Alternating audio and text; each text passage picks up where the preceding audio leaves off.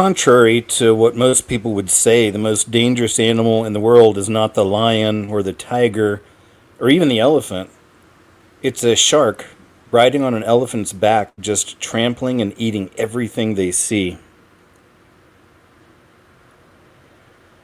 The only thing I know about Africa is that it's far, far away. About a 35-hour flight.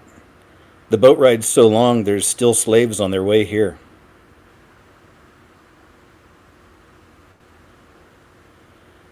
And yeah, sure, animals may be our friends, but they'll never pick you up at the airport. I knew these Siamese twins. They moved to England so the other one could drive.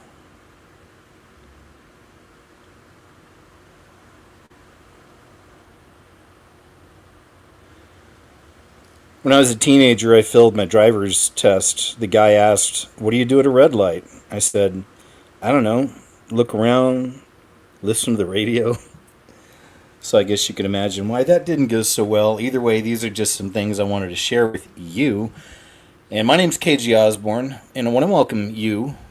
Yes, you. Come on, get in here. Don't be shy. I want to welcome you all to the show. So thanks so much for being here, guys. Plenty to get into this week. Always appreciate y'all hanging out with me. Also, thanks so much to all the new subscribers at KJ's What Happened. The channel's growing. It's really nice to see. Thanks for the memberships very much, and for the members, the Wells over on Rumble. And, of course, a massive thank you to the Subscribe Star people. That's been my main go-to source, every month for a few years. So thank you so much. I had some new people coming in over there.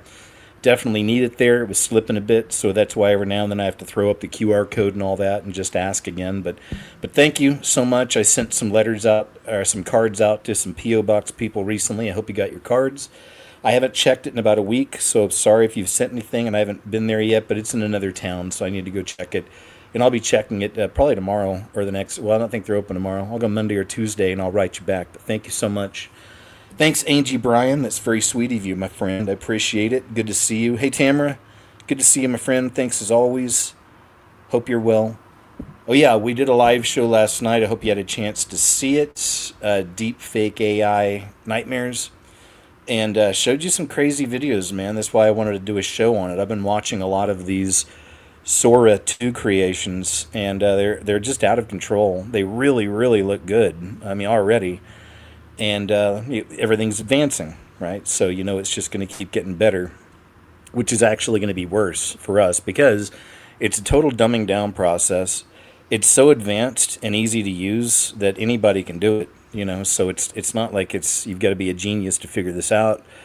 And yeah, it's a dumbing down, man. It's destroying creativity, in some ways, and it's very dangerous. And there's a big trend of taking really popular people who have passed on, famous, like Martin Luther King Jr. is one, but a lot of people are making these videos, and they'll put these famous characters in and just be doing horrible things to them, or making them look stupid, or doing something funny. And even last night we were wondering, I wonder if this could be potentially, if this could be a way to destroy people's legacies. Because so many, as the generations go on, people only know what they read about some of these people. But then we have younger generations now able to take these characters they know very little about and put them into these wacky situations that look completely real. So crazy stuff, man. I hope you had a chance to check it out. Most importantly, I dropped my newest video Thursday evening, so I hope you had a chance to see that. Tell your friends, tell your family. But thank you so much, man. I appreciate it. And don't forget, the Scariest Movie Ever YouTube channel is back, baby. So please go check out the old videos, man. It's a whole new perspective. Go check it out. You get a good idea of, what I've been all about, man, all these years. You can go back and see the early days, the very early days, all the way up to just almost a couple years ago. And like I said, I'm going to do something over there. I'll probably start doing some shorts or something pretty soon, just because I want to, because the channel's been dead to people for almost 2 years. So you've got to re-energize it, and all that. So I will, but I'm just waiting for now. It's nice to have it back. I'm going through and cleaning up any trouble videos I may see. There haven't been much. YouTube did a good job of that. They wiped out about a dozen videos. But even on that note, don't forget I have whoiskjosborne.com where you can find anything that's not on the scariest movie ever, you'll find over there. So there you go. Okay, we're all caught up. Thanks again for being here. Hope you had a great week. Let's have a good day today, a good day together today, if I can speak. Let's have a good afternoon together, and just thanks. It's a pleasure to have you here. So let's go ahead and get started. All that being said, let's get this party started. First story, man, this stuff's moving in fast. We cover a lot of this over on Monday's show that has to do with digital IDs and everything that goes with that, and Agenda 2030 coming into shape, and all of this. And check this out, man. Again, it's the beast system coming in quick. The Bible's real and true, told us all this is coming, and now we see it. So if you don't have Jesus, please accept that free gift of salvation. You can do so right now. You can do so today. Just admit you're a sinner. You confess with your mouth. You need to be saved. You want to be saved. Believe in your heart. His whole story is true. The Bible is true. It is the truth. Every rabbit hole you go down to searching for truth, if you continue with the real intention of finding the truth, you'll find Jesus. He's the answer to everything. So remember that. Okay, anyway, let's move on. Scan it. American travelers will be fingerprinted after flights as new border law hitting 29 countries comes into force. So yeah, you can see how quickly it's 29 countries have already signed on, and you're going to have to get fingerprinted. What else we got? Says this is because European Union's new entry and exit system has now come into effect October 12th. It affects travelers who are heading to 29 European countries for visits up to 90 days within a 180-day period. The new system monitors when non-EU citizens enter and leave. Travelers will scan their passports and have a photo taken, and most will have their fingerprints taken. This doesn't apply to children under 12, all right? Either way, I see it, it's just more of the spreading tyranny and control. That digital system's all control once they get people on it. After people refuse to watch it for free, CNN is now charging $70 to watch it. What could go wrong? It's always nice to see these legacy media companies getting crushed and falling apart because they're liars. Just like liars, man. That's all they do. They just lie, lie, lie. Programming people. CNN's definitely one of the reasons why you've got so many people triggered over anything to do with President Trump or red hats or whatever. It's like that. A lot of it's from this almost 10 years of every day, orange man bad, orange man did this, orange man said that, and he didn't do any of it. So anyway, good to see them crippling and falling apart. I like to see it. GoFundMe was caught. Man, this is crazy. Listen to this story that look at the stuff GoFundMe is up to. GoFundMe caught creating over 1 million NGO pages and accepting donations without them knowing. It'll make sense in a second. Listen to this story. This is just crazy from GoFundMe. Tonight, 7 on Your Side is looking into a new product that GoFundMe uses to solicit donations for nonprofit organizations. Except in one local case, the organization had no idea. 7 on Your Side's Stephanie Sierra is live with the story tonight. Steph. Yes, Alma and Dan, GoFundMe has created nonprofit pages for more than 1 million charities using public data. But as we learned from a local 7 on Your Side viewer, some of these nonprofits are unaware these pages even exist. Dave Dornless is the treasurer for the Friends of the San Bruno Public Library and the president of the San Bruno Amateur Radio Club. Recently, he got a call from the library that left him puzzled.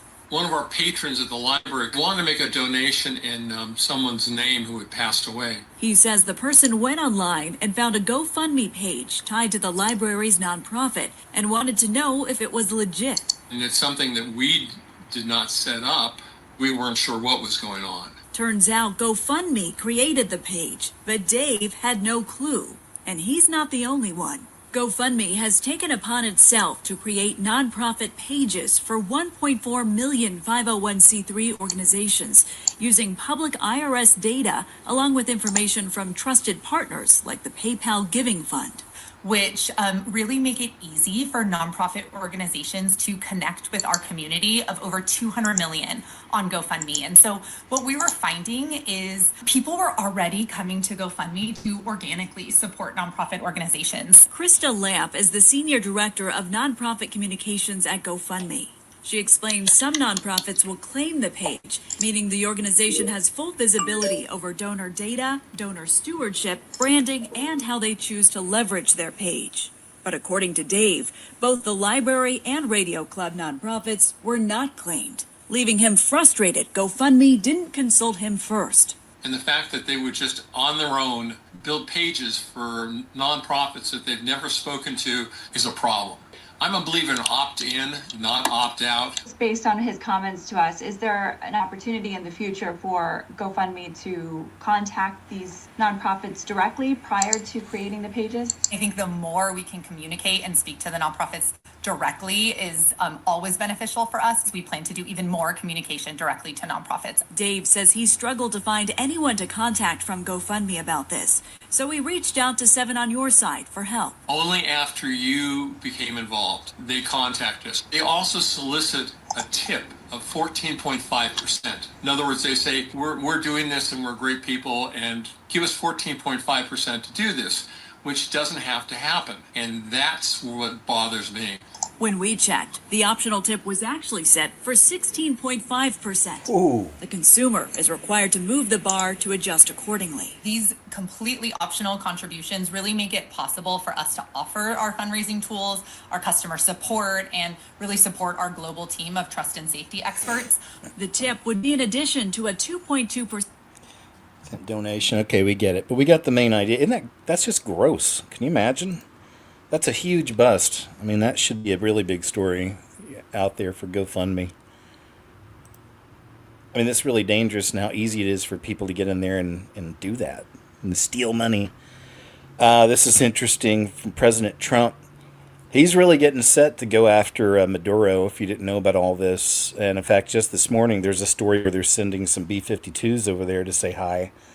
So this is really heating up and getting very, very, very serious. And this is his answer. There's one of the reporters is talking to him about Maduro. Maduro offered everything in his country, all the natural resources. He even recorded a message to you in English recently, offering mediation. What should we do in order to stop that? He has offered everything. He's offered everything. You're right. You know why? Because he doesn't want to fuck around with the United States. Thank you, everybody. Thank you. There you go. Yeah, we'll be keeping our eyes on that. It's Venezuela. It's getting crazy out there. Standards are back at the Department of War. Says some Texas National Guard troops were placed in Illinois after failing to meet standards. Yeah, that's a big deal. I don't know if I showed you the clip of Pete Hegseth coming out and talking about the weight standards, that they're changing them. It may be up here today. But they're being real serious about it in the military, about the weight standards, because they've really let them slip, obviously. And it's kind of a fun little bit of information. But, some of y'all know I was a corpsman in the Coast Guard. I was active duty for 8 years. In the last 4 years, I was a corpsman, which is like a medic. And I worked in an actual clinic, and I saw patients every day. And then the doctor would look at what you did and sign off or tell you what to do if you did something wrong. So I had that whole experience for years, and we rotate sometimes working in the clinic and going to different departments. So for about 6 months, I was in the department. I had my own office, and I was the medic that everybody on base had to come into. It had to do with the FAT standards, or the Fat Boy program, we called it, but putting people on a FAT program. So that meant I had to be in shape. I had to stay in shape the whole time, which sucked. No, it was all right. I like exercising. So I had to stay in shape when I was doing that. And I had to, put, not tons, but I had to put some people on the program, and they weren't happy. Especially when, I was always very respectful, because I had to deal with people way above me in pay grade and rank. A lot of officers, chief warrant officers, chiefs, whatever, but people much higher ranking had to come in, and some of them had to get put on the Fat Boy program. It was not fun to do, I'll say that. But I survived. I'm here today. Made it. Germany now, they're canceling Christmas because of all the unwelcome visitors. The most famous of all Christian holidays and all its celebrations are now being canceled all across Germany amidst safety fears, you know why, and rising costs. Germany simply can't afford all the necessary diversity barriers, in quotes, to protect their citizens. This is insane. It really is, but just another example of the changing tide, man. We're moving into a whole different situation in this world very soon. So all these old ways, like these fourth age things that we're so used to, these Christmas celebrations from the fourth age, we all grew up in this generation, these generations. But these things are all going to go away. It's just examples of the things that are going away. It's all going to be about the Antichrist that last 7 years, and harvesting as many souls as he can. And then, of course, it's Jacob's trouble. So we have a whole situation happening in the Middle East. The Lord's going to be focused on, also unleashing his wrath on the world. And there you go. Don't want to be here for it. Trust in Christ. Be saved, my friend. Be saved. Check this out, guys. Now, here's another example of how quickly this Agenda 2030 stuff really is already happening. It's already developing. It's coming into our reality. This is found in the United Kingdom. No surprises. Carbon scores are on sandwiches now. Now, the carbon score thing is something people used to laugh about. We would hear the people at WEF and UN talking about things like this, but here it is. How long until they tie this into the digital ID, right? Of course, it says pay close attention, Canada. This is what they want here. And if you take a look, this is a sandwich. Look right here. It says your carbon score. Eating this uses 8.1% of your daily dietary carbon allowance. Oh, so you have your allowance. Remember, don't forget, we're moving into the system of control. And that's what it is. So already now, just with the way it's written, this is 8.1% of your daily dietary carbon allowance. It's what we're going to allow you to have. They're going to have some set standard, and they'll enforce it eventually. With this, when people are full on in the digital prison, there'll be nothing you can do about it, So it's coming in quick, y'all. It's coming in quick. Really, that tribulation is on the way. So much happening right now. Trust in Christ, and if you don't have him, please do, man. That's what this is all about. You don't have to be religious. You don't have to go to church. None of that. Now, you can go to church if you want, if he leads you that way to a good non-denominational perhaps, but you got to be careful dealing with organized religion and churches.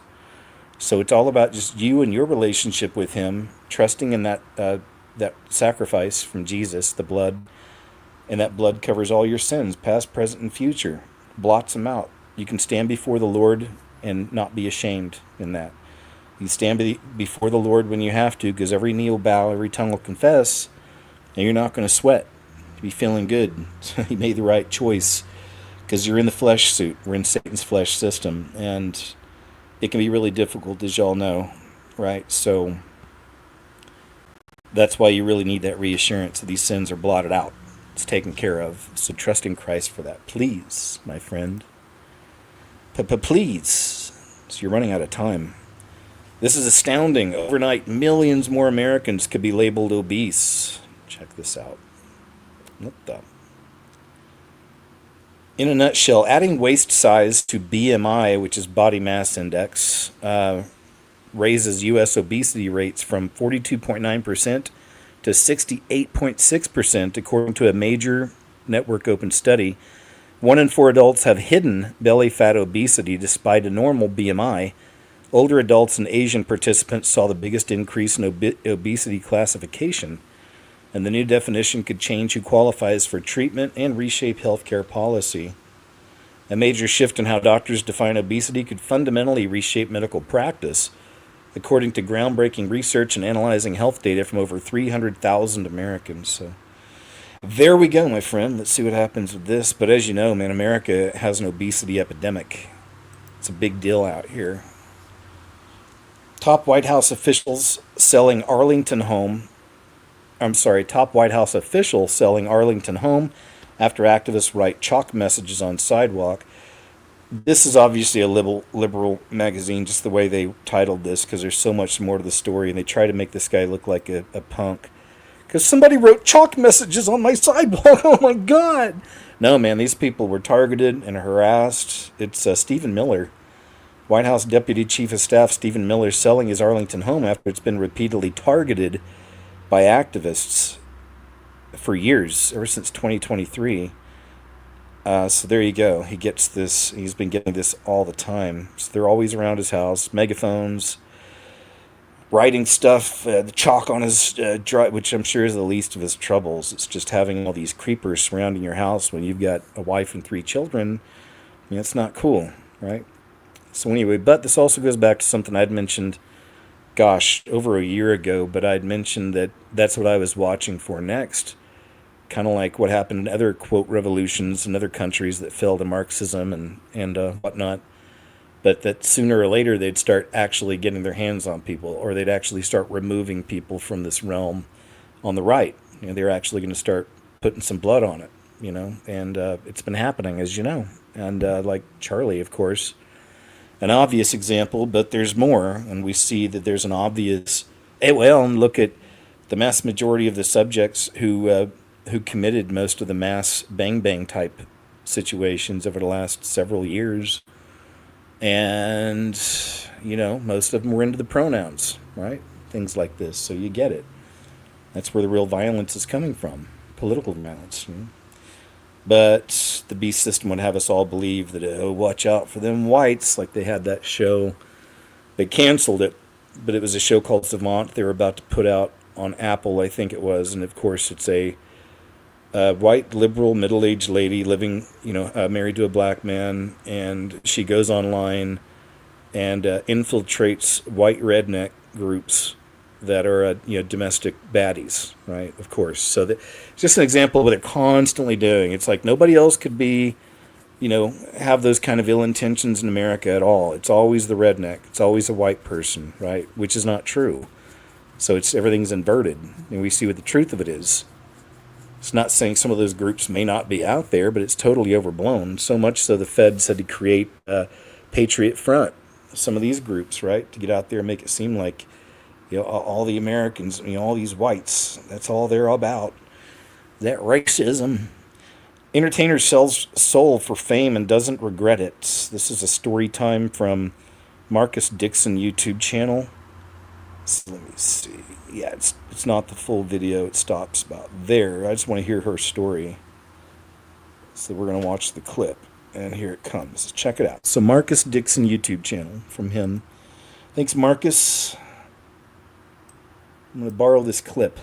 You have to join some elite club or secret society or secret group or cult that will allow you to sell your soul. But you can do those things and they'll fast track it, but basically you can learn how to do it on your own anyway, and he did. He said he's in the entertainment industry, shocker, but he's behind the scenes. He's a writer. Up to the point where he claimed to have sold his soul, he had moderate success, but nothing crazy. He's at a party one night, I guess there's some bigwigs there, and he's brushing shoulders, and he ends up in a conversation with this person. He didn't name them, but he said that basically everyone knows who she is. He said the way he ended up in a conversation with this woman was basically she wasn't drinking, and he's sober as well. He had drinking problems in the past, so that's why he's sober. He doesn't know why she doesn't drink, but basically she notices that he's not drinking, and it's pretty late in the night. It's an after party. He said she had a very calm, serene energy, and she approached him and she asked if he wasn't drinking for spiritual reasons or because he was an alcoholic, and he said, I'm an alcoholic. She said something along the lines of like, yeah, I'm tired of having the same repeat conversation with everybody else here, and the two end up talking about luck, manifestation, energy, and spirituality. He says he really hadn't been on a spiritual journey so far. She says maybe you should consider it. He says normally this isn't a conversation that he would be comfortable having with a stranger, but something about her demeanor just made him open up. She says, you know, opening yourself up to spirituality can really help you in your career. And he says, well, maybe I'll just wait for God. And she said, you don't have to wait for God. He kind of laughed this off. He thought she was just referencing like working harder or like playing the game better. But then she says, you can choose your God and they'll choose you back if you're ready. But she doesn't really elaborate. Surprisingly, she wants to exchange numbers with him, so he does, because he's like, okay, this definitely helps me to have this person's name in my contact list. He leaves the party. He texts her that night saying it was great meeting you. She doesn't respond until a week later. She sends him a text that says, stillness is the door, suffering is the key, you should try meditation. He thinks this is just like hippie LA talk, so he doesn't think anything of it. But like about another week goes by or something, they don't talk, and he just decides he's going to try meditation because they had talked about it extensively. Surprisingly, he really likes it, and he gets way into it over the course of the next few months. He also gets into fasting, and then he gets into periods of silence. He said he just kept chasing stillness until one night he found it, or maybe it found him. He said one thing people don't understand about stillness and meditation is that you can contact whoever you want in this elevated consciousness. Angels, ancestor, gods. For him, it was the being that we call Lucifer. He said he just showed up. He wasn't horned, he wasn't grotesque, he wasn't how Hollywood depicts him. He actually looked like a Wall Street banker. This guy is in this deep state of meditation, and Lucifer just shows up. He said he was tall, he was handsome, he was charismatic. He said at this point he'd also been fasting for 3 days, and the thought just occurred to him to invite him in, and so he did. That night he had a dream. He was in a tall, high-rise building overlooking a city in a condo.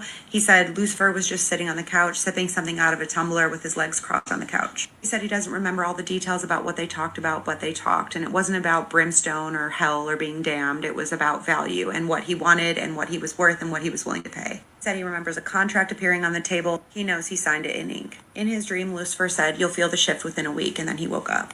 And he said things did change in a positive way within about a week. He said deals started getting greenlit without much effort on his part. People that he had been trying to track down were now calling him. He said money came quickly, opportunities stacked, and he started waking up in a good mood. There was no real struggle to life. It was just a flow.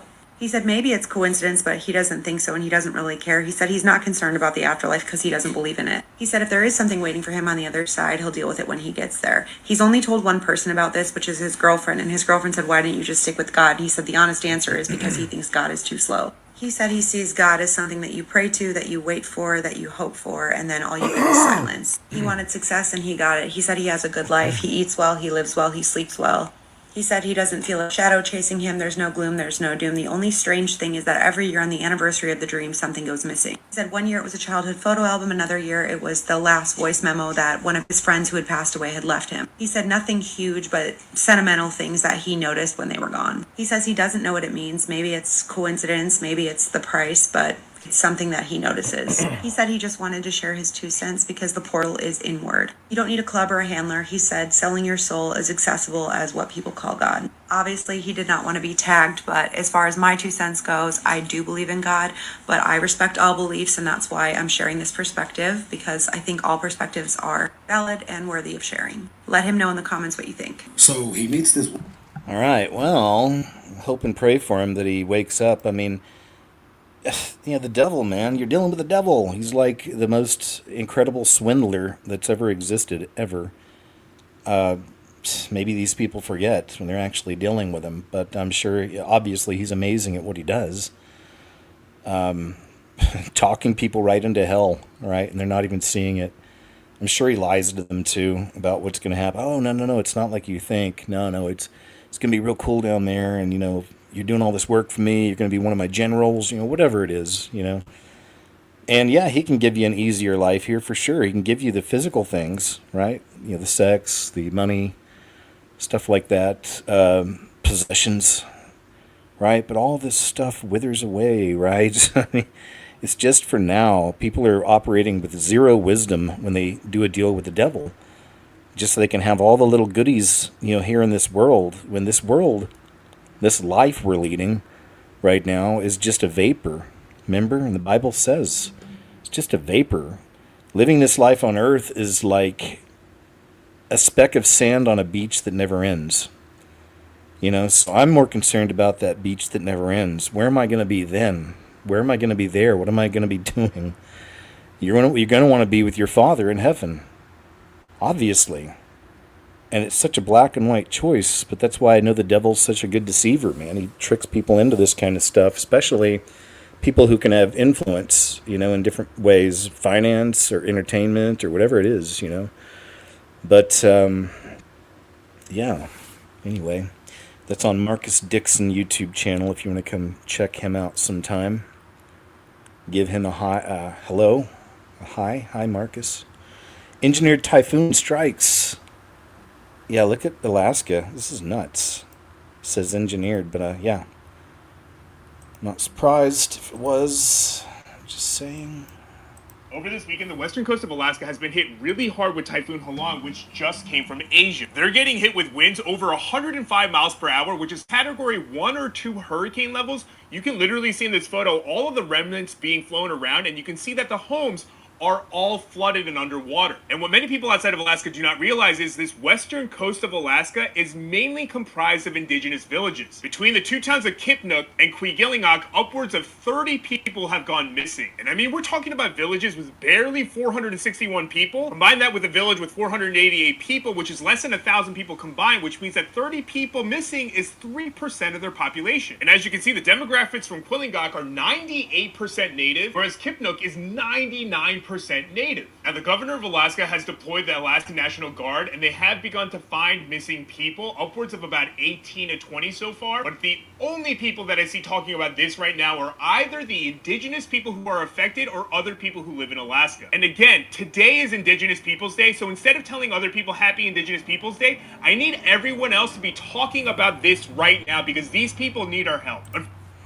Yeah, I thought there might be some footage. I saw some. He showed a little bit, didn't he? Or was he just showing that picture? Yeah, I saw some footage of it, and it's nuts out there. It's just, again, it's weather events like we've never seen. It's not like just one happening, and then, a few years later, it's like all of them happening together all around the world, fires and flooding. And I think it's interesting that those are the two ways this world ends, or ended. First with the flood, and then next with the fire, as the Bible tells us. Jesus comes back, second coming. He's not coming back to give hugs. He's coming back to be a destroyer of worlds, bringing fire. This is a raw and real witness account of an unidentified object sighting. This one is weird. Oh, I think there's some language on this one, so we'll be careful with that. I mean, we can have some, but it's just when people just can't. Every other word. Let's check this one out. It's a cool capture. Moving like this, like wobbling and shit, bro. No.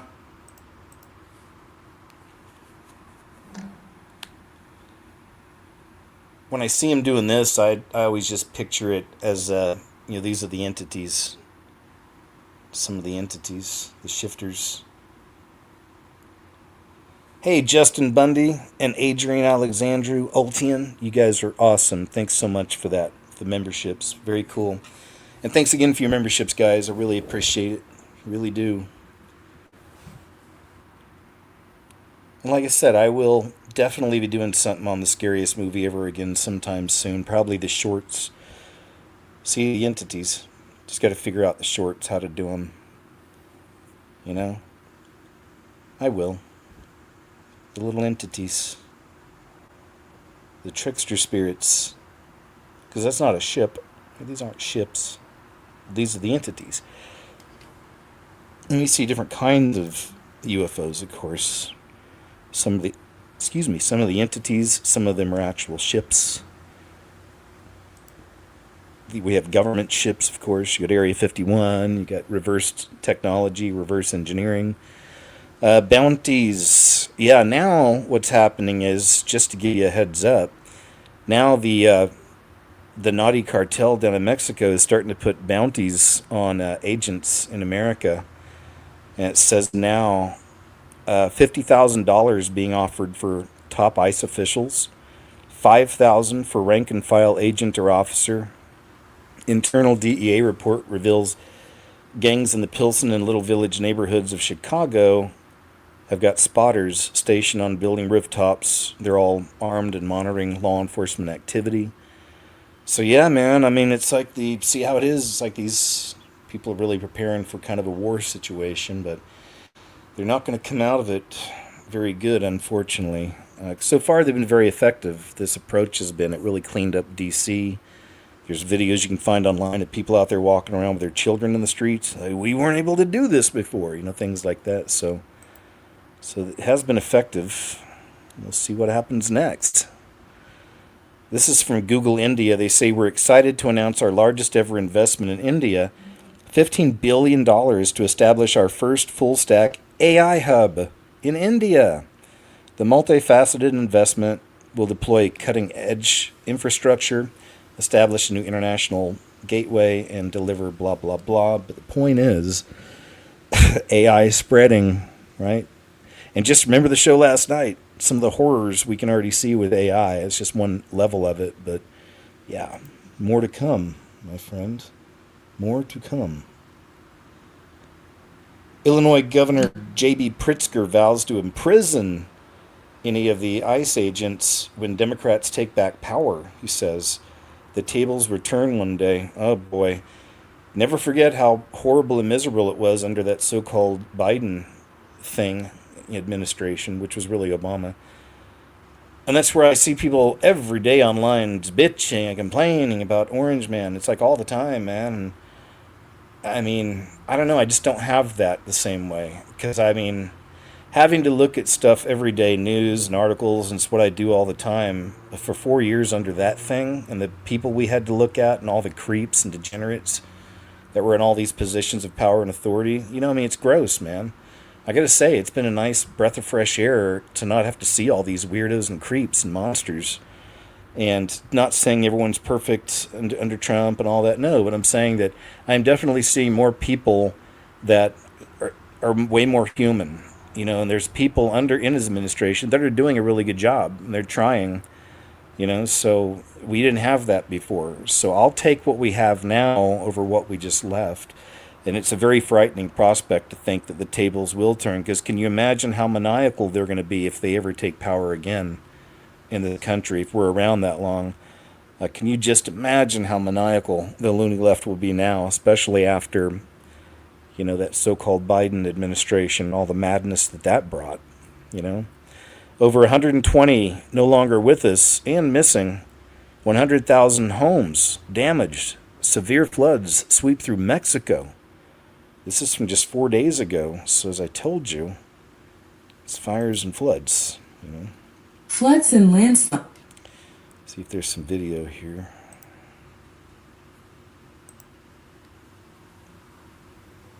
Some of it. But yeah, it's everywhere, right? Fires and floods, fires and floods. It's just become a normal thing now over the last 4 years or so. Like it's everywhere. It's all the time. I can go to a search and I can find a flood somewhere. I can find a fire somewhere. It's like nonstop. So there we go. Got to keep those people in Mexico in our prayers. All those who are suffering out there. Suffering and affected.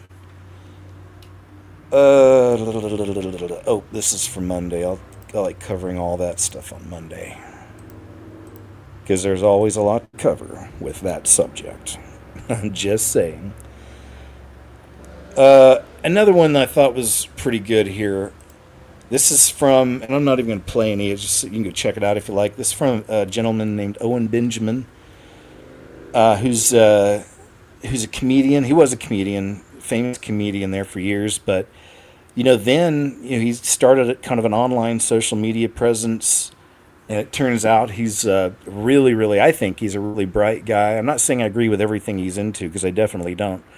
But I can still watch people like that. Just discern. Like Jimmy Dore, another one. I like a lot of what he says. I don't like a lot of what he says. So same with Owen Benjamin. I may not agree with everything, but he's a very, very bright guy, very intelligent. Got a lot of ideas, got a lot of opinions, and he definitely can rub some people wrong. But I thought that this was a pretty good one right here, because I'm no fan of this Nicholas Fuentes fella myself. It's not like I hate the guy or anything, but to me, he's a bad actor in all this stuff that's happening. I just have always got a bad feeling from him. Remember, he hung out with the real Kanye before Kanye was replaced. But anyway, but there's a lot with him I'm not a fan of, and it's weird how there's a lot of people that seem to really worship this guy, and it's pretty crazy. But I found this was an awesome breakdown from Owen Benjamin. This is a full breakdown of who Fuentes is, who's backing him, and why. Very detailed, with clips on him describing all the claims, and he openly is promoting. You can see these things, naughty things like that. And he's honeypotting his listeners. It says over and over again, says, I don't think he's a Fed. I think it's way, way worse. Owen Benjamin over on X. I know some of you might be Fuentes fans. Again, I'm not. But I saw this and I was like, wow. Because I learned a lot of things about him that I didn't know. Nick Fuentes, even more, that makes him really suspect. So just throwing that out there. Personally, I usually don't mention people like this on my shows. Oh, I don't like this. Or I know I don't, typically. And it's just my nature. I don't. But this Fuentes has a lot of influence, and like I said, he's got a maniacal following. And so I just wanted to share that. If you're interested, you can go check that out and see what you think. You know, Nobel Peace Prize winner Maria Corina Machado says President Trump deserves it. It's pretty wild. Remember that this just happened. They just gave this out recently. They decided to dedicate it to President Trump because he deserves it. Because not only has he been involved in only a few months in solving 8 wars, but his actions have been decisive to have Venezuela now at a threshold of freedom after 26 years of tyranny that have destroyed the lives of millions of Venezuela, destabilized the region, and undermined the institutions in the United States, because having Venezuela as a safe haven of the enemies of the United States and using our territory and our resources to hurt the American people and American institutions is certainly a threat to the national security of the United States and the security of the hemisphere. But President Trump has been very clear, courageous in terms of dismantling this criminal structure. And on behalf of the Venezuelan people, I reaffirmed our gratitude and our commitment to this cause for the whole America. So I insist he deserves it. So there you go. It's a trip. I remember when they gave Obama the Peace Prize for nothing. And that was when the Norway spiral happened. Remember that? They gave him a Peace Prize for nothing. For nothing. DARPA scientist and former Green Beret claims he was attacked by a non-human entity. He says what he saw defied biology and physics. I'm always a fan of these stories. Personally. Let's check it out. Came like through the screen door on our deck, and he's standing over me. His little triangle face opens up and these jaws open up and he starts tugging chunks of flesh off of me. You know, from my cheeks, my shoulders, and he's flinging it. What? And there's blood splashing. He wanted me to know that they could rip me to shreds if they wanted to, but they couldn't get to my soul. I'm here with my new friend, John Blitch. Lieutenant Colonel John Blitch. Lieutenant Colonel John Blitch. Lieutenant Colonel John Blitch. You have maybe the most interesting CV of anybody I've ever interviewed. There was this agreement that you don't talk about Fight Club, right? You don't talk about the ETs that we've all seen. That I think that the really interesting phenomena that happens after that is you have all these really tough guys who get spooked by really crazy, entities that they encounter. A drop lands on my hand as I'm on my handlebars, and then I realize it's red and it's blood. There was no reason for me to have this gushing bloody nose. And this is, and things get weird. I have this fuzzy memory of a fuel truck, what I thought was a fuel truck. And so I kind of walk my bike up around it, and in the cab of this fuel truck is this guy with a red plaid shirt. Who is the guy in the flannel, the red flannel? Yeah. I was not prepared to talk about this in previous interviews. Well, tell us now, sir. I saw some people in the chat talking about how they like praying mantises. It's really interesting. There is a whole, in fact, I don't know if I kept it because I never used it, but I had a whole folder dedicated to praying mantis entities that people have had experiences with, the mantis, and also people have had dreams of these things related to the demons and related to hell, and people have seen mantis-type beings in hell, which is interesting. And then people have had experiences, they believe, with these mantis creatures. And I had multiple videos in there. So what I'm going to do now, I'm going to go back and check later. If I don't have it, I'm just going to restock it. And I'll do that as a show because there's so much of that. You probably didn't know. But there's so much I can totally do a live show some night and just show you all these clips. And we'll talk about the mantis beings and entities the connection to hell, and also the connection to, other beings living in other galaxies, and all this part of that lie. So yeah, we'll do a whole show, and we'll talk about the mantis creatures. I think that'd be a fun one. Thanks, guys. It says wait what? It says wait what? Oh yeah, it's talking about cloning. We'll start with the most mundane type of cloning and work to the most grotesque, the most nefarious. And the most mundane is doubles. Political leaders since time immemorial have had doubles because you can't walk out to a rally necessarily if there's a chance you might get assassinated. The second is the doppelganger. Now, we're all told that there's somebody else out there that looks exactly like us. Number 3 is what I call reincarnated similars. And I know you will have seen this before. Famous, for instance, celebrities who look exactly like a figure from hundreds, if not thousands of years ago. Number 4 is mask wearing. Mask wearing is a way of making us appear to have a different identity. The 5th type of cloning is what I call frozen, where the body is put in temperatures like 130 degrees below zero to preserve them for a future date. Last but not least, the one you've been waiting for is the vril, powered, draconian, reptilian, satanic parasite that enters through the eye and produces what we know as the Black Eye Club. And we're going to go real. This guy's good. Good summary of everything, right? Things we know, but it's good to see a nice summarization like that. Because I'm always thinking of new people that are finding this information and have no clue about it. But here's a good example of the club. All these people in the club, right? Why so many politicians and celebrities? When you think about it in your life, how many people have you known?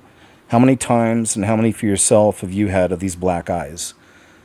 Because I can think of just maybe a handful of people I had noticed throughout the years may have had one. And myself, I think like once when I was a child. That's the only thing I can remember, like had a bike accident. I think that was it. I don't remember any others. But somehow all these like people in big positions of power and influence, even the popes, Pope Francis, somehow all these as adults, right? And as adults, I mean, as a child, I can understand more because we're, goofy and dumb and growing into our bodies and whatever, right? But as an adult, you got most of these things figured out. You should be okay and safe enough. So yeah, when you start putting it together and thinking about it, you realize, all right, there's something going on. Something going on. And here's an excellent, man, is one, I was just thinking about this in my own life this past week when I came home and I turned on started up the old computer and saw this. So anyway, good message. I know a lot of you can feel this. I live it. I definitely live this. I know a lot of you do too. Thanks, paranoia optional. Where you're wide awake, okay? You've had the awakening. You see exactly what's going on in the world. You realize that we're living in a simulation, the Matrix, everything's an illusion, but you're living amongst people that are completely clueless, and they think you're crazy. That's the world I live in. It's a very, my circle gets smaller and smaller and smaller because once your eyes open and you see the world for what it is, you can't go back. And so many people either choose to live in the illusion or they're just blind to it because they've been conditioned that way not to see it. It's a nightmare, really, because they think you're crazy. You tell them stuff and they're like, they're so far behind, I don't have the time to get them up to speed, okay? When you truly have the awakening and you wake up, your eyes open up and everything looks different. And I cannot get somebody there, so I have I'm not doing that anymore. I'm not trying to convince anybody. I'm just saying, hey, you might want to take a look at this, right? The fact is, most people will never get there. They're going to live blind and live in the system and never see things for what they really are. I'd love to know in the comments below who you out there that have truly awakened and you see the truth. You realize that we have been lied to by just about everything. Okay, and I'd love to know. Let me know in the comments. I just really like that. I like the message. I like he's just a regular dude expressing his feelings. And it's also great. It also reflects just what's happening prophetically in our world right now, too. It's in Daniel. It talks about the increase of knowledge, how it spreads, quicker. And we're certainly in that time. You can flick up your phone and find most everything, But you got to be careful, of course, nowadays by the source you're using. Also have to understand the dead internet theory, where there's a lot of information's just been removed, from the internet over these years. So it's pretty crazy. That's why I'm a big fan and trying to save some of these. Even my movies, the scariest movie ever made movies, was just a way also for me to, to preserve a lot of these clips, Anyway, so there you go. Yeah, good message. And of course, we know what the real awakening is. It all has to do with Jesus, has to do with the reality of this beast system, that we're in the apocalypse and everything is being revealed, right? So that's that too. And truth is being revealed on just massive levels, and people are totally waking up, but some are going deeper asleep. It's just the way it is. So we're here for them. And even the ones that are waking up, we want to help guide them to Christ, because not everybody that's waking up is finding Jesus. They're just, they're also just waking up in a worldly sense and seeing all the deception and the crap and the lies, because it's that time. But we also want to try and guide them to Christ too, of course. I know so many, I don't know them, but I've seen so many, quote, truthers online that just, they're not into Jesus, man, at all. They're not having it. But they're so great at revealing other things. It's one of those deals. What you gonna do? You pray for them. British couple arrested in front of their 3 children for posting child safety concerns over a local church member online. Cool. Just real cool. Man, UK, what is going on, right? They're really pushing all in. Here's another example. Meanwhile, in London, just this week, man was arrested for wearing a Union Jack hat and holding a sign that said, "Save our kids." He even had it mouth duct taped so he couldn't say anything. He had his, okay. Let's check this out. Madness, man, I tell you, gotta pray for our friends out there. The citizens, the regular folks, because obviously the police force are definitely all in on whatever the beast is telling them to do. No, not him. He's doing nothing wrong. What are you doing? The rigger is there and there is a fence. It is not safe. We need space. Move back. Guys, move back. I appreciate you want the photos, but please move back. Please move back. We need space. I don't know how many times I'm going to repeat myself, and I will keep going. Please move back. What's he done wrong? Please move back. What's he done wrong? I'm here for He's done nothing wrong. Alright, This man has done nothing wrong.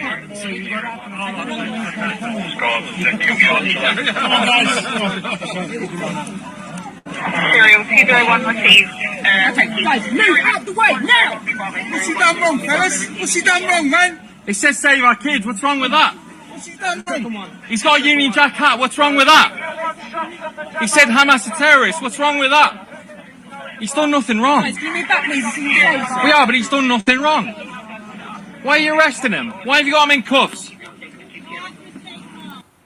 There you go. Sad. I mean, we don't need to look much further than the band on their caps. We know who they really work for. Right?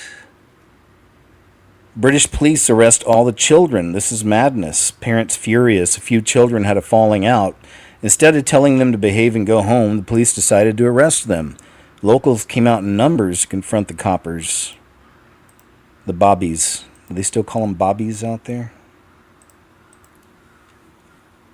He's not even old enough to be arrested. What are you doing, man? You need to let him. Yeah. He's not even a nut. He's not even old He's got ADHD and he's got special needs. What are you doing? Okay, right. Yeah. Just everyone calm down for now. He's not punched the police officer. You understand? He's got now you change your camera on. Real tough guys when it comes Now to you these turned children. your camera on.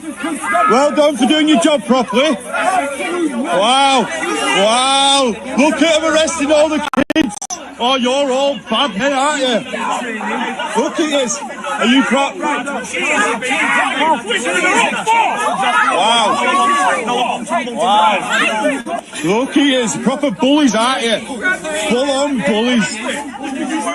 Yeah, you'd have been better off working in the wet. What? Stuff like that to kids, is it? Hey, it's unnecessary. No, the way you've just cuffed that little girl was unnecessary. I won't listen to you. I have nothing to listen to. Yeah, I'm on about the girl, mate. I'm on about the girl you've just grabbed unnecessarily. I don't care. Right, so what you did was unnecessarily. Like, you're grabbing little kids, mate, unnecessarily. Right, you know, like, I don't care, mate. No, he never went for it. The police officer was trying to grab a man. Listen, he's not even 10 years old. He's not even 10 years old. She's grabbed him. We're not going to get anywhere. Yeah, you can't arrest him. You can't arrest anyone under the age of 13, and you know you can't. I know, yeah. You know me. Him with the red t-shirt. He's called Adam. We've only got one name. The guy who's What's his last name? the guy who's The kids in that go and get the person who's assaulting kids. So you know the guy who's put the complaint in. The guy who's put the complaint in. What's his last name? Well, that's where all these lot have been.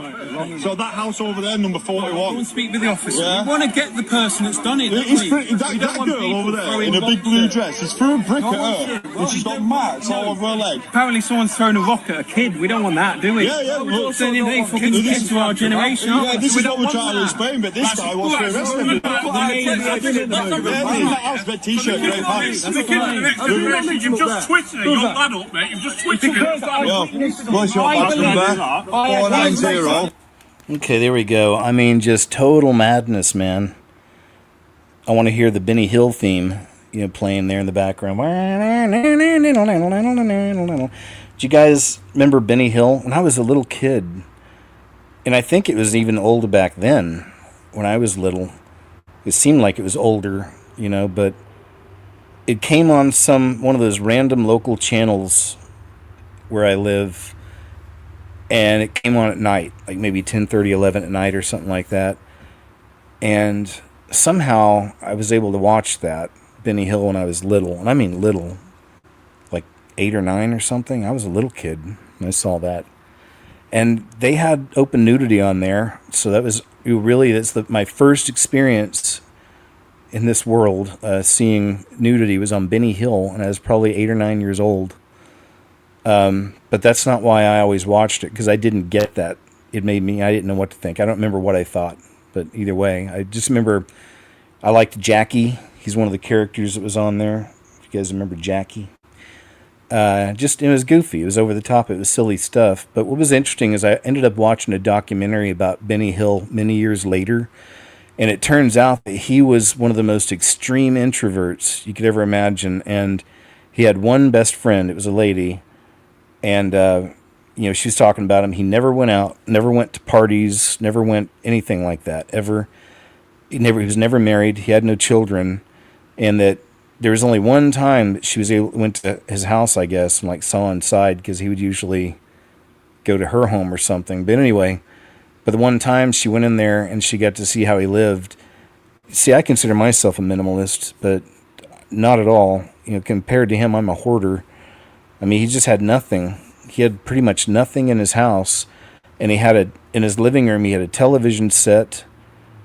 I think it was a single chair, and then a table stand for his food, and he would just sit there in that little room on that chair, with that old television set, and just watch television, and just be by himself all the time. So it's kind of interesting. Maybe kind of have a whole new perspective on him, and still not sure what to make of it. It's kind of wild, I can respect it. I get it. I understand solitude and all that. I mean, believe it or not, it's so good for us. Remember, Jesus would go off on his own a lot. Spend time alone. It's important. It's good. Something strange, this man says. I've been noticing something kind of strange lately. Okay. Maybe you have too. Some folks in my life, they don't seem quite like they used to. They don't seem like the same people I used to know. Same faces, same names, but somehow they're different. I don't know. Like a light behind the eyes that ain't the same color anymore. It's got strange to me. I know it sounds wild, but stick with me here for just a second. What if, just what if, it's not them that changed? What if it's the timeline? Yeah. See, when we go through one of those quantum shifts that everybody talks about, what some folks call timeline jumping, you're not just changing your path. You're sliding into a whole new version of reality. Now that's something to think about. So the people around you, they might look the same, but they're not exactly who you remember. That's why they act a little different. Like their memories don't match yours anymore. It's strange. It's something strange to think about, but it is a possibility. And tell me this, did you start noticing it around the same time that you kept seeing those numbers, 1111, 222, 333? Yeah, that's not a coincidence.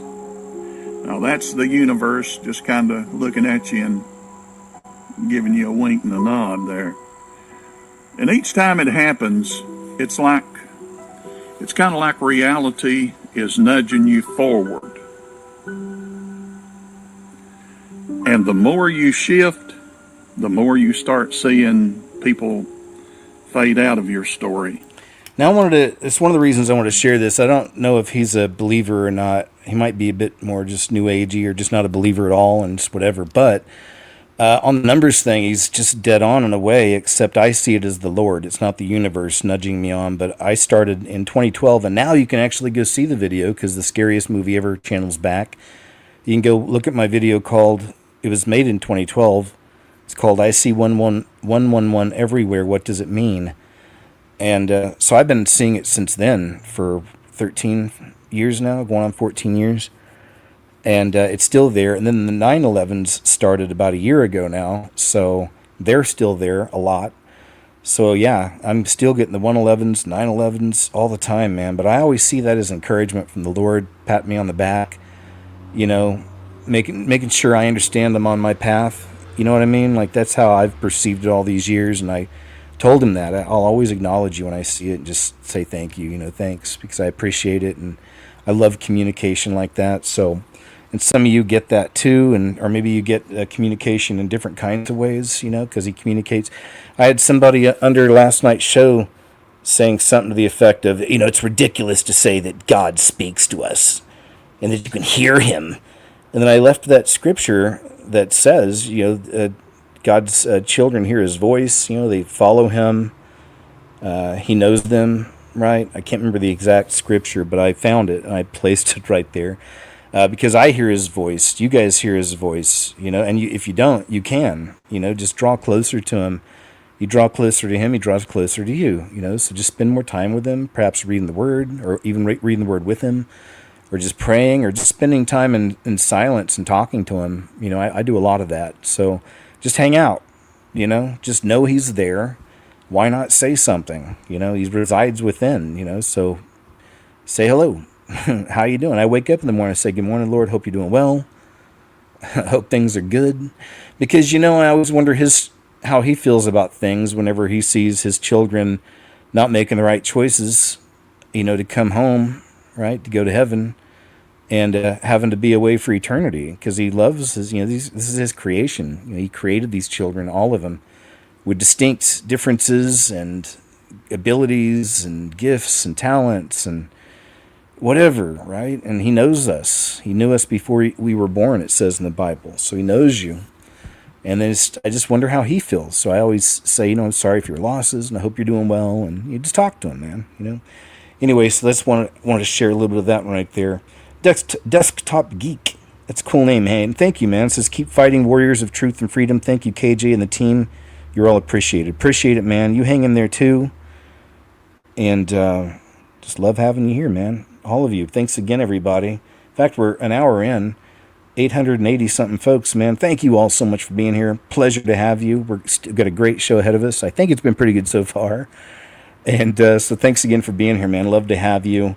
Thanks again, Tamara. And then just thanks again, everybody. Truly appreciate you. I always try to say hi and chat throughout the show, but just know that I can't see everybody. I'm not always watching chat. I'm actually watching the show, too, with you guys.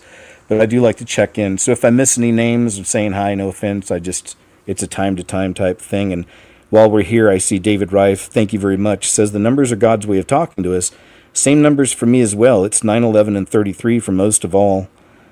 Pray without ceasing because he's always with us. Love it. Great message. And yeah, I agree, man. It's totally our Father speaking to us, and I appreciate it so much. And yeah, man, it's still happening all the time. I got to remember to even mention that to people and let you guys know. It's not only it's not just for me, but especially the 9/11s. And it happened a lot with me, man. I'll just be sitting there thinking, man, that's another one. I need to do a live show pretty soon about my supernatural encounters, because one of them has to do with all this. Anyway, yeah, I need to, so I can just put them all together and not forget them, because I just was reminded of another one while we're talking about this. But anyway, yeah. All right, so we will move on then to the next. Thanks again, everyone. Appreciate you. Part 2. Oh, this is pretty crazy. So remember we heard about Peter Thiel doing a 4-part series on the AC, on the Antichrist, but it wasn't available online. It was a lecture series he was doing. Well, turns out it's actually been put out there. It's online now, and they're pretty long. Well, no, this is only 40 minutes. This is part 2. I don't know how many parts there are, but it's just interesting. If you want to come check some of this out, I guess we could probably, just jump in and listen to a little bit of this. Anything of the scale that we'd have by the second half of the 20th century. And so the Antichrist takes over by talking about Armageddon. Let's show this a brief video, which we will edit into the show, of course. One world or none. Exactly.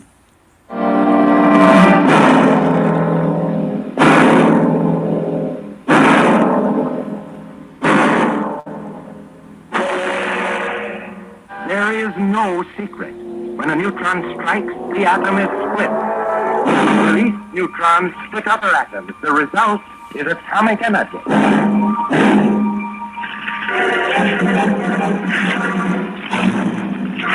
Shall the people of the world use this energy for the destruction or the betterment of mankind? So that's the 1946 video. Everything about it. The images, the tension in the narrator's voice, the background music is to be scary. The choice is this or one world. That dates from 1946, as I said, but here's a quotation from just a few years ago. It's from a paper titled The Vulnerable World Hypothesis by the very hip techno-philosopher Nick Bostrom. Quote, "What is needed to solve problems that involve challenges of international coordination, challenges such as nukes, pandemic dangers, techno threats, what is needed is effective global governance." Franklin Roosevelt designed the United Nations to serve in some way as a kind of world parliament after the end of the Second World War. The United Nations didn't work, but maybe FDR was just ahead of his time. Yeah, well, it is the same. This is the plot hole in Soloviev and Benson, and it's an interesting question. What is the difference between that? We have this very secular language, one world or none, and then there's the sort of overly religious question, Antichrist or Armageddon, and aren't they? And my thesis, they are somehow the same. All right, I'm going to stop there. Just want to play a few minutes of it. You can go check that out if you like for more. I haven't watched all of it, but I need to just because it is interesting. But remember, man, this man's not Christ connected just by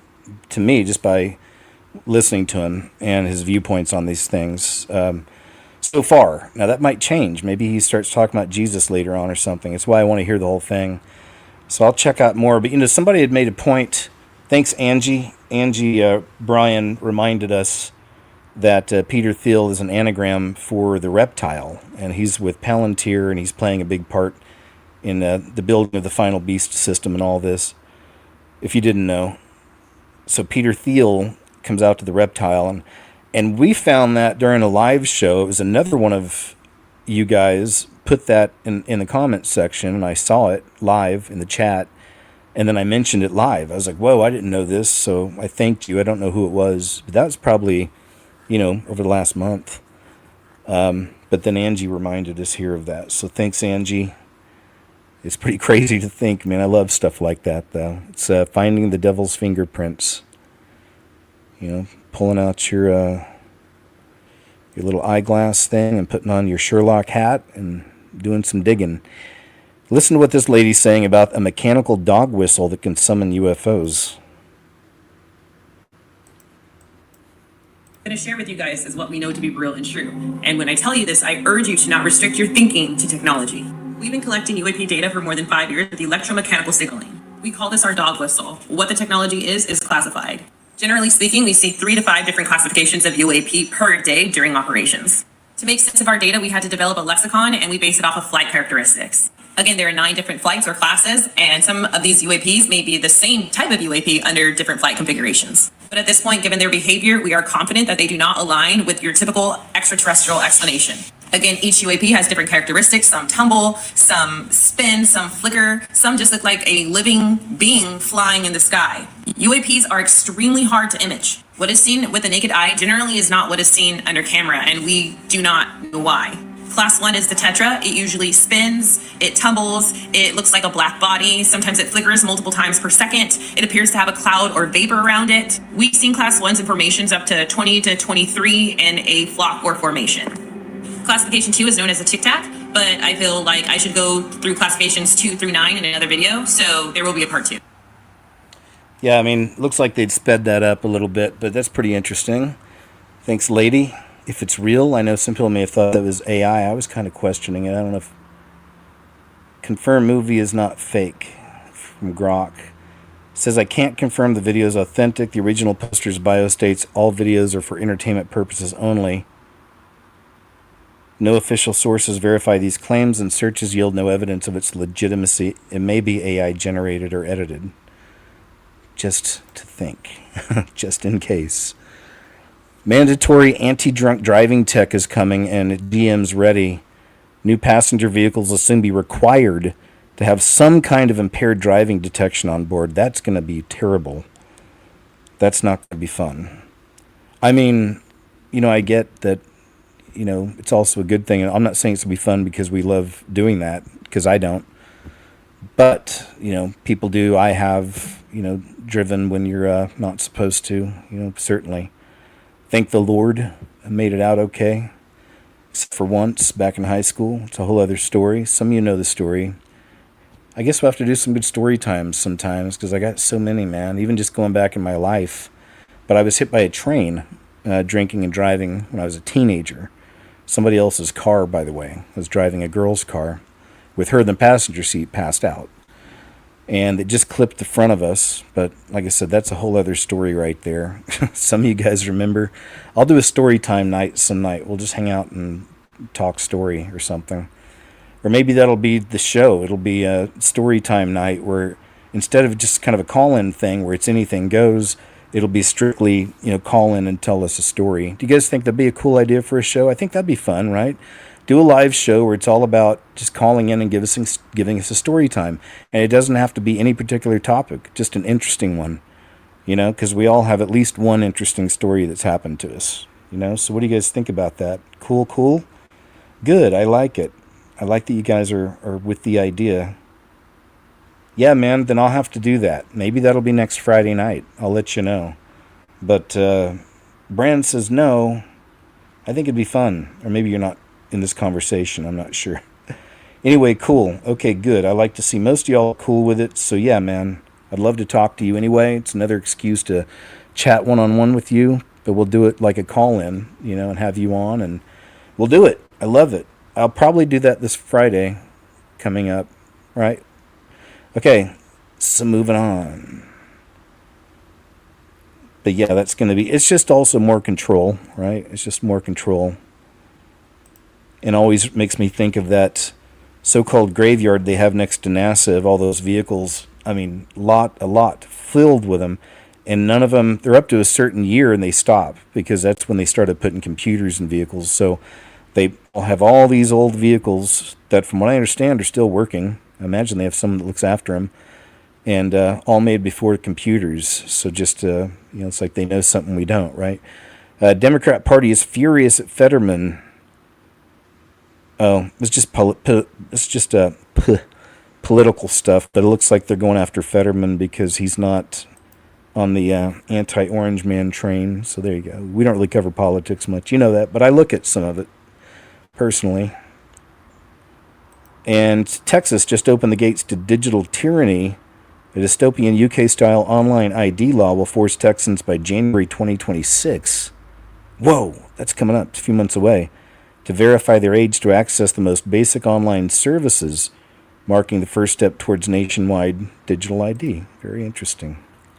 Been warning about age verification, age assurance, and all of these things, which actually all mean digital ID coming to the United States until we're blue in the face.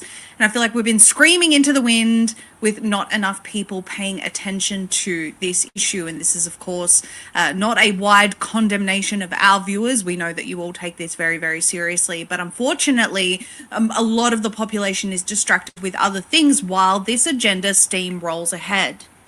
Well, as of January next year, Texans will have to submit to age verification to use Apple and Google services. This article comes to us from... That's so screwed up, but of course they're targeting Texas. A lot of the loony lefty in America and around the world, but mostly America, really hate Texas because it's considered very American, very country, very American, southern. People love America, man, the basics out there, and it's a huge state. We're just going to play a few minutes of this one because I'm going to play more of this over on Monday's show. This is something I usually talk more about on Monday. ReclaimTheNet.org, Google and Apple to enforce age verification in Texas starting in 2026. It says that tech giants Apple and Google have confirmed they will comply with Texas' newly passed age verification law, but both companies warn that doing so will come at the cost of user privacy. The legislation, known as SB 2420, is scheduled to take effect on 1st of January 2026. Under this law, app marketplaces and developers will be required to implement strict age assurance mechanisms that, according to Apple, will force the collection of personal data even for basic app downloads. Beginning January 1st, 2026, a new state law in Texas, SB 2420, introduces age assurance requirements for app marketplaces and developers. All right, I'll stop there. Like I said, we'll play more of this over on Monday because it's definitely a topic we cover a lot there. But I want to play some of it here too, just so you know. That is nuts. And I guess it came from Texas, which is another weird anomaly that's happening out there. More and more like crazy loony lefty type things are happening, like getting passed in certain cities and districts. And it's like, what's going on? And we know that it's been an agenda for a long time from the loony left to infiltrate Texas government and flip it, right? So, yeah, it's definitely under attack in that way, for sure, I would say. But just crazy that they're actually pushing this through. You know what I mean? I don't know if Governor Greg Abbott could stomp that down. I don't know if he has the power to do that. Christina Gomez just dropped a big update on 3i Atlas, claiming Gemini North picked up multiple objects traveling with it. This young lady really keeps an eye on this kind of stuff, and apparently she's real good at it. I just found her recently since I've been looking up 3i Atlas stuff. And again, if you hopefully saw my newest video from just a few days ago, It's in there. The interstellar comet racing through our solar system. New observations from Gemini Observatory North are raising serious questions about what we are actually looking at. The data suggests there might be multiple objects traveling with this comet, not just one, and we have the names of them. These include the C/2025 A6 Lemon, the C/2025 R2 Swan, the C/2025 K1 Atlas, and of course the interstellar object, the 3I Atlas. And then on top of that, amateur astronomers that are not just Avi Loeb are backing this up with their own analysis. Let us break down what we know, what we're seeing, and why this matters. As always, I'm here to report the information without bias, and you can decide what to believe. You can find the sources in my detailed articles at ufonews.co, along with in the description box below. Hey ufologers, I'm Christina Gomez, and welcome to this episode of UFO News Updates. The Gemini Observatory North captured images of 3I Atlas that appear to show several objects around the comet. According to the latest images analyzed by Skywatcher Tobo Zeal on X, the objects around 3I Atlas are clearly visible in the images, and Turbo Zeal's analysis shows distinct objects of light in proximity to the main body, supporting what other observers have been reporting. When amateur astronomer Stefan Burns posted his time-lapse animation online earlier this month, other astronomers immediately began their own analysis. A German user called Night Monkey claimed to see multiple objects, not just one comet. Multiple fast-moving points of light appear in the images. Another analysis by the name of Alexander Flum pointed out something specific. At the 3-second mark of Burns' animation, a brief green flash appears. This is not a camera artifact. This is a diffused glow, located but distinct. And here's where this gets really strange.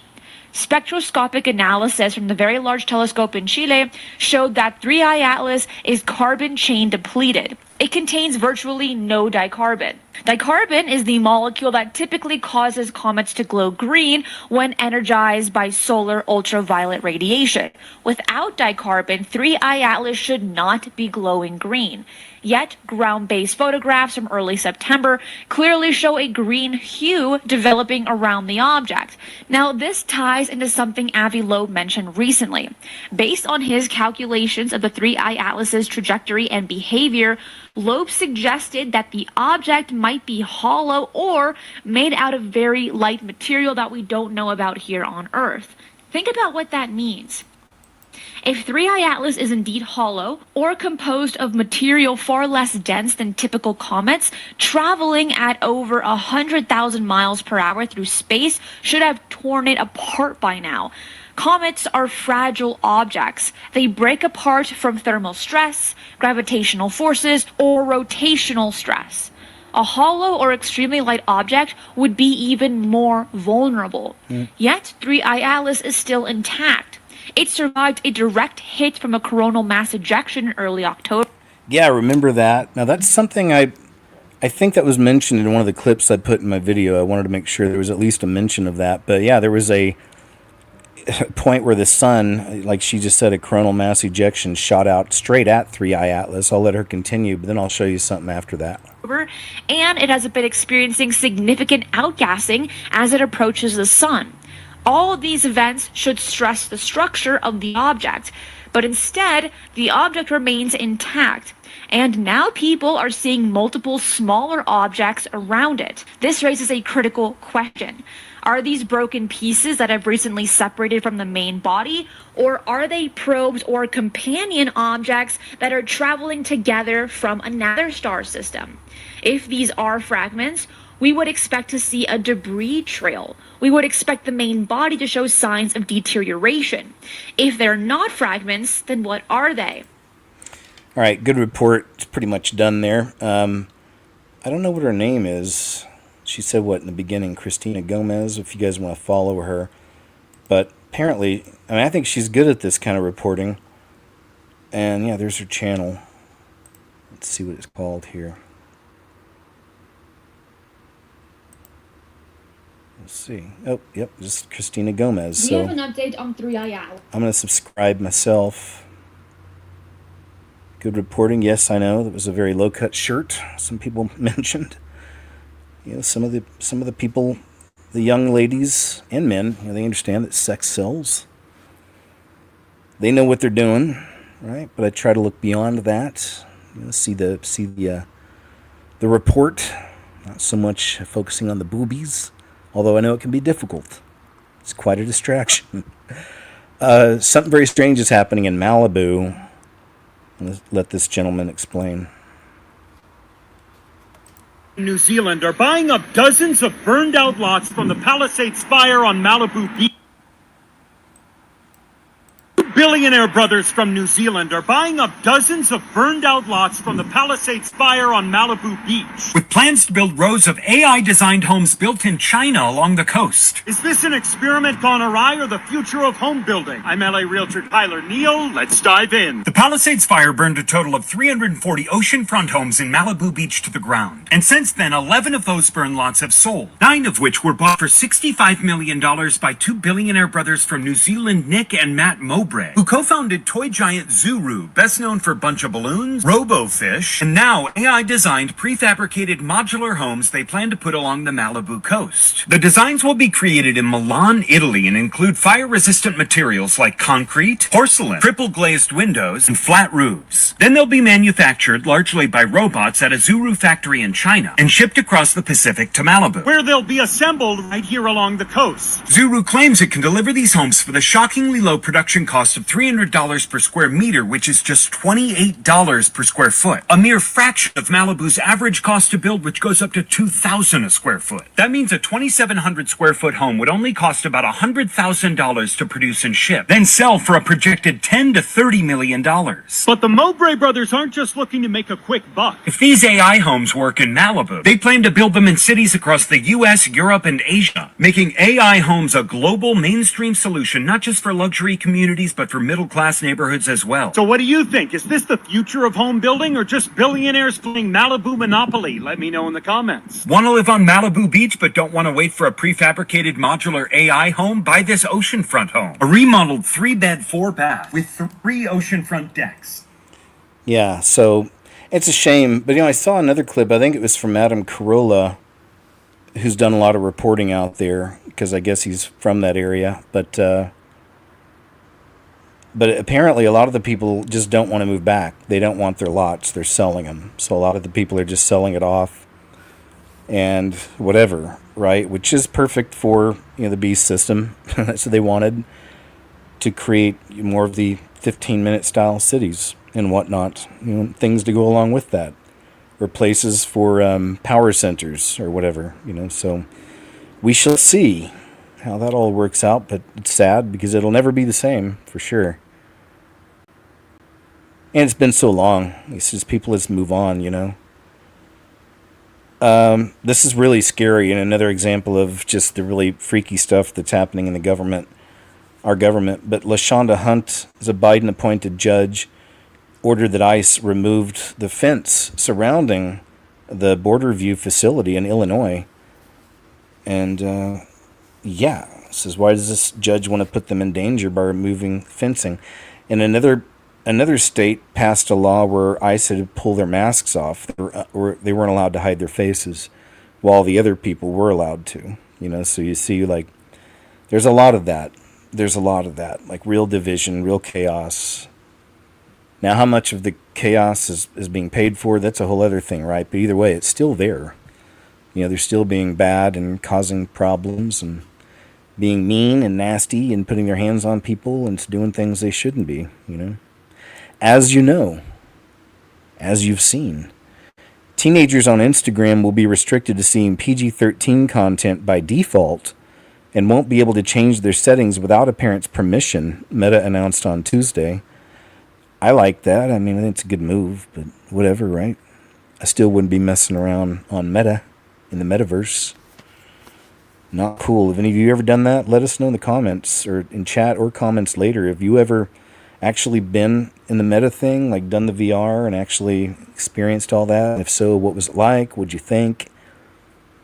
If you didn't know this, U.S. recently struck another boat out there in the water, bringing naughty things into America that they shouldn't be bringing.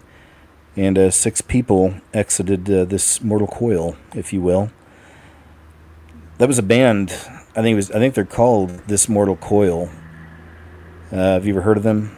It was a kind of a what do I call them, new wave band from maybe the 80s or maybe earlier. I'd say definitely the 80s. But This Mortal Coil, I think that's what they're called. Moving on.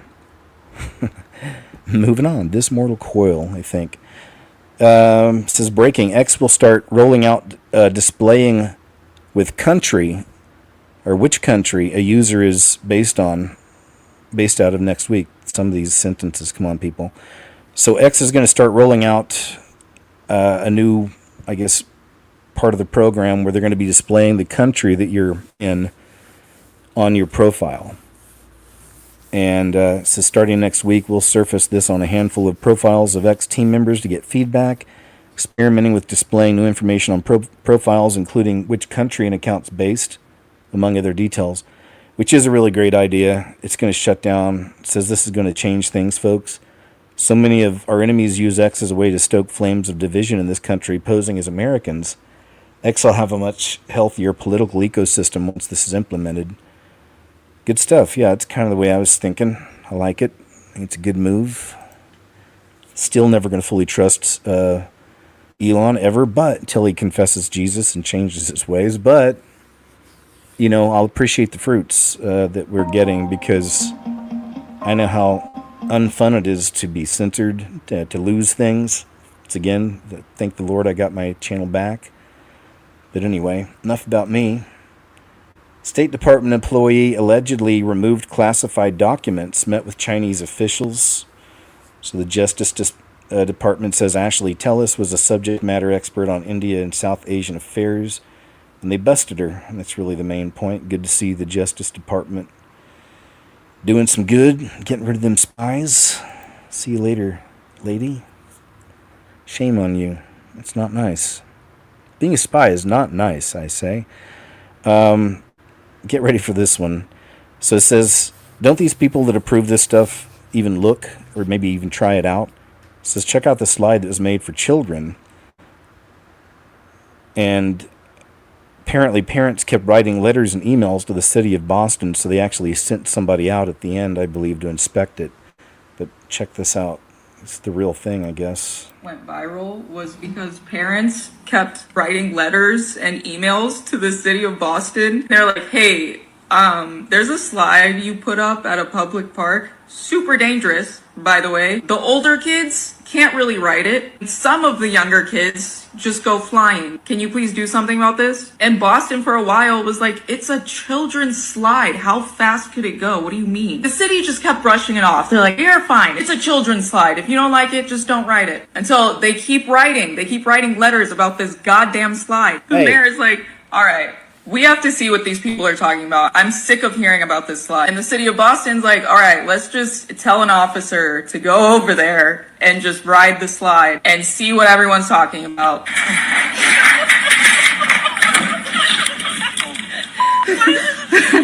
And that's why we have this iconic video of this Boston police officer going down this slide. The way I wouldn't go back to work for like at least a couple days.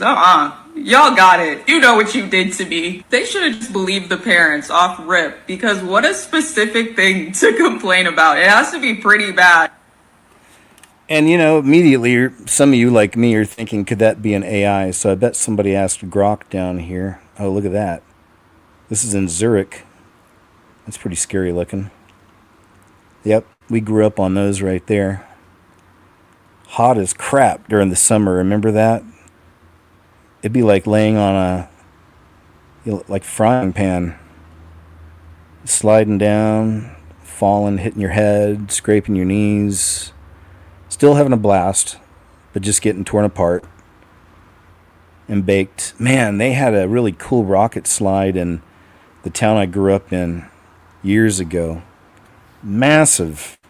Looking back, like frightening. It was really big. It had 2 levels. 2 slides you could go off, and the top level was the best, but it was really high up there. And it was all metal all the way down, too. But they took it down, man. They put a swimming pool out there. A public swimming pool. All right. Where's the grok? I don't see anybody asking grok.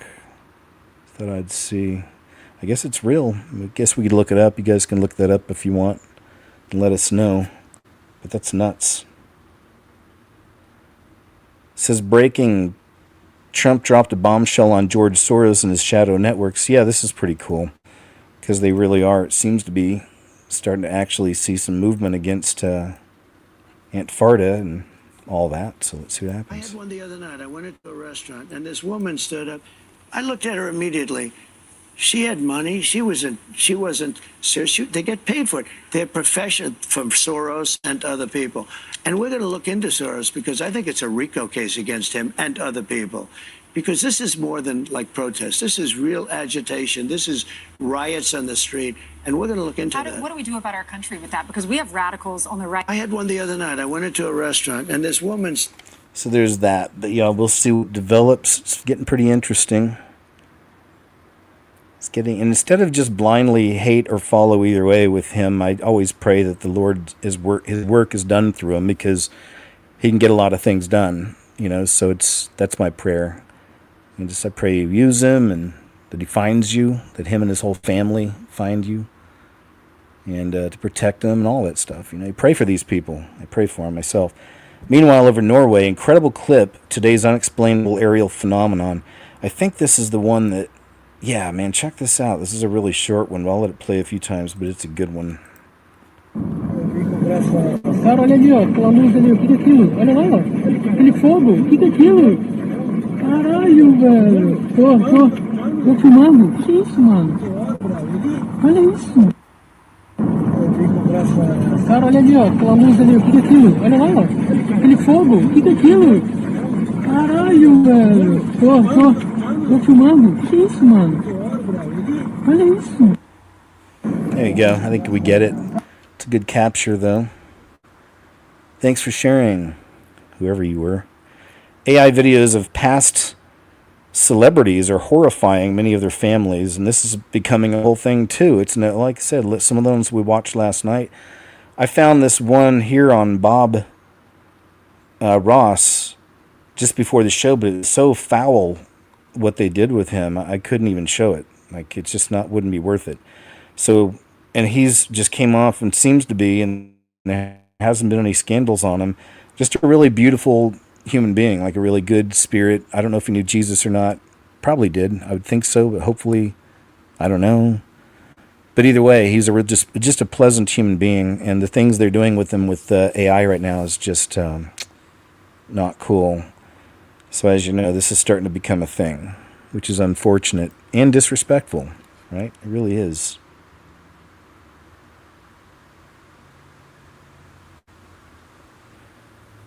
Oh, and this person's saying he's got devil horns. Nothing to see here. Never mind Trump's devil horns. It's totally not a warning from God. But again, it's that. But a lot of these people hate him in the media, and I'm sure that wasn't an accident the way they framed it up. But what's even more interesting is you can go find lots of videos of Obama having horns and halos in pictures also. And I don't think those the horns were an accident. The halos were, I'm sure some of those were on purpose. Video unavailable. It's too bad.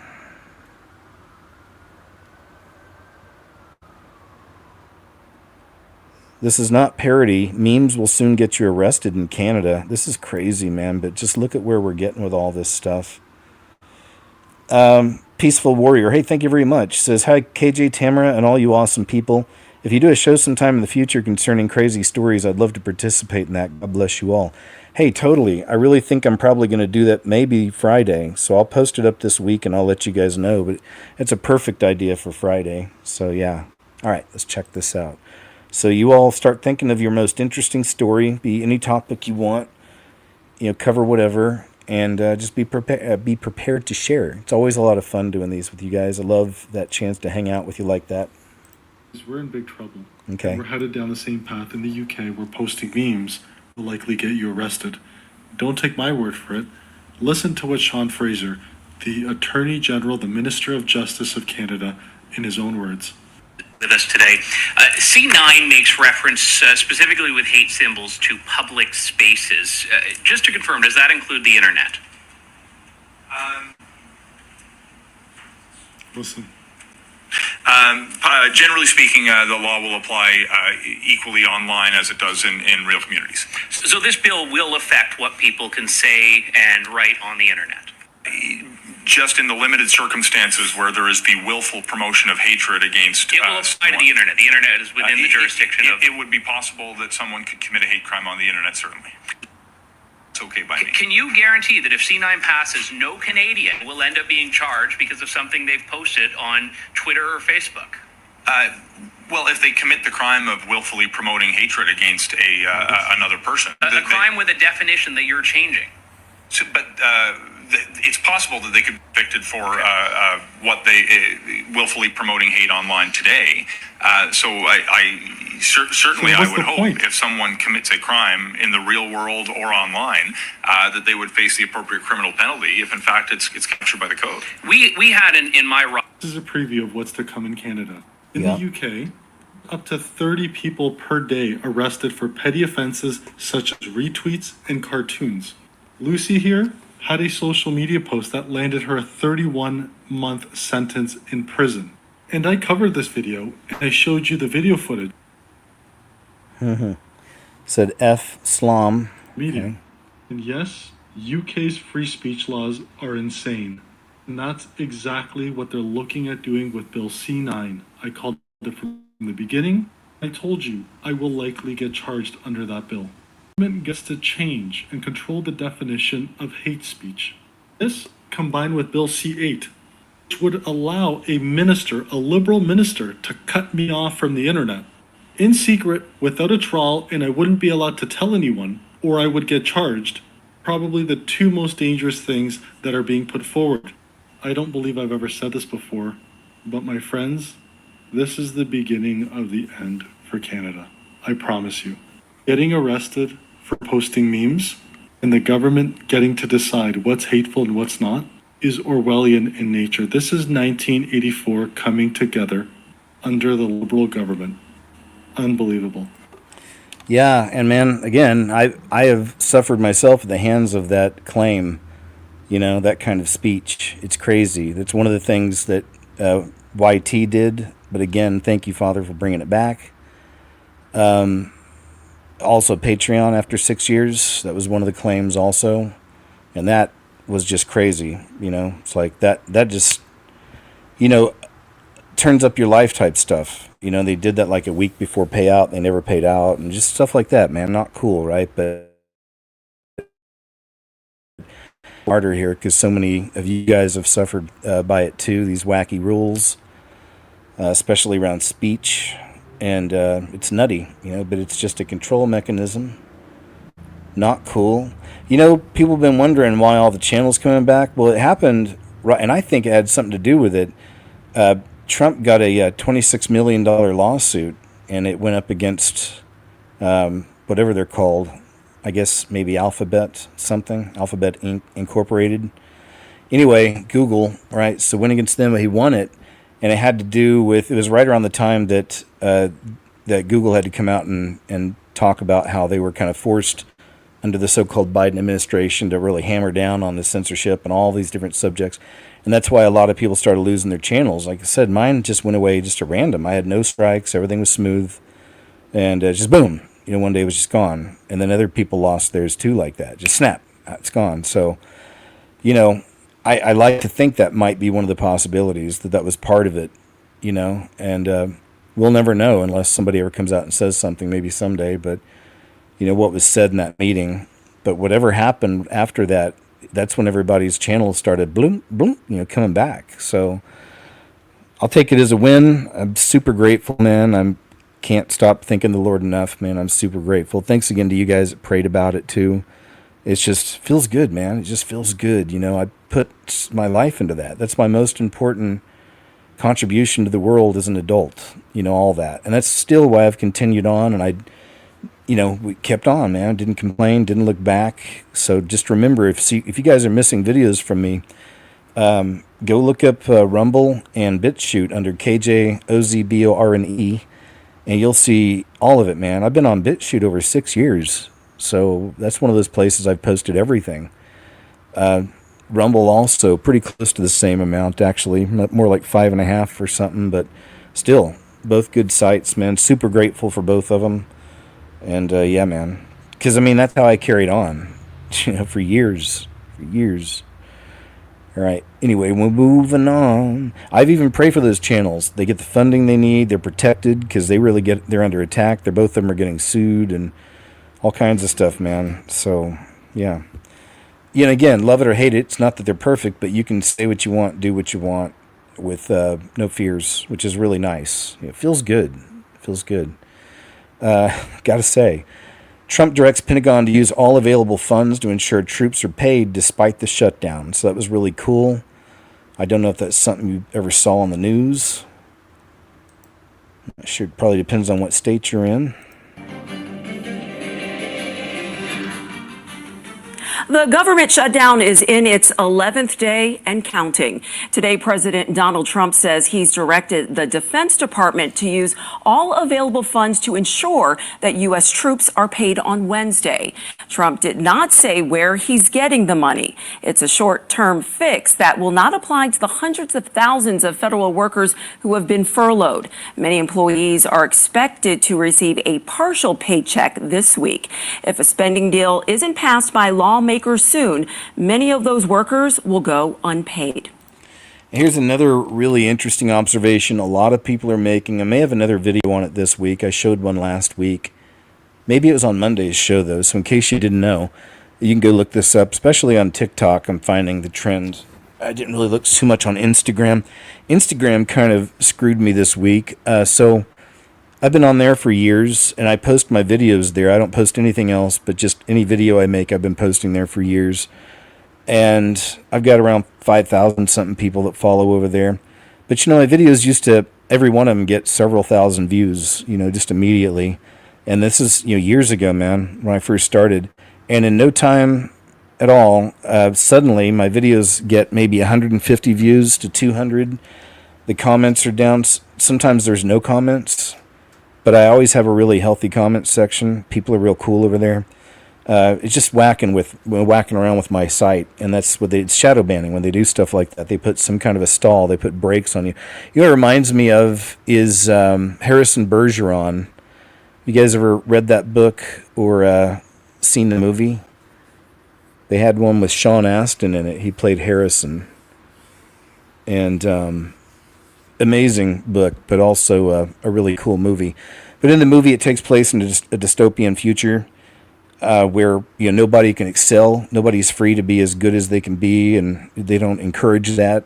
They actually want you to chill out, calm, and they actually dumb you down. They have these things they put on your head that actually messes with your brain somehow and kind of makes you a little dumber. It's just really weird, man, this whole thing, right? But you kind of get where they're going. And Harrison is considered a genius just because he can think normally. Anyway, it's pretty cool. Check it out.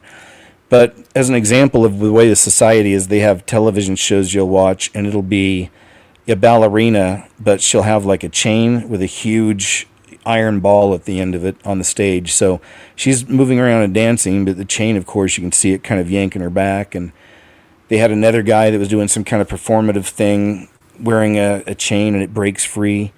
And for a moment, you see him, his eyes light up, and he starts jumping around and dancing and moving and stuff. And I think they, took him out, if you know what I mean. So, but that's kind of what that reminds me of. I know that's a long explanation. Hopefully it makes sense. Harrison Bergeron. Anything either.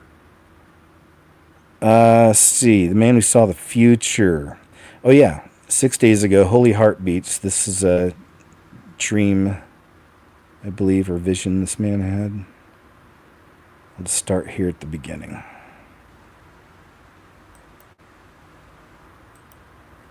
Okay, give me a second.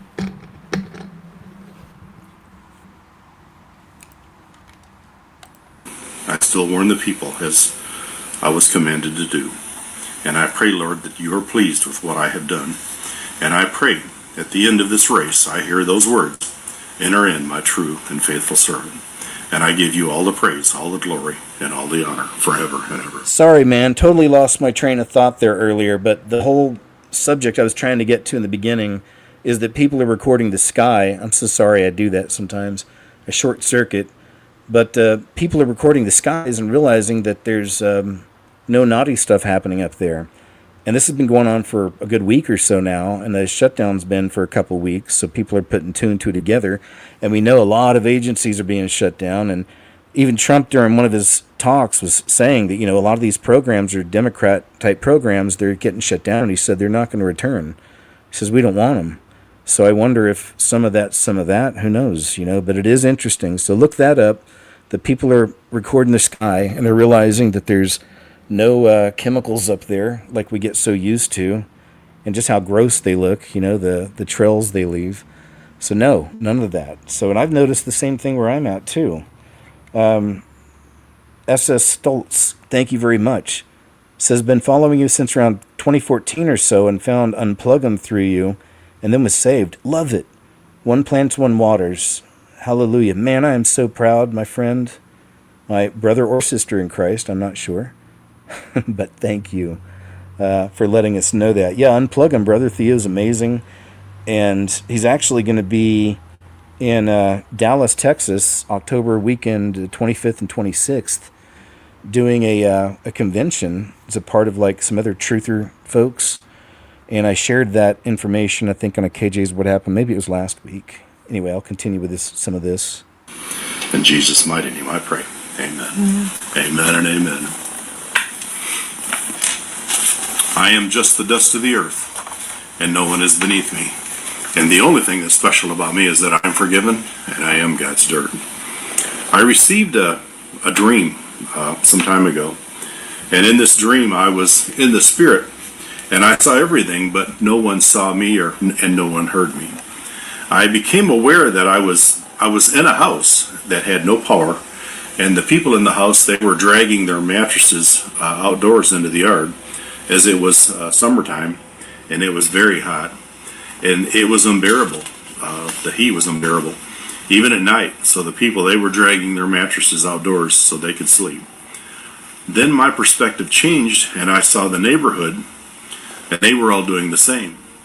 And then I saw from even a higher perspective, and I saw the whole city, and no one had power, and everyone was dragging their mattresses either into the yard or onto their porches so they could sleep, because of the oppressive and intolerable heat, even at night. Then I shifted to a higher vantage point, and everyone everywhere, I zoomed as if zooming from coast to coast, and into and through many homes, and everyone in America was without power, and everyone was dragging their mattresses outdoors so they could sleep. And then that dream went dark. And then a new dream started, and in this new dream, it was in the dead of winter. And it was bone-chilling cold, with snow everywhere, and again, there was no power. I saw people dragging a big mattress into the middle of their living room floor, and the family would pile onto the middle of the mattress and then pile blankets over them to keep warm. And again, my perspective, it changed, and then I saw that it was the whole neighborhood doing the same thing to keep warm. And then again, my perspective changed again. And I saw the whole city was piling mattresses in the middle of the living room, and then piling blankets, shirts, rags, all on top of them to keep warm, with body heat from everyone trying to keep warm. And then again, I seemed to zoom across America, and from home to home, and then I went from coast to coast, and it seemed as if everyone was piling under blankets on a mattress to keep warm in their living room.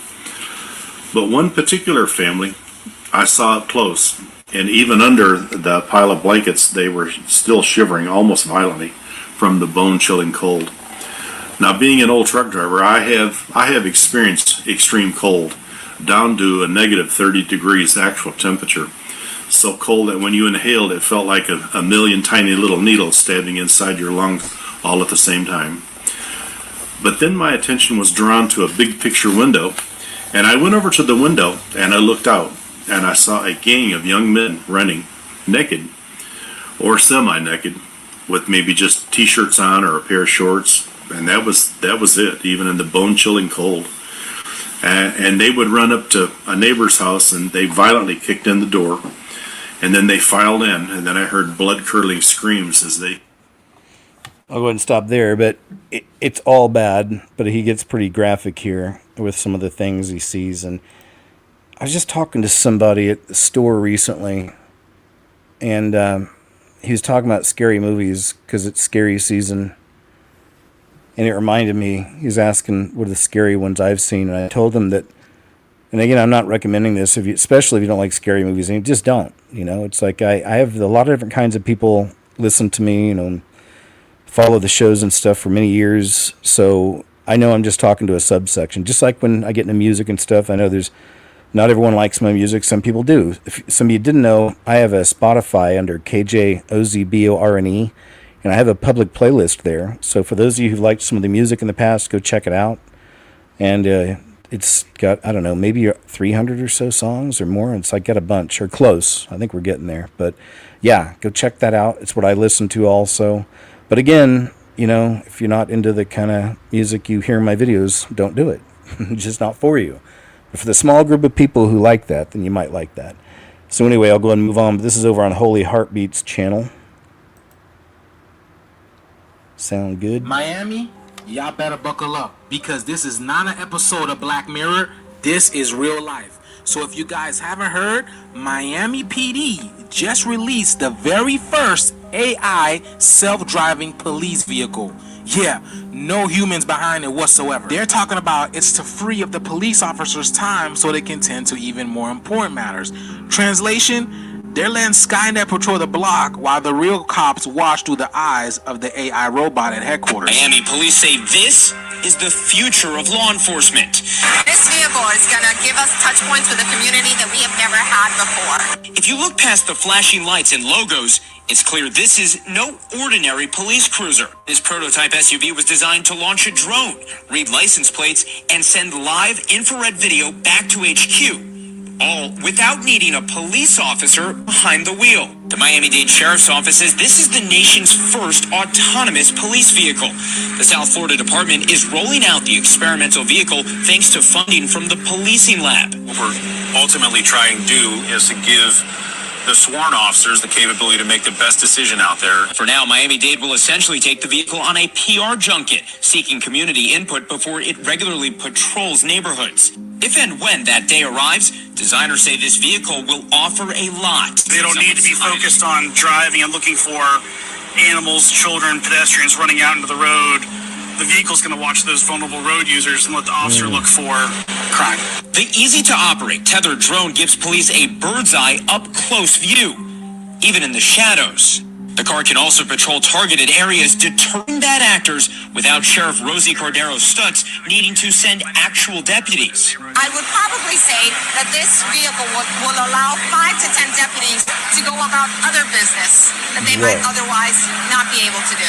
Lab says the car can also help streamline arrests, fingerprints and digits, and relay real-time data. Bus collision, an active shooter. Fingerprints on you site. position this vehicle, and this information can be fed directly back to a command center for decision So making. picture this: you're in Little Havana or in Wynwood, chilling and vibing, and all of a sudden, a car pulls up with lights and sirens, and then you look in the vehicle, you see no police officer, and it's telling you to wait right there until a real police officer comes. What are you gonna do?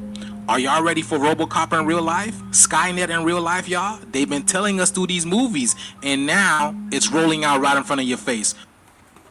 Absolutely, sir. It's conscious juice.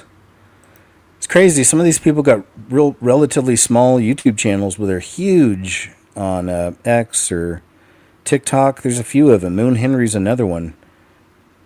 They got so big they got removed at one point, some of these guys, but anyway, good point, though. Great story. I mean, not so great for the future, especially if they do this all over, which, of course, this is going to be a testing ground. They'll see how it goes, and sure, it's going to work out great, and there you go, man. So more surveillance, and more of a police state, and all that we see coming, and connected to demons. I mean, AI. So, yeah, no fear in these days, trusting in Christ, getting glimpses of what's to come in this final system. That's exactly it. We're watching it, being built. So I don't take lip off people who... Let's check this out.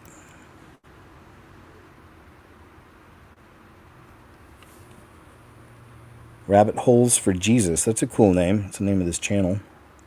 Let's check it out. Who are dying and going to hell. Yeah. I just don't. So I don't take lip off people who are dying and going to hell. Yeah. I just don't. I'm not intimidated. When they try to persecute me, I share Jesus. I'm like, what are you talking about? That's right. You have nothing to offer.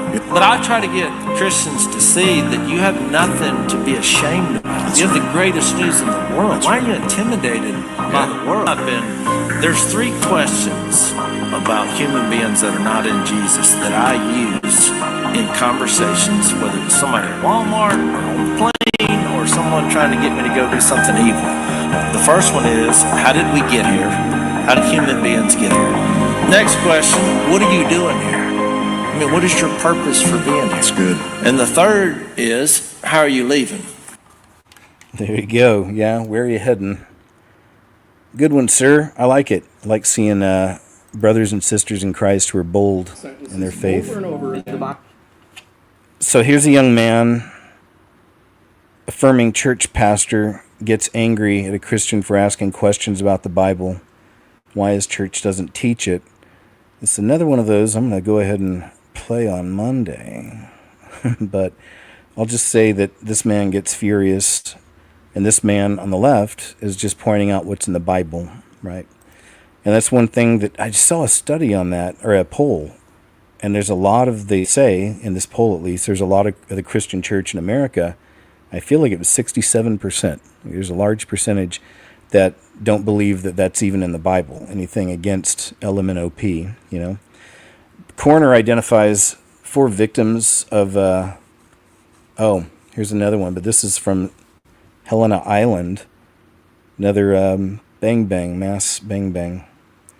I'm trying to see what we know about the bad guy or girl.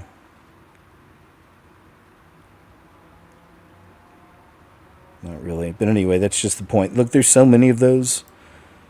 Every week you can, I hate to say it, but I've noticed, man, another one, huh? Video unavailable. But every week there's more of those, or at least one, the way it's been lately. Hey, I wanted to ask something a little bit off topic about shorts. Got me thinking. This video is unavailable. So you guys tell me, please, in the live chat, people who know about this thing, please let me know about how to do shorts on YouTube. But would it be possible for me to clip little bits and pieces from my videos I make on KJ's What Happened, which is a different YouTube channel, and then take those clips and bring them over to my YouTube channel, and then use little short clips from KJ's What Happened to show things? I could create whole videos of just interesting maybe points I make or something I want to show, make it short, you know, whatever, and mess with it, figure it out somehow. I'm sure there's some kind of editing tools and stuff in there. So I could do that, you guys say, safely. Angie says yes. LL yes. Cheesy yes. Says a guy said yes. Thanks for letting me know. Thank you, thank you. 100%. Great idea, yes. Awesome, man. I love it. Yeah, that'll be cool. I can make some cool little videos like that. Some cool little perspectives. And then, you know, edit it and throw it up there. You know what I'm saying? Maybe at the end have Chubbs saying, hey, thanks for watching. So I could figure out a way to do that. I could use AI. Just kidding. I wouldn't want to do that. We'll see. Anyway, yeah, thanks, you guys. I think that's what I'm going to do. Got some cool things on the horizon. Friday, we're going to do a live call-in show where you tell us your most interesting story. Scary, eerie, intriguing, happy, sad, funny, whatever. Here's an oldie but a goodie I just wanted to share. It's a beekeeper saying that something was stalking him around his hives. He said there's no goats on the property and there's no neighbors nearby. So whatever it was, it kept peeping over and over again. But remember, the claim is that there's no goats on the property. There's nothing else back there, no other people.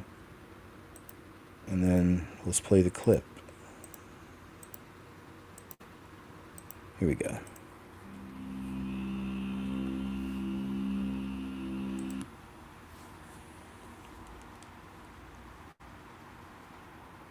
That side profile.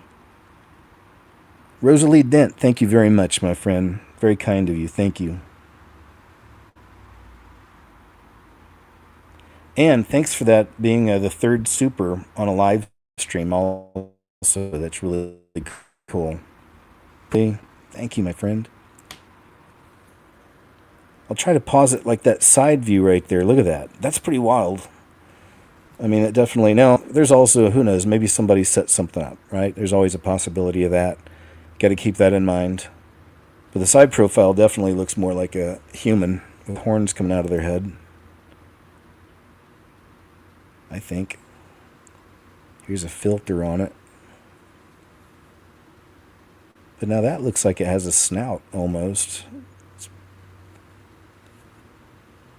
He said it had a human-like quality to it. So yeah, maybe it is a hybrid. Right?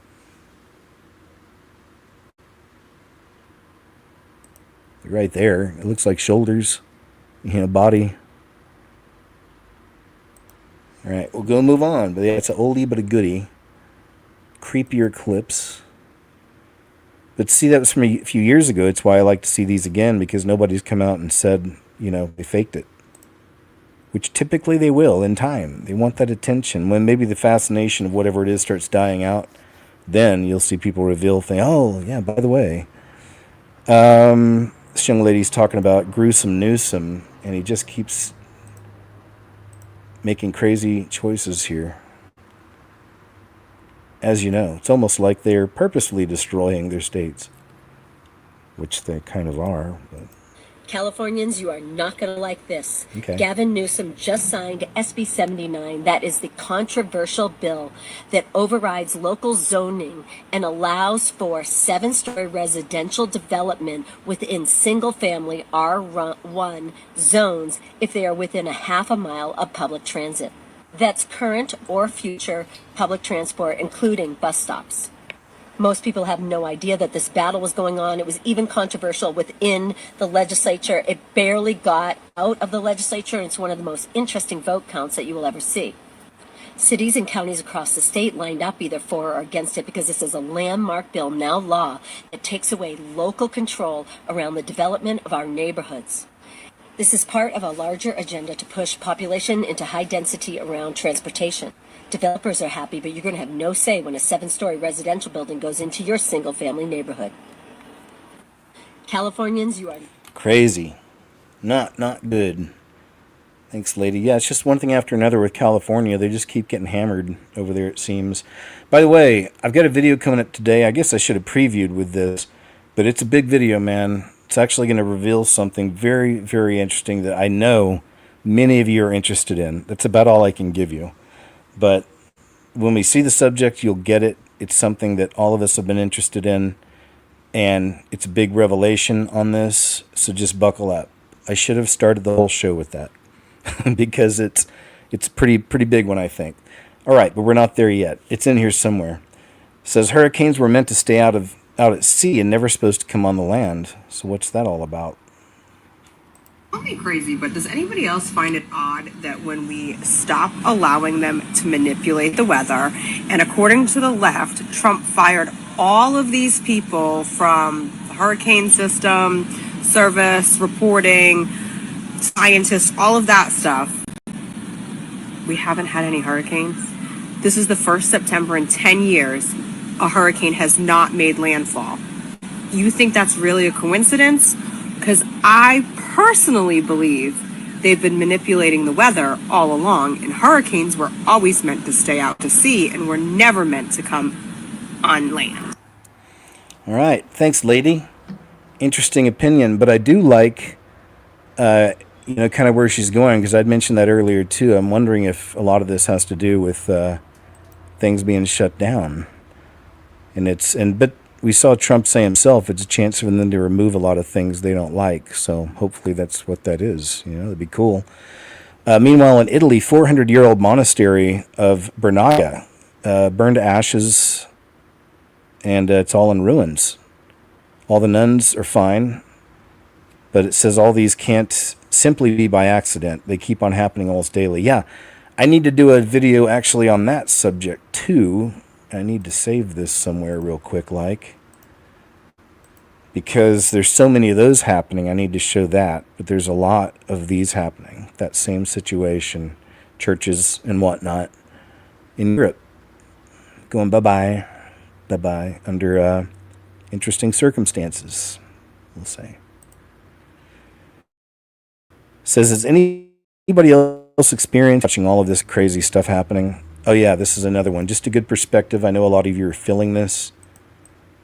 Probably, I'm sure some of y'all work in offices, and maybe you feel how he feels here.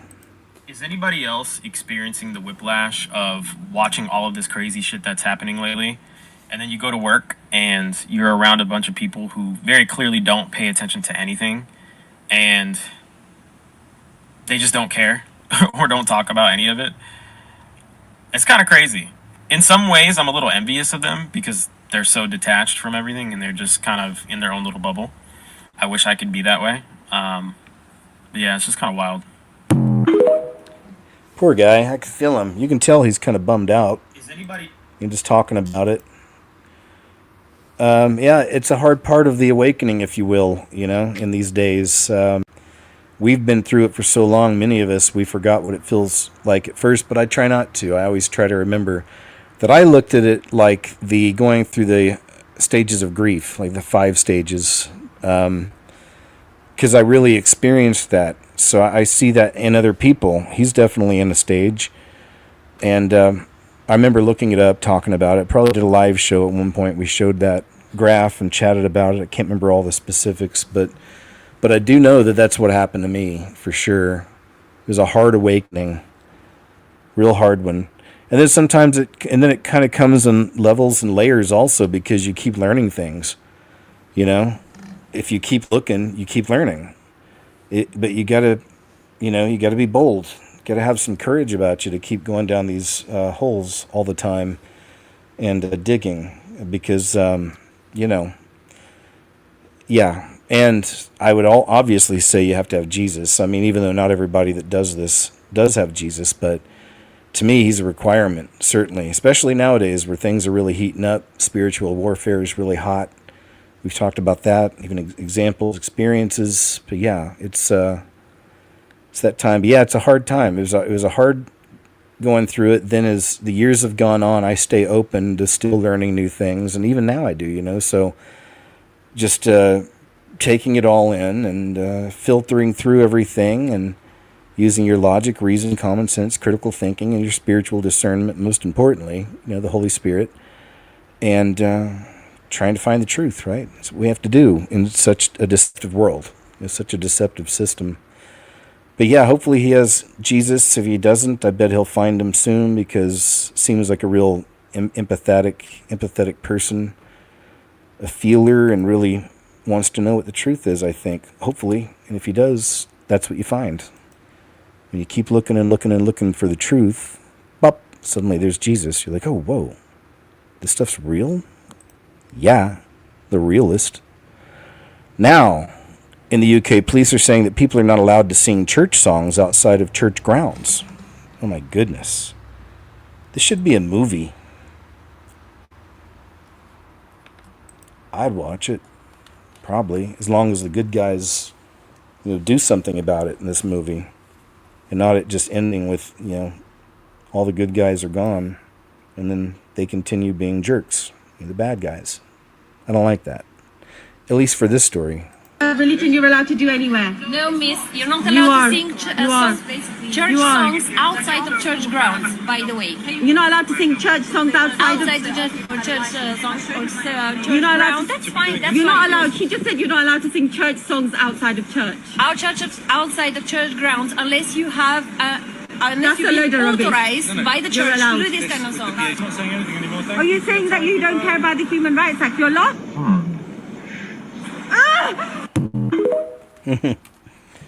Crazy, man. It's like, again, it just doesn't end with the UK, with the stuff that's happening. And hi and welcome to our friends from the UK. They're in the audience today. We saw some of you chatted a little bit in the live chat. Good to have you.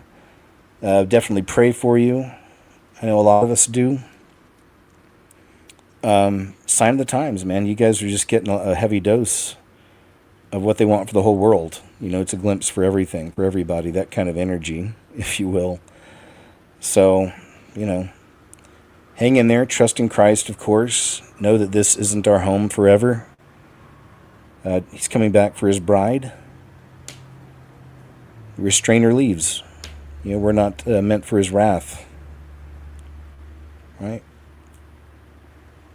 So trust in him, eyes up, pray you're counted worthy to escape the horrors coming upon this earth. And all that. And if you don't believe that, that's okay too, because you're still going to need him, even more so if we're all here for the 7 years of the AC's rule.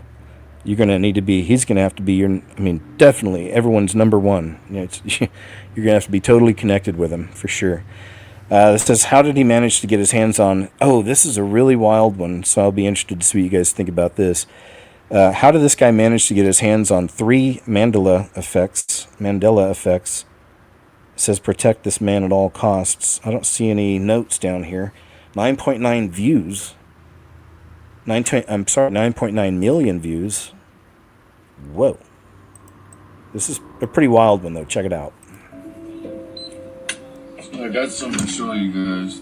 Okay. You're gonna say it's fake, this, that, and the other thing, whatever, blah, blah, blah, blah, blah. Let me pull these out first. So I have the Shazam video that they say never existed, which is Mandela Effect number 1. Well, let me get this to focus. I don't know why it's not focusing, but it's Shazam. I have Berenstain Bears, not Berenstain Bears. It's the actual book. And then I also have an original pair of Fruit of the Loom. Fruit of the Loom with the cornucopia. You can see the cornucopia on there. They say it never existed. But that's it for you guys. It's going back in my safe.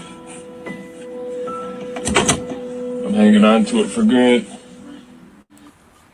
There you go. What do you think about that? That's kind of a trip, isn't it? I do definitely, and over the years, have believed some people get real carried away with some of these things, but sometimes they really make you wonder, man. There's still new ones that pop up. And sometimes I see some that I think are pretty interesting. So here's just something I thought was kind of weird. It's from AP. I'm just not even going to play the video. I'm just going to clip through some. But from Associated Press, and it's a drone video showing the southern city out here in that area, which is really wild because look at this. I mean, for real. Look at that. It looks like a Mad Max movie. That looks like a Mad Max movie. Or a post-apocalyptic type movie. You know? Let's go to the city and try to find some supplies.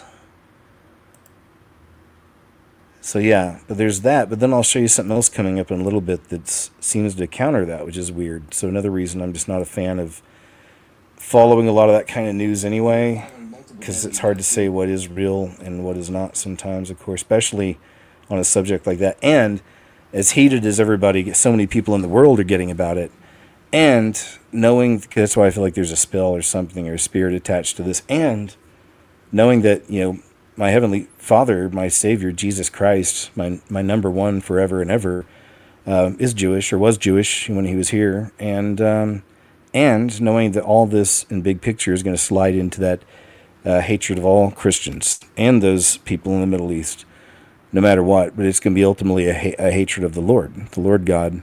And that's heavily going to manifest during the tribulation, the last 7 years. So that's what's coming. And all this stuff to me is all just seeds of it. So another reason I just kind of typically stay out. But I only shared that because I have another one to counter that and just see y'all think about like what's really going on here. Mass bang bangs across multiple states over the weekend. So just another example right here from the news. ABC News. So there's South Carolina. Guess that's the main one they got there. But yeah, a bunch, right? So unfortunately, those demons are very active out there on the people. Inside tech billionaire Peter Thiel the reptile, somebody pointed out, it's an anagram, off the record lectures about the Antichrist. So anyway, I'm going to watch the whole thing myself. This is people protesting outside a Peter Thiel event in San Francisco. What the? Oh, it's Satanists, it seems.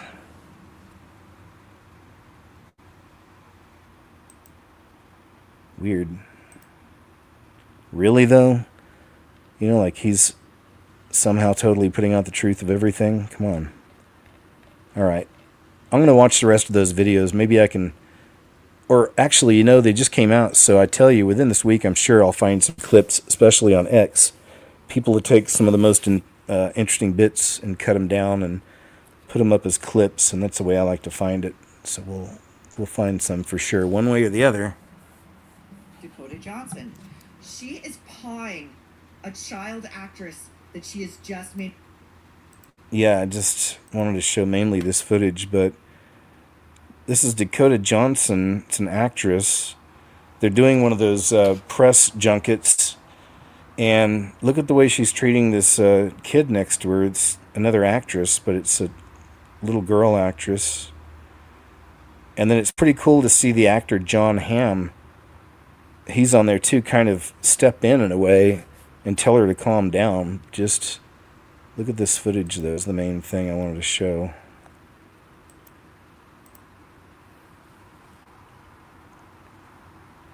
And then John Hamm, you'll see. She says she wants to take her home with her from this experience. You see it makes her uncomfortable. She asked her if she'd marry her. But then there's John saying nope. And then that's like, to me, looks like it can control. It's also kind of a... There you go. John said stop.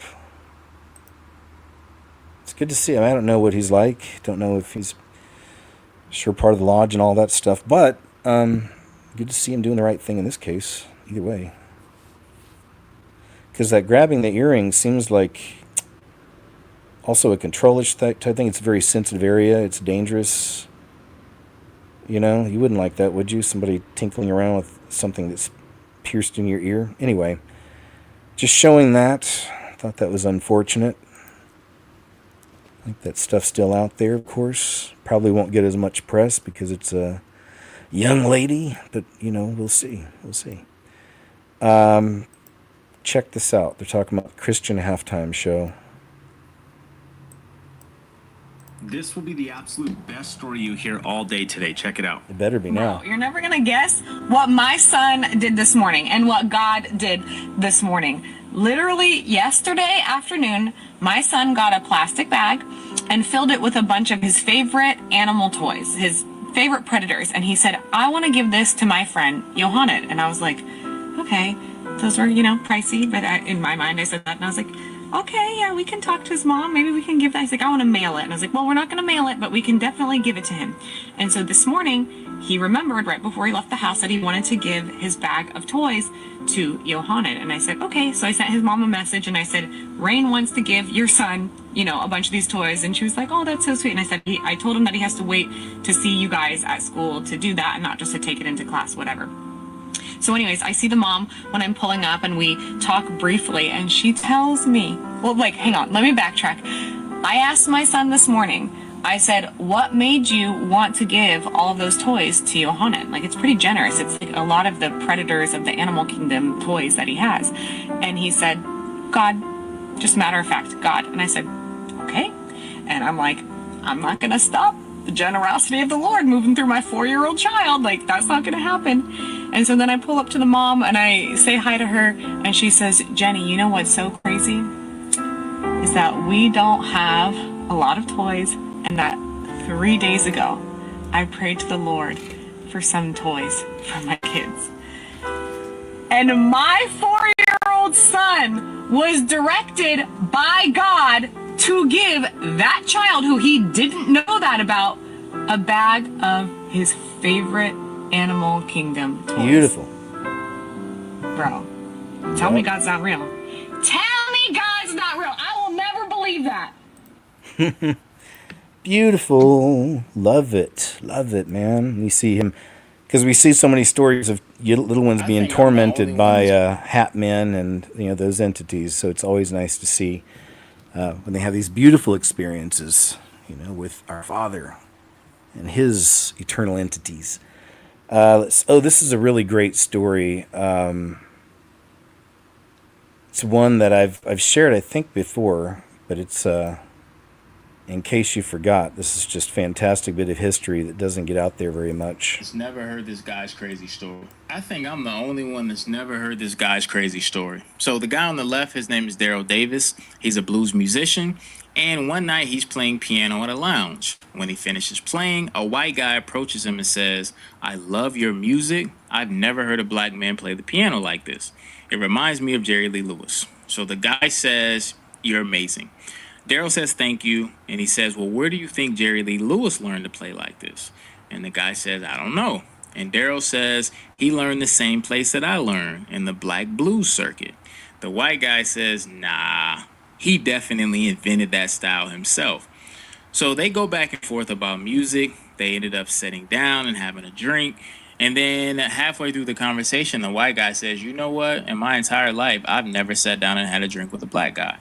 And Daryl says, "That's crazy. I've had drinks and dinner with thousands of white people, and I'm only 25 years old." The guy was with a friend, and his friend taps him and says, "You should probably tell him." And Daryl's thinking, "You should tell me what?" And then the guy says, "I'm actually in the Klan." Daryl starts laughing at this point because he doesn't believe him. And then the guy pulls out his wallet, shows him his Klan card, and Daryl knows that he's serious at this point. They talk a little bit more. At the end of the night, the guy says, "Hey, please take my number. The next time you play here, call me and let me know. I want to come watch you play." That night, Daryl thought to himself, "I can't believe that this Klansman has never sat down with a black guy, yet we had so much in common and music brought us together. I'm going to make it a mission to befriend as many Klansmen as possible." And that's exactly what he did. Over a 30-year span, he went out and befriended as many Klansmen as possible, and every time he would befriend a Klansman, they would denounce their membership to the Klan and rip up their card. Love it. At that point, Daryl would ask them for their robe. So he would collect their robes and hang them in his home as a symbol of the dent that he's putting in racism just by having conversations with people. Over 30 years, he collected over 200 Klan robes just by having conversations with them and seeing that they had more in common than they had differences. Wow. What an incredible story. Shout out to Daryl. Isn't that crazy? It's such a cool story, though. I mean, why don't we see? I mean, they really force that typical issue or that type issue down our throats all the time, we know, but still, that would be, why don't we see a movie about his life, man? Like, that'd be good. But, again, unfortunately, in the political environment it is now, it would immediately be seen as like, woke slop, mind virus, all that stuff. So, right? But if these weren't such times like that, with such division that was put upon us, that would make an amazing story right there. It's pretty cool. Hey, look at me. She look at you too. Check Mommy, this little angel out. Look at me. She looked at me. A cardiac arrest left Brixton's mom without oxygen for several minutes. Hopefully your results come back, Mommy. I hope you don't have no seizures anymore. And hopefully that you get better, right? Right, Mommy? She blinked once. She did? Yeah. What does that mean again? Yes. The lack of oxygen resulted in anoxic brain damage, which left her non-mobile and Is non-verbal. that okay, Mommy? Mommy said it's okay. She did? What else is Mommy saying? What else? She said you want to say. Oh, she is? Rixton tells her about everything he's been up to, motivating her to keep fighting every day. You have the best family. I know you do. I know you. Sweet dreams, Mommy. Don't today, Mommy, I did something special. I lost a tooth. He's looking at it. Yeah, it's in here. I was eating a snack and it came off with the cap. Hear it, Mommy? And I see Mommy wearing that drip. The drip? The drip. What is it? I got it from Mommy. It says Mommy. Oh, that's good. Since Mommy is pretty, it makes her more pretty with it. Some days are better than others, but she will respond to his words and look at him when he tells her his stories. She said she missed me a lot. She did it. I guess she more though. Oh, Mommy's trying to say something.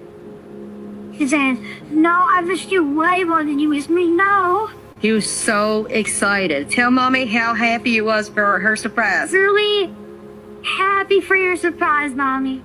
It was really fun. Tell Mommy what some of the stuff you did. Oh, I did a Build-A-Bear. Mason came. We went to the Bahamas. I ate a lot of ice cream. I went to a comedy show. Mommy helped pay for all that too, right? And Mommy hopes you loved it and she's... Yeah. Nothing makes him happier than when she responds like this. She blinked once. She did? That's a guess. All right. She is. I believe. Very good, Bubba. And I prayed. I know you did, honey. If you say you're gonna get better tomorrow, and I'm gonna give you a hug, right? Because you're gonna get better.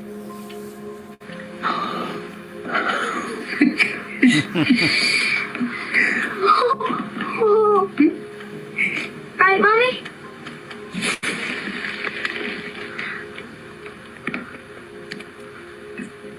You looking at me? She looking at you too. Beautiful. Beautiful. Little angel right there. I thought I've seen it all, but no, behold the Christian we abhor, where you can talk directly with Jesus himself. Because Jesus has time to talk to us directly through a board initially created to communicate with demons. I mean, demons do hijack these spirit portal devices and light through their teeth. The Christian we abhor, to talk directly with Jesus. Yes, now I've seen it all. And that's it. Look at that. Communicate directly with Jesus Christ on the front. That's horrible. And they've got him doing the as above, so below Baphomet arms, it looks portal like. Devices and light through their... Yeah. And the 2-finger salute down with a cross pointed down. Look at that. Look at that. So that's the satanic salute, right? The 2 fingers down. It's usually up. The 2 fingers down. Cross and hand upside down. Devices light through their teeth. And he's doing the more or less, well, the pointing down helps, the Baphomet, the as above, so below, right? The arms of the Baphomet, same way. Just to start, that's the first thing we see here. So it says goodbye, Jesus, at the bottom. That's creepy. So yeah, that's just the beginning. We're just looking at the cover of it. So we already know just from there, it's from the enemy, right? Yugosphere has been decoded and identified as Proto-Sanskrit language, right? So Jaime Morsan and the team on there have actually been deep diving on this and been using quantum computing, things of that. This is another thing to consider, because with all the other UFO type stuff happening and airports being shut down again, and we have the Jersey stuff, but they haven't gone away, and so all this stuff, all this activity happening, we also got this, and we also have the Nazca mummies. Remember the 2 little things that they even did a x-rays on, and they're real, like biological creatures, and the whole thing, right? So all this news is coming out, and all of it, I believe, is leading up to the big show. But we also have these Burga spheres, and here's new information on those too. And one or two have been captured, right, or found or something. Nature AI to figure out what this is, and it's landed on Proto-Sanskrit. And if this is genuinely true, this is actually pretty damn well changing, right?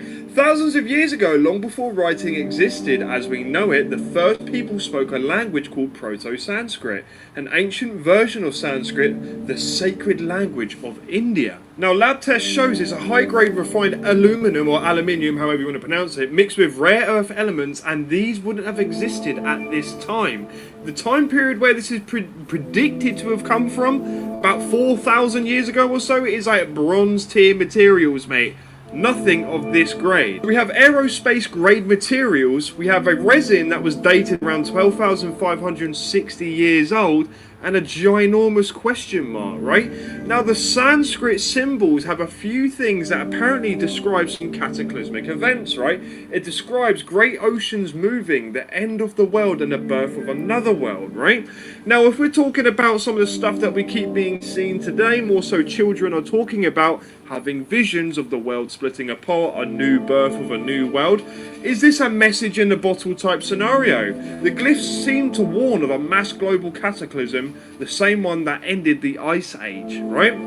So again, is this potentially from a lost civilization, message in a bottle, release this thing, and then hopefully later on in the future, another civilization picks it up when the time is right, and here we are today. That's a very pinnacle time. Of course, it has a hardness of 330 greater than aerospace aluminum. So we always find the number around some of these interesting situations, just like with Comet AI Atlas. You know, it's got its 33 billion tons or something they say it weighs, or whatever. But especially when I see that, and it's already a suspect. We have some major breaking news with the Kin Panama. Anytime there's a Breaking news with something that we're watching that we're trying to figure out, and I find the 33, that's always one of those things that, you know, we know to really keep our eyes open on this one, and it could be part of the program, right? This man is saying, is this the one I was talking about earlier? Let me see. This might be the big video I was getting to. I was telling y'all I'm going to show you. It's a big reveal. I think this might be it, and it has to do with our friend in Panama and this odd, strange venom-type creature we saw from the very beginning, from the meteorite, or the rock from space, so-called. We saw it grow out of the rock. We saw it grow up to be this big. We've seen him take it out of the water, leave it out there. We saw that whole fiasco and so much more, you know. So this is one of those stories a lot of us have really been tuned into. Didn't know for sure if it was real or fake, but it's why we keep watching these kind of things to kind of see what develops. Because as I mentioned earlier, the people who fake things eventually, especially when they get a lot of views, if they see those views slip in or whatever, I mean, and we've seen these so many times in the years, they'll eventually just come out. I think it's about the dopamine and the popularity and the views and the numbers and all that. Let's see what happens here with this. the Kin Panama story, mate. What I'm about to show you is gonna melt your mind. It's fake, bruv. The Kin Panama story was fake this whole entire time, right? And I had so many people going, why are you not reporting on this anymore, mate? I did like the first 2 videos, and then all of a sudden my brain was telling me, this is a whole load of BS, bruv, right? Right here, plain as day. Fuck yeah, mate, okay? I mean, it's amazing that Kin Panama managed to trick this many people, and also, I had people coming to me going, no, this isn't fake. I've been spiritually connecting to this alien material, and I know that this is a real thing, X, Y, Z. Bruv, right? All I'm going to say to you as a collective, okay, for those of you, always have discernment. Alright? Don't believe everything you see on the internet. When you see something, question it. Alright? Plain as day. You got played like a fiddle by this man. Impressive, alright? Kin Panama managed to prank everyone on the internet. It was going crazy. So, big up to Kim. He made a good bit of I don't even know, right? But he did great, man. He did some amazing content, but you know, it's going to bum a lot of people out. There's a lot of people, big channels were making videos about this. So anybody who's pushing it is definitely real and all that. Now they're in trouble. You know, they're going to have to backtrack, and that's why we don't do that on these things when we don't know for sure, man, especially something that crazy. Because it's like, really, why didn't some authorities get involved early on? Because he said he was sending pieces out, and he showed he put them in little bottles, and so that was the one I was always just kind of hanging on to. Like, okay, when are we going to hear back from somebody? Because if this is something real, I mean, that's something any scientist, scientifically minded person is, I would believe, is going to really want to dig into and figure out, right? So many little missing things, but still, I'm glad we stayed with it. We find out it's a total hoax, but an amazing hoax. Seriously, he did a really good job.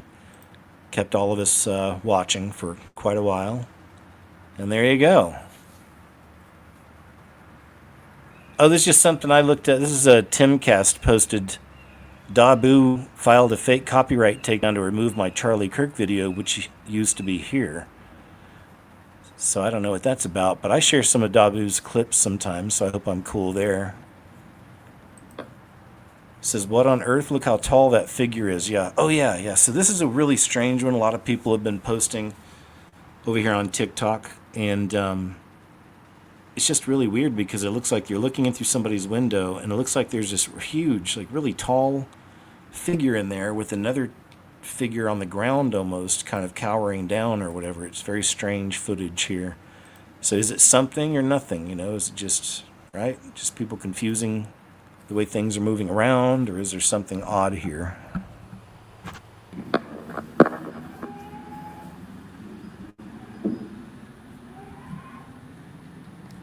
There's screaming.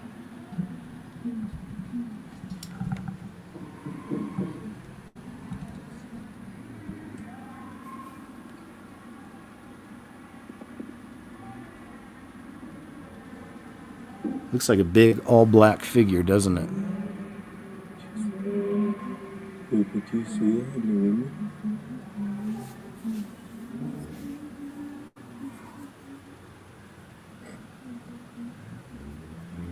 Maybe go knock on the door. People don't do that kind of thing anymore, though. Look out for their neighbors like that.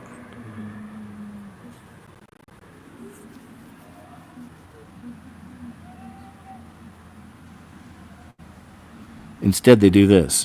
They film, and then they put it online. And I'm grateful for some of that, but a lot of it's really exploitative, too, as you know. As it turns out. So they just jumped up and ran. Did you see that? It looked like. Oh, there they are, again. So yeah, just real quick, one more time. Just a little bit of this. It's very strange. Look at that big figure. Kind of looks like, but again, it's hard to make out, isn't it? And maybe it just looks bigger because that person's down on the knees, it looks like, or on their sitting down.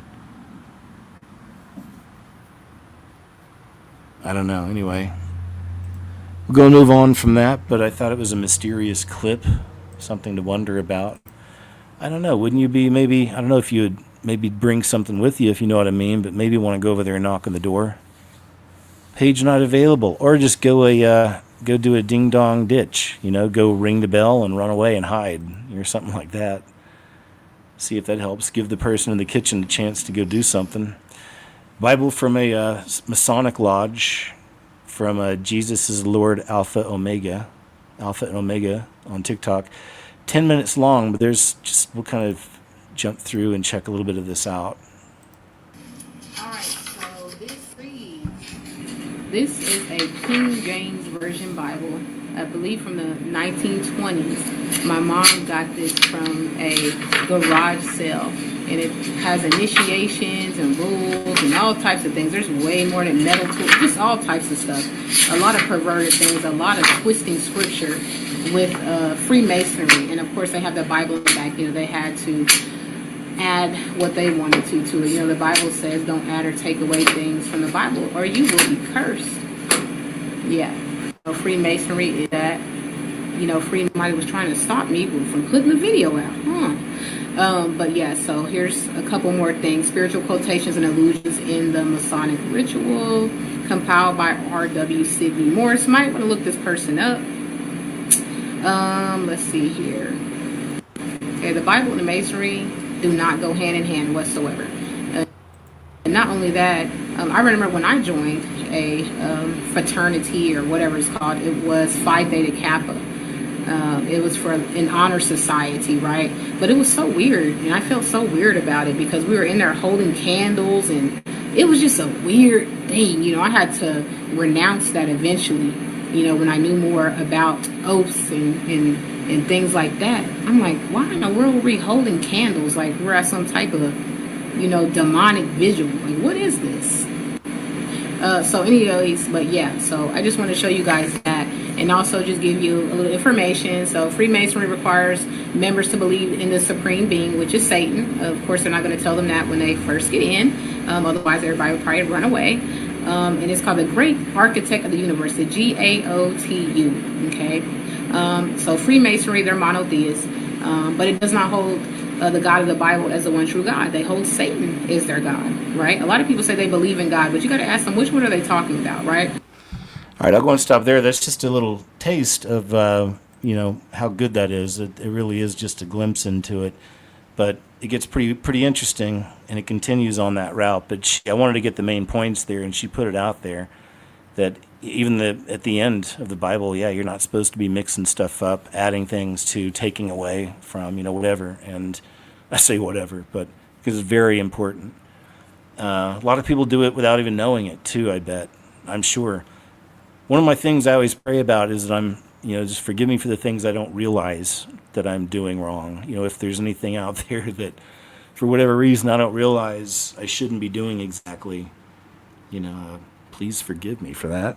And give me the wisdom to see what it is and understand it, This is on Jesus is Lord, Alpha and Omega over on TikTok. If you want to go see more from her and go check some of that out right there.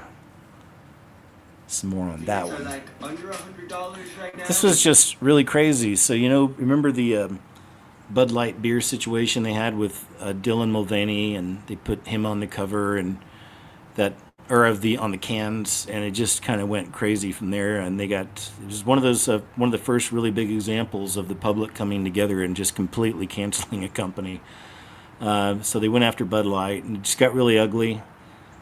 And it's good, in some ways it is good to see that with the public doing that for a worthy cause, like when they start doing things like even Golden Corral, it's all modernity. It's taking away all the personality, the charm, the beauty out of everything and making it mundane, dull, looking like office buildings like they did to McDonald's.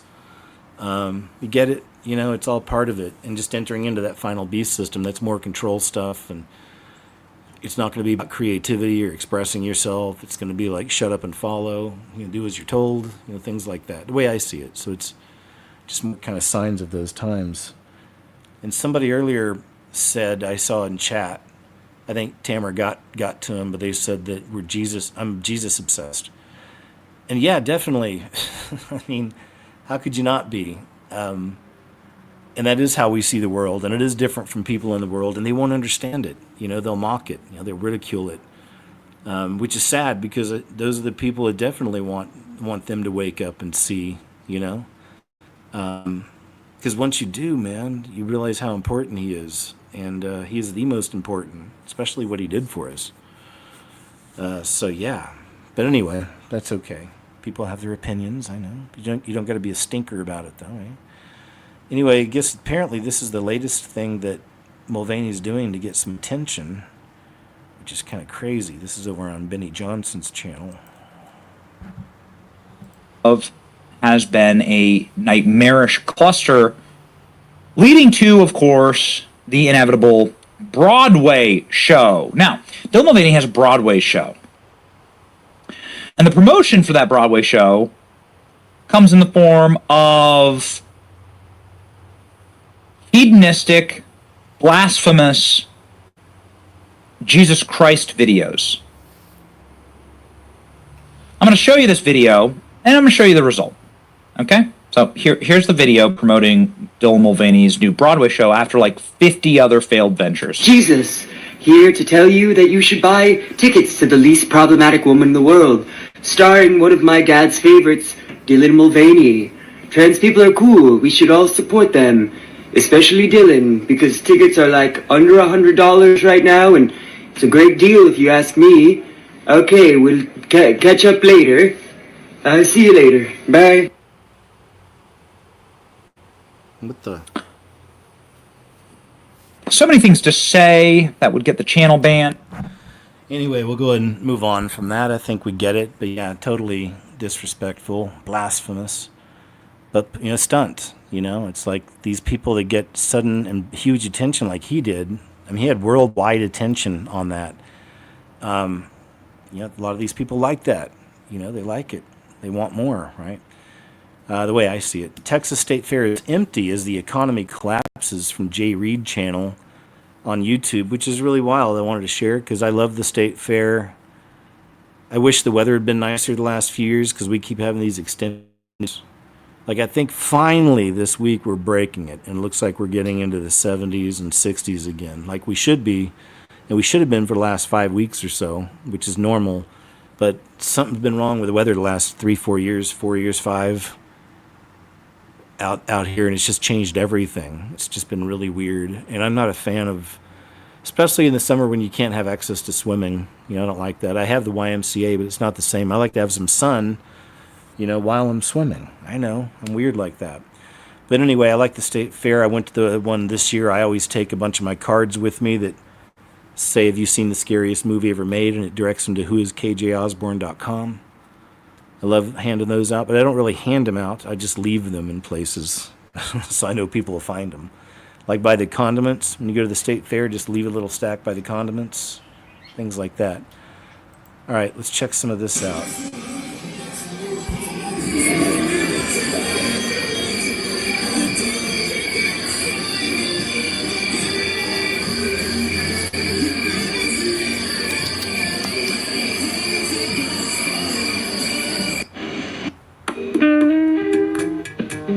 Wow, look at that.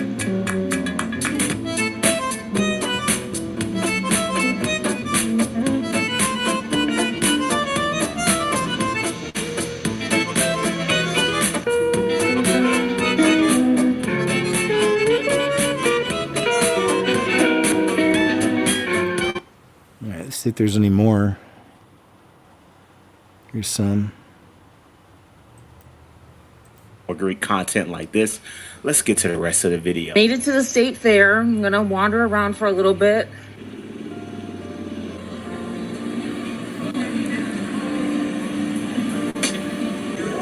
Get this.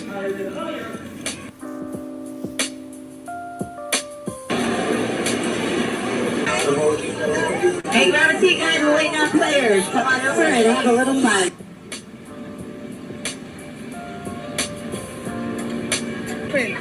Over there.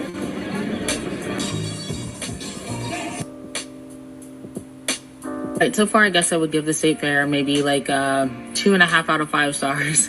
Food is definitely overpriced. I went to this place and it was like a deviled egg restaurant. It was these Wagyu sliders, so it was like the egg was the bun. So that was actually pretty good for me because I don't eat a lot of bread. It was 22 tickets, which is $22. Dang. And they don't give you forks, they don't give you napkins. When you get a drink, there's no lid on it. It's stuff like that. I did try the fried Oreos. They're actually pretty good. I was thinking the Oreos would be hard, but of course they're not. And it's kind of like a funnel cake, breading on the outside of it. Shein has a pop-up, so I went to look in there, but they had like 5 pieces of clothing for men, 5 pieces for women, and it was just kind of like, what is this? Looked at some cars, like some car dealerships were set up out here. Basically got my steps in, walked around a little bit. That way I don't have to go to the Katy Trail later, because when I first got here, the guy was making a big deal about my fanny pack. All right, I'll go ahead and move on. Fair enough. Got it. But just kind of thought it was interesting, especially that it's dead in Texas, because they're a much bigger state than I'm in. And theirs has been always considered a really big deal up there. Says President Trump just announced he'll be surging agents in San Francisco. So, man, they're just moving them all around. At the same time, they have judges that are trying to stall it all over. Payne, I talked about crime, but I never knew that we were going to get into it like we did. You know, I mean, I used to watch these cities with the murders. Chicago recently had one deal where they had 11 murders in one weekend, and they said, well, yeah, but it was a holiday weekend. They actually told me that was the reason. Like it was okay because it was a holiday. It was Labor Day. These people are the worst. They really have to, they better, I tell you what, the people in Chicago and the people in places like that can be fixed. At some point, it gets to where you can't fix it anymore. It's too far gone. And we have some cities like that. But these are great cities that can be fixed. I'm going to be strongly recommending, at the request of government officials, which is always nice, that you start looking at San Francisco. I think we can make San Francisco, there's one of our great cities 10 years ago, 15 years ago, and now it's a mess. That's right. Any of you ever been to San Francisco? I actually had the chance to go years ago because my medical training for the Coast Guard was in Petaluma, which is on the other side of the Golden State Bridge from San Francisco. So we actually got to go out there, and a couple times and see the city, and I feel like we went and watched a performer, like a musician. I don't remember who it was. It's a long time ago, but yeah, man, San Francisco is a cool city. Fisherman's Wharf, it was a beautiful city. It was really cool. It's my only time I've ever been there, and then just seeing these videos of what's happened to it over the years, it's like, wow, it's really gone down. Papua New Guinea declares Jesus Lord. Yeah, let's check this out. This is pretty interesting here. Papua New Guinea just declared that Jesus is Lord over their country. In a governmental vote, 80 people voted for the nation to become a Christian nation, and only 4 voted no. The Constitution now proclaims Jesus Christ, our Lord and Savior, reigns over our nation, guiding us in faith and righteousness. That's amazing. Churches overflowed with praise. There's hallelujahs rising from cities to villages. And the government pledged to rule by the word. Schools are going to teach scripture. Laws are going to reflect Christ's love. The 4 dissenters' concerns were drowned out by the faithful's zeal. Believers prayed for revival. Their hearts were aflame, and this Pacific land is now a beacon to stand and shine Christ's light into the world. Follow for more Christian news. All right, sir, thank you. What the? Let's go on to the next thing.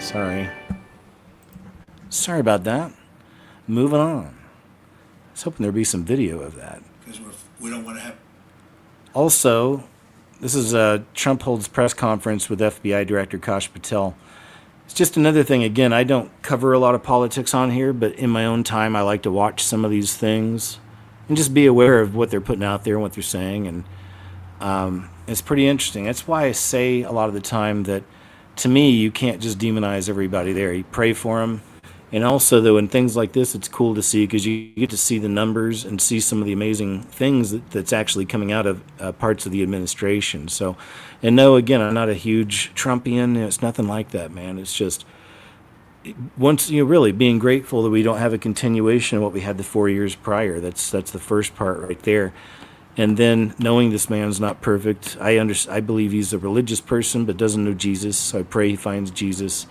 But I do believe the Lord's using him in this time in all these different ways, and I even pray for those things. So when good things happen for the people, which we're so used to not having good news, remember, let's not forget too soon, for 4 years it was always bad news, man, coming out of this thing we called Biden, man. It was always like crazy stuff, man. So I'll take the good news when I can, It's like you just discern things. Take the good hits, take the good news, take the good news, and then just be honest about when it's bad, and take that too. And I don't know, I'm rambling now. But anyway, I just want to share that if any of y'all are interested. I thought this was a really good one just to listen to see what your president's doing. Love him or hate him. This is an hour long, streamed 3 days ago. This one's on the Associated Press, which isn't Trump friendly, just so you know. If you want to watch it somewhere else, you could, or you can watch it here. Just however you feel, But the comments definitely here are no fan. Either way, who cares? Either way, if you want to go check it out, there you go. Press conference with Cash 3 days ago. And then there was this one right here that came out a while back. I know this one went pretty viral with people also, and it's another reason why I say to pray for the man, personally. But check this out.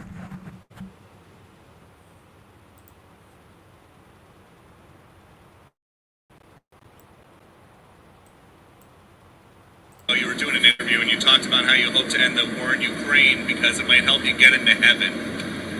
How does this help?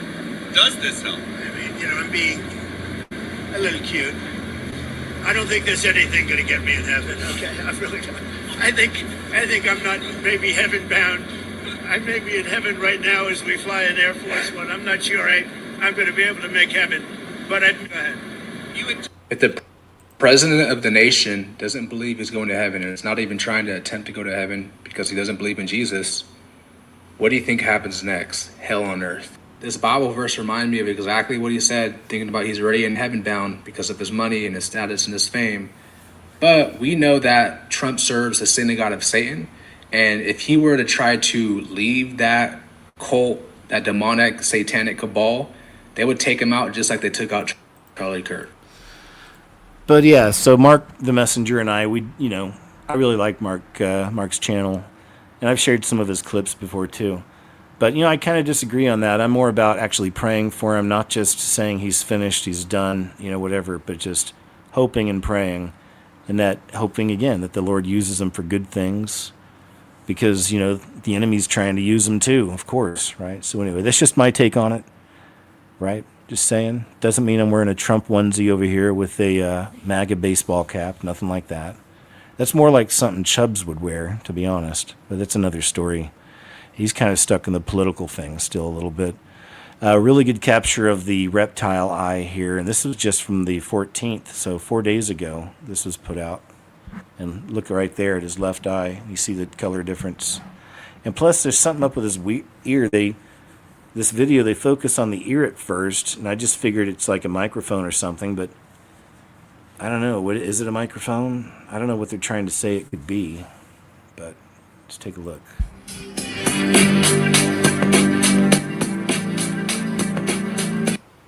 Right?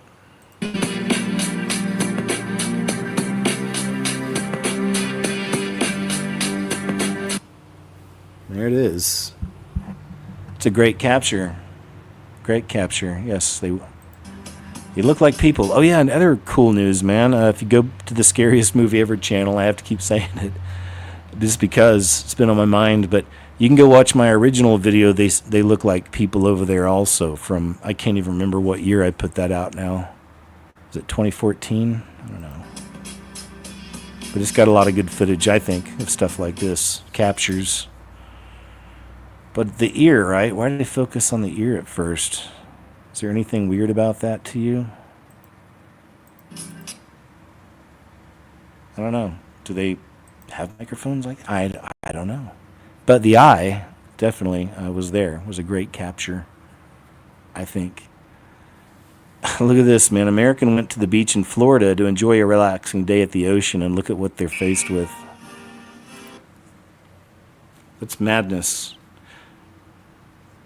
Look at that. Created by you, handcrafted by us. $3 at Wawa. Come get a coffee. Latte. Starting at $3. Right? Like everything's an advertisement, I know. It's the way the world is. I've told y'all before, sometimes people, will say something about the ads, and just, they're also on Rumble. But just remember, go download the Brave, Brave. That's a browser, Brave browser, and you watch the shows on, wherever you watch, and man, commercials are gone totally. So that's how I've had to mention before. It's how I do these shows, and I never have to sit through a commercial, right, on anything. So that's what it is. Says what happened. Here's another one too, man. I need to go ahead and put all this into I think I may have saved this already. If not, because more and more we're finding, and this has really been happening a lot to the point where it's a thing, but more and more the celebrities that we've grown up with, or at least have been around for the last so many years, are starting to look not completely unrecognizable, but just definitely different. Like something's off. And now it's Bradley Cooper, the actor, says what happened to him debuts a striking new look. Plastic surgery rumors swirl. So again, y'all, there's a thing here. I'm putting it together in a video, some of the things I'm starting to notice about this. I keep some of that for the videos, of course. But this is the new Bradley Cooper right here. I don't know, right? But then in a second, you'll see. Yeah, this is the new one. But I think there's a side-by-side.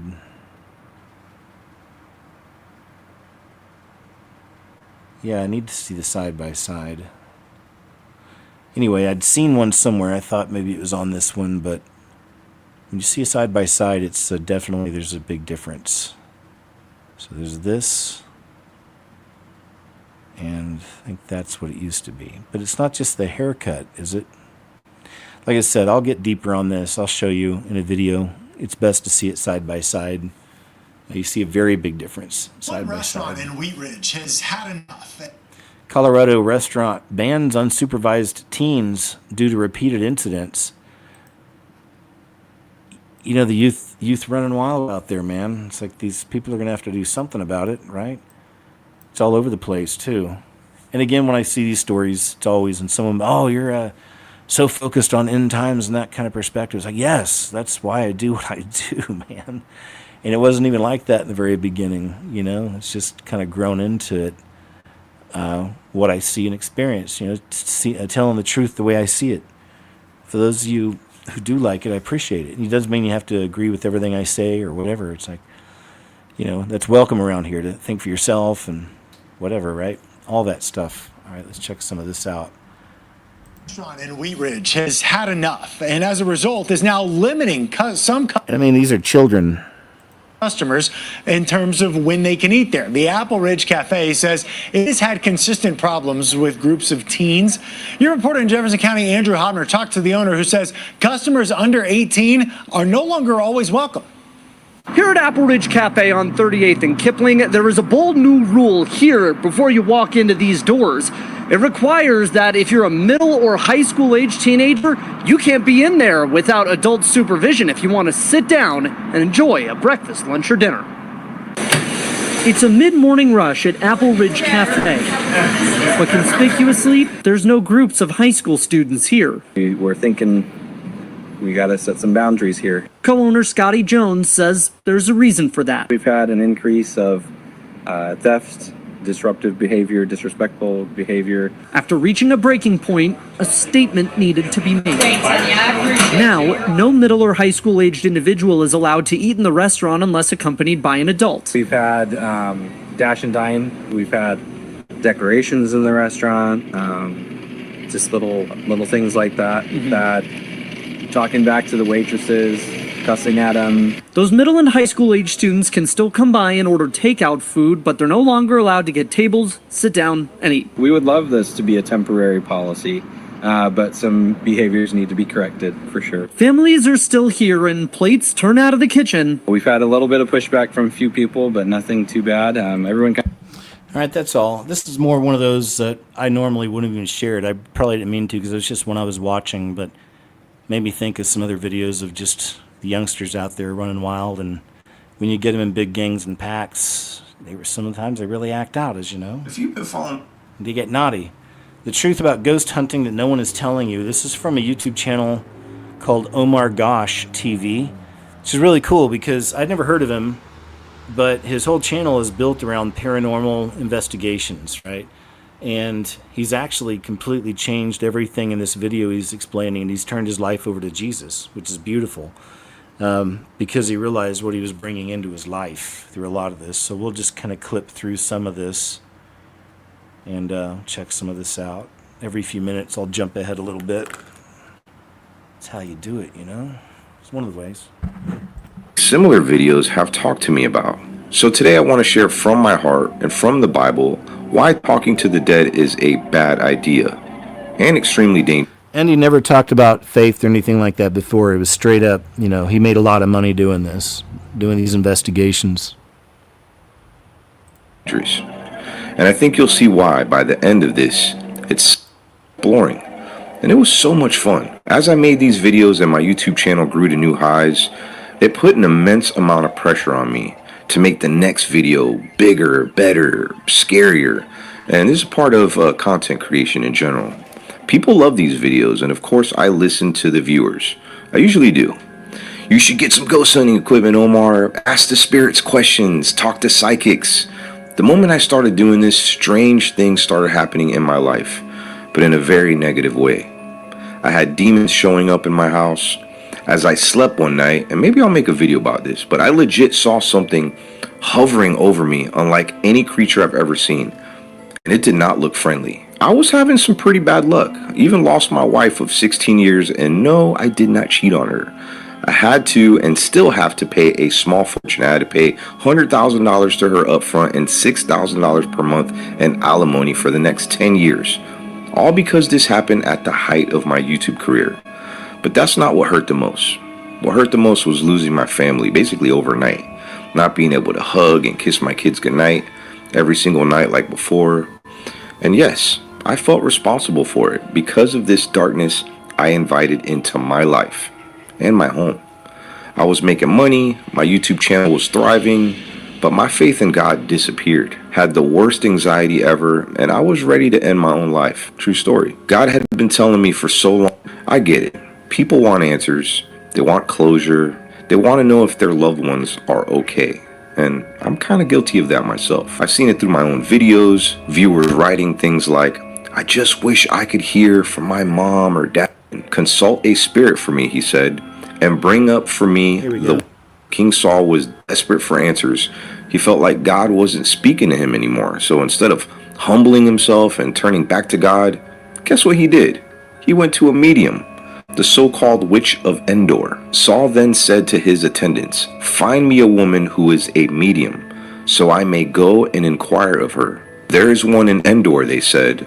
So Saul disguised himself, putting on other clothes, and at night he and 2 men went to the woman. Consult a spirit for me, he said, and bring up for me the one I name. The medium tried to summon the prophet Samuel, and God allowed Samuel to actually appear, but it wasn't by her power, but as judgment against Saul. Samuel said to Saul, why have you disturbed me by bringing me up? I'm in great distress, Saul said. The Philistines are fighting against me, and God has departed from me. He no longer answers me, either by prophets or by dreams. So I called on you to tell me what to do. Samuel said, why do you consult me, now that the Lord has departed from you and become your enemy? God became his enemy for this. You gotta think, we serve a jealous God. I mean, this is basically idolatry. Not long after this, Saul's downfall was complete. In 1 Chronicles 10:13 through 14, it tells us why. Saul died because he was unfaithful to the Lord. He did not keep the word of the Lord, and even consulted a medium for guidance, and did not inquire of the Lord. So the Lord put him to death and turned the kingdom over to David, son of Jesse. So here's the lesson. Saul didn't just make a mistake. He rejected God's voice and went looking for answers in the dead, and it destroyed him. And this story, like I said, it scared the crap out of me. But what's really happening spiritually? Here's what the Bible says about the dead. In Ecclesiastes 9:5, the living know that they will die, but the dead know nothing. In other words, the dead aren't hanging around waiting to chat with us. All right, I'll stop there. But good stuff, right? And his channel, once again, is called Omar Gosh TV. And I think that's just really awesome, man. I love to see it. Here's a guy that is raking in a lot of money. He's got 4.48 million subscribers. So these kind of people on that level, they're making a lot of money, like a lot of money. And, you know, but then things started falling apart, like you said, you know, and because you got to sacrifice something when you start playing with the enemy, right? So there you go. We saw that earlier, too. But, man, good for you, our brother in Christ. Welcome aboard, Omar Gosh TV. We love it. Can't wait to talk to you up in heaven. Have some story times up there with him and all of you. It's going to be amazing. I can't wait. Says she sold her soul for fame and wealth, and it worked. Wait, did we see him earlier? No. It was we saw Marcus earlier, but it was a different story. Yeah. So let's check this one out right here. Let's see. Does it go the whole time? Pretty close. We won't listen to the whole thing, but we'll check out some of it here. It's 12 minutes long. This video right here, this woman sold her soul to the devil for fame and wealth, and it happened. It worked. And I want to play this video for you guys, but before we do, I want to make sure that you guys know that there is no sin that is beyond the forgiveness of Jesus Christ and what he did on the cross for you guys. Nothing that you've done can keep you from the saving grace and love of Jesus Christ. Yes. Let's play this video and we'll be right back. All right. In August 2022, I sold my soul to the devil. So I tried to record this video like over 5 times, but every time it reached about the 3-minute mark, I was like, this is way too long. So I'm probably gonna break this into parts. I did pray doa perlindungan sebelum saya cerita. Also, disclaimer, if you don't believe in these things, that's totally okay. You can simply scroll away or you can just listen. But please do respect that this is my experience and this happened in my life. So I do politely ask that you, the viewer, be respectful, okay? So there's a lot of layers of how I got to this point, but rewind to August last year. I truly believe that was the lowest point in my life. I was severely depressed. I was on medication. I had no God. I was lost. One night in bed, in the dark, I heard a voice. It kept on repeating the same thing. It was like, hey, why don't you Google how to sign your soul away? I kept on ignoring it for a while, but after a while I caved in. It got me extremely curious. I was like, I've got nothing to lose. Let me just research it. Do these men in suits really exist? If they do exist, how would they know that I am trying to make a deal with him? I am literally no one. I Googled and I Googled and I researched, I went on Reddit and I did all these nonsensical things. Ultimately, I was like, you know what, let's do this old school.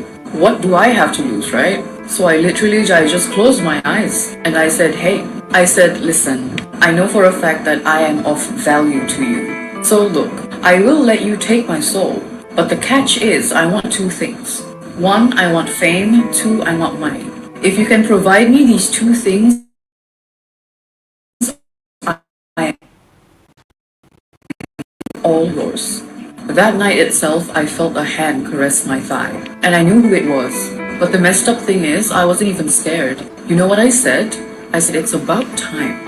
I could feel him breathing down my neck. It was a strange experience. The next day I woke up. My phone was blowing up with notifications going on and on and on. Mind you, at this point in time, I was like 2 months or 3 months old on TikTok. I had no niche. I posted trash content. And after that so-called negotiation, I had my first viral video. It went over 1 million views overnight. My follower count went from like 2,000 or 1,000 to like 10K overnight. Of course, I was excited, but at the same time, I was like, this must be a coincidence. Like, if you are truly real, like, this can't be. If you are truly real, where's my money? That's the second thing that I asked. Where's my money? I want to see it. So after my viral hit, I went to bed that night. I woke up the next day. I looked at my phone and there was nothing. I was like, memang tiada pun, memang kau tidak wujud. Anyways, moving on with my life. However, at 2 p.m. that day, out of nowhere, 3,000 ringgit got transferred into my account. My mind was blown. I had no job at this point. I was put on leave because of my PTSD, because of something that I went through. And then check, it was from my old company that underpaid me apparently. So yeah, you guessed it. That night itself, I was like, you know what, take me. I'm yours. And that is when my social media accounts was very strange. If you are here and you've been following me since then, you would have noticed that a lot of my stories, a lot of my reels, a lot of my posts were incredibly demon-based. The way I spoke was different. I was arrogant. And no one told me to do this, but every time I tried to say the word God or Jesus, I felt like I wanted to throw up. So yeah, that kept on going for a whole month. Until this one fateful day where my uncle and his family visited my home. Long story short, that last night that they were there, my cousin and I, we were talking about faith. And obviously I did not tell them about this. So I distinctly remember, I forced myself to say God and I forced myself to praise him. I knew for a fact that the devil was angry. But there was one thing that my cousin said. After the both of us were sharing our testimonies and our experiences of our Christian faith, well, I was faking it, but he said something. He said, hey, be prepared of what's going to happen next. A lot of bad things are going to happen because... All right, I'll stop there. I don't want to play her whole testimony here, but I want to play some. You can go check it out at Marcus Dixon channel. I'll tell you something that's really crazy as far as technology goes. I guess you can call it technology, but there's a whole culture on YouTube I didn't even know existed until recently, and it's Cat TV. You guys ever heard of Cat TV? Like, people would just, be putting a camera out there and be filming. They put bird feed out and just filming all kinds of birds and squirrels. All kinds of, there's different videos too. Right now there's a squirrel up there. But when Chubbs is being naughty, like I found, and I feel bad about it. I don't have kids or anything, but, and I never liked the idea of parents using TV as a method to, subdue the children. But that's a whole other story. The stuff the kids are watching, humans and television is always a very different form. This is all natural. Birds and squirrels and nature, and the cats go crazy for it. So anyway, it stops him. He can sit there forever and watch it. So I think he's going to be good for the rest of the show. All right, that being said, I won't do it. We'll see. We'll see how long he lasts if he gets distracted. There was a mysterious crash at Area 51, and it keeps getting weirder. Yeah, there was some kind of an incident at Area 51. If you guys heard anything about this, check some of this out here. The investigation into a, quote, incident involving a military aircraft near Area 51 is intensifying after the Air Force discovered, quote, tampering in materials in the desert. The agency now investigators first to tell you late last month about that incident near Area 51 involving a military aircraft. The FAA even ordered all planes away from that area above Lincoln County, not far from the secret military installation. Well, after cleaning up the site, a spokesperson for Creech Air Force Base, where they fly drones, says, quote, investigators discovered signs of tampering at the mishap location, including the presence of an inert training bomb body and an aircraft panel of unknown origin. What? Remember, that's after they say they cleaned this all up. Right now, the Air Force and the FBI are investigating. Meantime, the Dreamland Resort, that's a website devoted to tracking activity in and around Area 51, reports the incident was an unmanned aerial vehicle crash. There you go. For those of you who don't know and never heard of it, try it. If you have a cat, just put on the TV, put on YouTube, Cat TV, look that up, and you'll find a bunch of examples and just start playing it. Make sure your cat recognizes it or looks that way. Or if you play the audio, you can hear all the birds chirping and all that stuff, so that might attract them. And just see how it works. You know, sometimes he'll jump up there and pat at the TV every now and then, but mostly he doesn't. Because remember, that's what cats do a lot of the time. That's why they love windows. They just love looking out there at everything. And he'll sit on the porch all day and just look outside. You know, look at the trees, squirrels. We get a bunch of animals around here. Anyway, enough about cats. Just want to share that with you. What? He just broke free. There you go. It's for a moment at least. This was an old school story. This man had been having some drinks in Vegas, and a retired Area 51 employee made some startling admissions to him. Do you guys remember this one? Anybody? Check it out. It's pretty interesting. Yeah, you know, haven't seen the aliens. What do they look like? Blah, blah, blah, yada, yada. And he would Vegas, and I had a neighbor. He was some drunk former military guy. And one day we were talking about just nothing. And he had told me that he used to work at Area 51. And so I was like, oh, yeah, you know, haven't seen the aliens. What do they look like? Blah, blah, blah, yada, yada. And he would never, ever tell me. Nothing, nothing, nothing. You couldn't pry anything out of him. But one night, we had a power outage. And, like, the whole neighborhood was black. You couldn't see anything. So the nice guy was, like, really dark. You could see, like, a lot of the stars because there was no outside light to drown out the stars. And he was real stinking drunk. I remember this guy used to drink like a half gallon of whiskey every 3 days.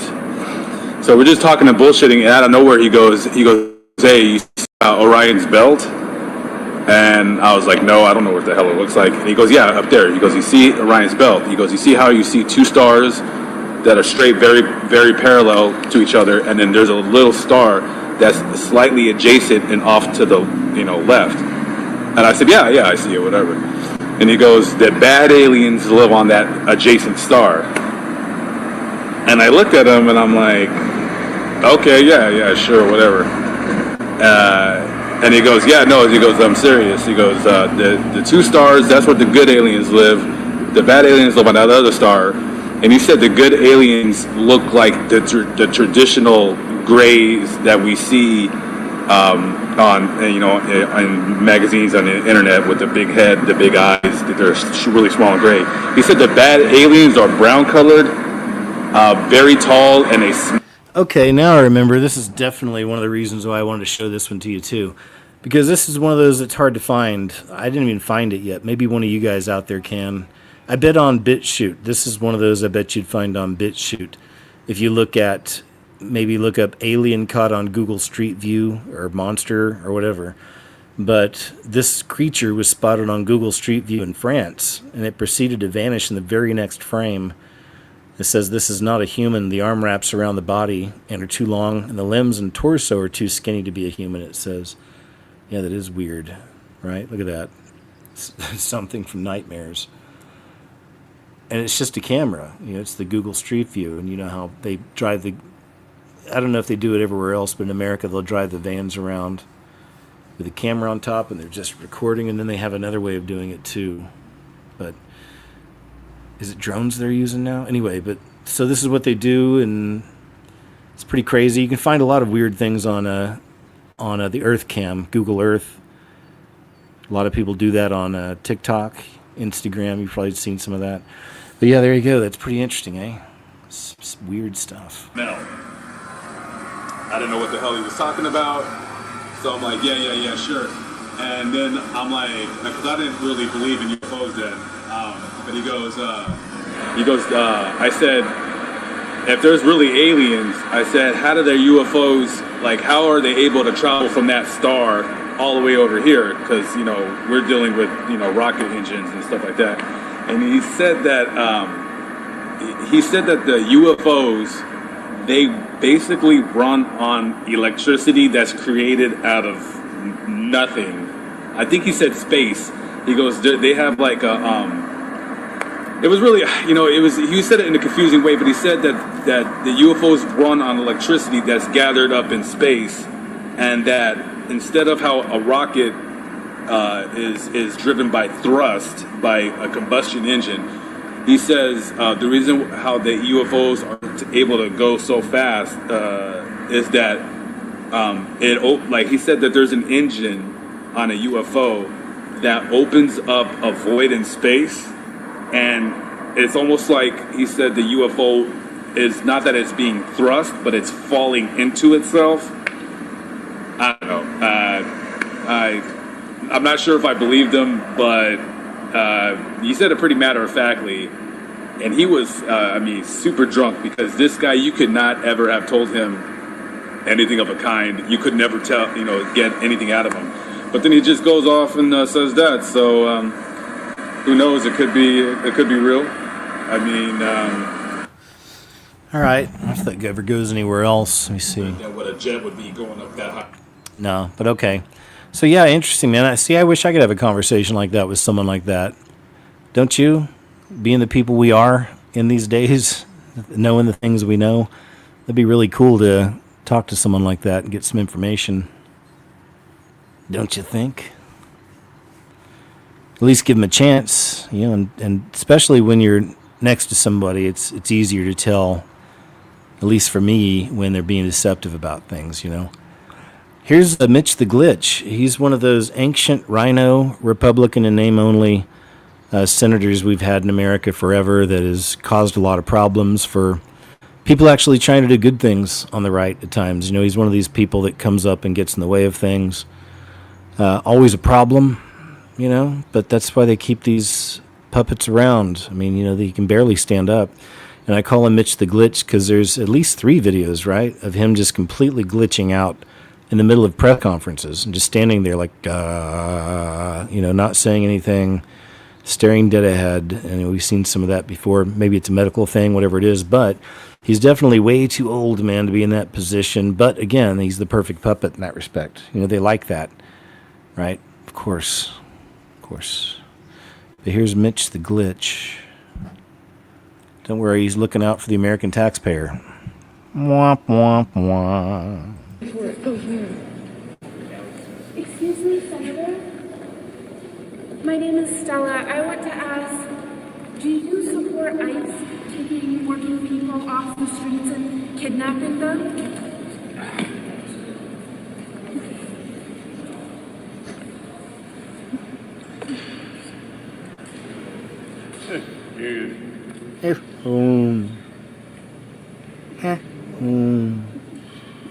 It was weird. It didn't make any sense. It was just a noise. But I thought it was just weird is right after she said the word ice, and then she just said it, and then it's like, oh, slips. Don't know if it means anything, but probably not. But there you go. Don't worry, America. Looks like they're actually indicting some people, though, and really going after some people. John Bolton has gotten in trouble. He just got indicted. I mean, the thing I read said he could face up to 80 years in prison. Whoa. Dun, dun, dun. Oh, now here's the other one I wanted to show you. I showed the other one from this area right here, right? And then there's videos like this are popping out, and this is the one where people are running through the streets, as we know, all through America and other parts, especially Europe, screaming to free this place, right? Free this place, free this place, free this place. And they also have current iPhones, which is pretty awesome. But I don't know, this is just something I thought was interesting. Turn the music off. It says fastest developing country in the world. It's from 2 days ago.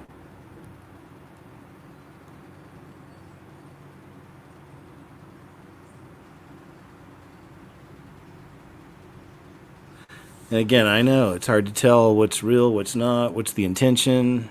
Is it prop? Is it not? Is it real? I'm not sure. I wouldn't be surprised either way, man. Honestly, especially if it's real, I wouldn't be surprised. Just showing all these people going nuts. But as we've seen before, a lot of them are paid, and then also some of their minds are so washed, they'll just rush off to whatever the next thing is. You know, that's how a lot of those people are. You know, this week it's hang a Ukrainian flag, you know, whatever. But it changes, right? So I don't know. You tell me. I don't know if that's, I don't know. Oh, and then Grok, somebody asked Grok where and when was that video filmed, and it says video was filmed in Al Danaf Hyper Mall, and that is in that strip. It says a local youth recorded it and posted it on Instagram around the 13th of this month, 2025, calling it first day in that area without, you know, trouble, while showcasing stocked shelves and the new iPhone 17 Pro Max. Says it aligns with footage shared by other watchers tracking social media. So there we go. You know, it's a real thing, right? Well, apparently. Grok says so. If y'all thought the sky was a backdrop, I need y'all to stop and look again, because the veil is thinning, y'all. There is so much activity going on in the sky right now. The sky is signaling and it's pulsating, it's flashing. Did anybody see this in Minnesota the other night? Now again, the Bible talks of these times where we will see signs in the sky when there's a major change that's coming upon earth. And look at the sky in Minnesota. Hold on. Y'all thought Minnesota was showing out? Look at what's going on in Delaware. What is happening with the sky? Is God sending us a message of changes to come? Now, something strange must be going on in Delaware, because my friend looked back and she took out her camera because the sky was purple. And then when she looked up, she saw these things flying up in the sky, y'all. Can y'all see that? Hold on. Let me zoom in and show y'all what this is, and y'all can let me know. Look at this. These things were flying around in the sky. Now, you think that they were stars, but check this out. What is this, y'all? What is this? She said it looked like some type of crustacean. You know how they talk about the waters above and the waters below? Well, we are in the waters below, and this is the waters above. She said it looked like some type of crustacean flying up there or swimming around up there. What is that, y'all? That's not a star. Now back to Minnesota. What is going on here? Look at this. This thing is flashing, it's pulsating, it's glitching. Y'all see that? Wow, I have never seen anything like this before in my life. It's a red sky. There's a major storm coming in. Wow, I have never seen anything like this. Look at the flashing, y'all. It's going crazy. It's like the Dragon Ball Z episode that we've all been waiting for. Wow, look at that. Look at, what is that the sun? Wow. Look at the horizon, y'all. I'll show you this. Over here, and you can see that there's almost a rainbow in the sky. There's that rainbow that be everywhere, that dark banded rainbow that be everywhere. When I get a chance, I'm gonna sit down and make video for you. All right, thanks, sir. We get it. Get it. There's probably some, yeah, I know. I've got some Mavi videos coming up. And he noticed it too. I mean, it was after I'd seen it. It was over on msn.com, I think. So he's probably got some side-by-sides here talking about Bradley Cooper. What the is going on with Hollywood right now? What in the simulation remix do we have going on in Hollywood right now, y'all? we have yet another celebrity looking like they got downloaded into the wrong timeline. Is this another Mandela effect? Is this another Mandela effect? Because why does this look like Hadley Cooper? Where did Bradley Cooper go? You cannot sit here and tell me that this is the same man that played the movie Limitless. I just watched this movie last week. That is one of my favorite movies. And y'all gonna sit here and tell me that this is Bradley Cooper? Look at the pictures, y'all. Look at the pictures. Look at the chin. They don't even have the same eyes, y'all. They don't even have the same eyes or the same hair. What happened to Bradley Cooper? What is going on with the celebrities? Everything is off about this picture. The skin tone, the nose, the eyes, the energy is completely different. This dude, you can look at the confidence in him. This dude's not even sure if he wanted to wake up this rising. There you go. So that's a good one. That's a good side by side, as you can see. So I don't know if anybody looked at the ears. What's going on in Hollywood? Are they replacing these people with clones right in front of our face? Is this an AI double? It does look different, right? Like there's just something's just off. You know? Because it's one celebrity after the other. Something. I think that's it. All right, we'll move on from that. Something's up. Like I said, if it wasn't just, so many of them are starting to look just a little different. Something's weird. This is pretty crazy. Here's another glimpse into that final digital prison. Meanwhile, in the UK, robot police dogs are now being seen guarding luxury migrant hotels. You heard that right? Or unwelcome visitors. And the grounds in which they reside in. So it says here you're living in some kind of dystopian sci-fi novel, except it's real life. Yep, I call it the scariest movie ever made. That's me. All right, check this out. This is really crazy, though. What?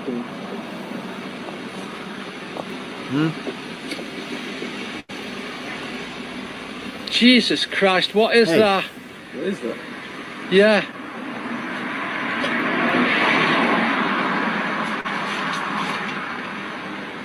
Is that really necessary? I mean, what is it? Yeah. What is it?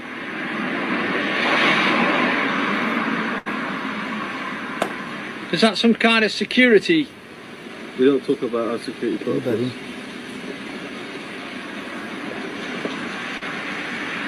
Thing there. What is that thing? All right, so there's that. Crazy with the robot dogs, of course. It's a cute little guy. Remember saw videos where we're putting them out in neighborhoods and places like that, and especially parks, and getting people used to him, especially letting children come up and talk to him and pet him, right? Secretary of State Marco Rubio reveals that UFOs have been observed flying over restricted U.S. nuclear facilities, which are not from our world. It's pretty crazy because during that press conference I watched with President Trump earlier, I'd pointed out to you guys, there's a whole part where he was just giving a lot of just praise on Marco Rubio about the job he's doing and all these things he's doing. And just think that in real life, they've had this discussion. Wouldn't that be interesting to hear what a discussion in the White House on UFOs would be? I think so. But anyway, let's check this out here. It's from an upcoming documentary, because the big show's about to play. Of something operating in the airspace over restricted nuclear facilities, and it's not ours. These are otherworldly things that are performing maneuvers that haven't been seen. I have seen with my own eyes non-human craft and in human history. Age of disclosure. So yeah, I'll be looking for that one. I'll probably do a video on it, I imagine, but getting ready, man, getting the people ready for the big show. It's going to be riveting. It's going to be so riveting that men's hearts will fail them for fear of what they watch coming upon this earth. Makes you wonder. Really makes you wonder. Oh, this was cool. Here's a nice doom break for us. I really loved this one. This is really great. Check it out. An eagle asks the dog for help. Easy there, buddy. One zip. Come on, Finn. Stay close. Easy, girl. I'm right behind. Come on, girl. Keep going. Damn, he's stuck deep. Hold on. We'll get you out. Easy, easy. I got you. You're stuck. That's it. You're coming out. Gotcha. You're okay now, big fella. She's huge. Just soak through. We'll get him dry. The other one stayed with him? Yeah. Right on. Easy, girl. You're doing good. Your friend out there is waiting for you. Almost clean now. All right, big guy. Just warm up for a bit. I'll do the rest. Riley's got watch. You can take a nap if you need to.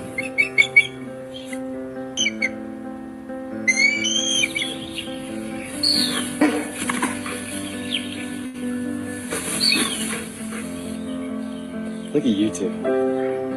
You're riding so calm, buddy. This is a cool. Okay.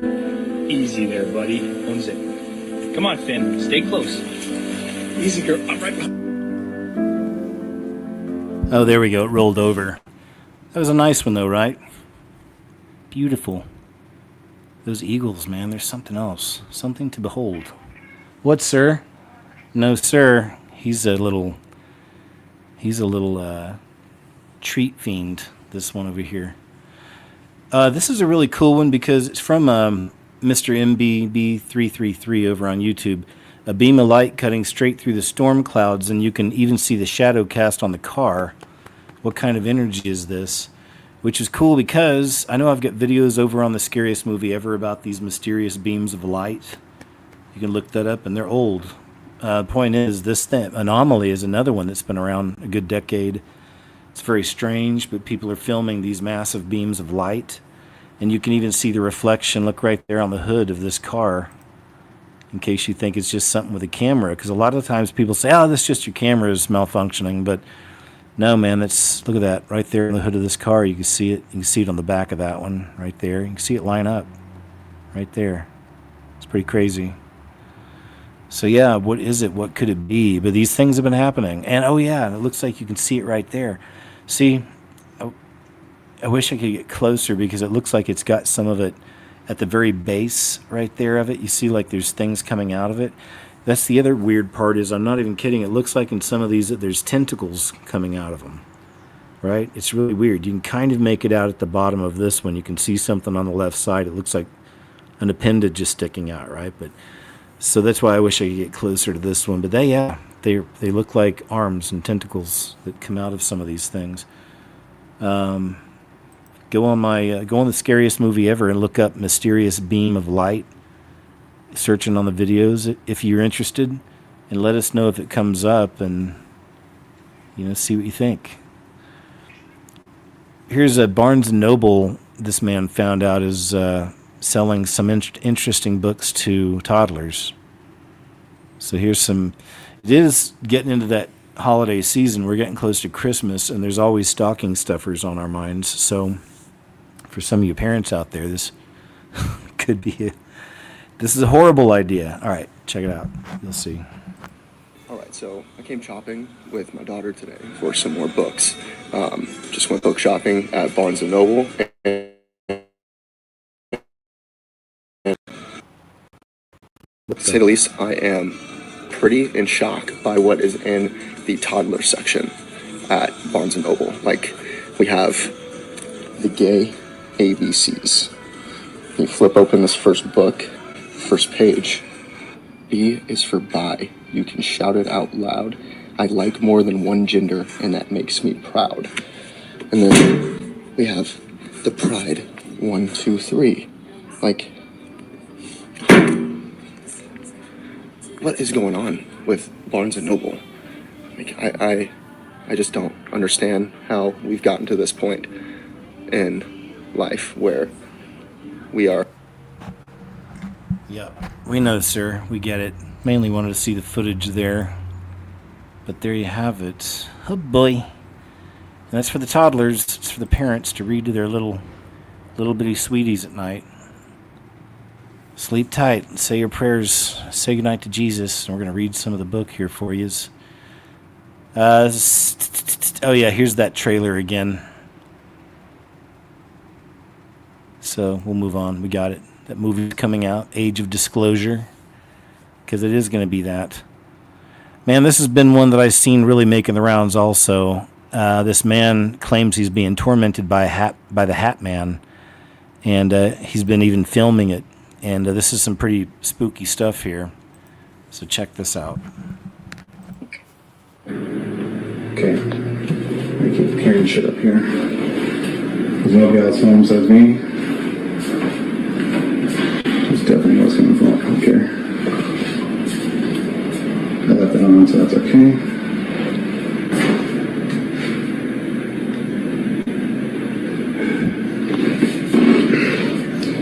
Not again. I don't want to deal with this. I do not want to deal with this. No, not again. Not again. Not again. Not again. Not again. Not again. Not again. Not again. Not again.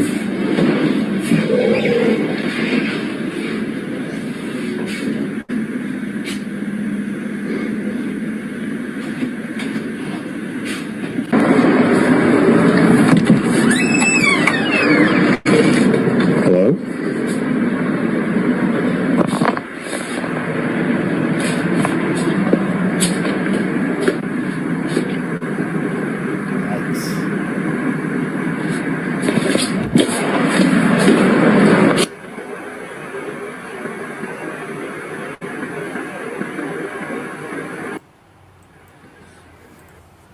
No thanks.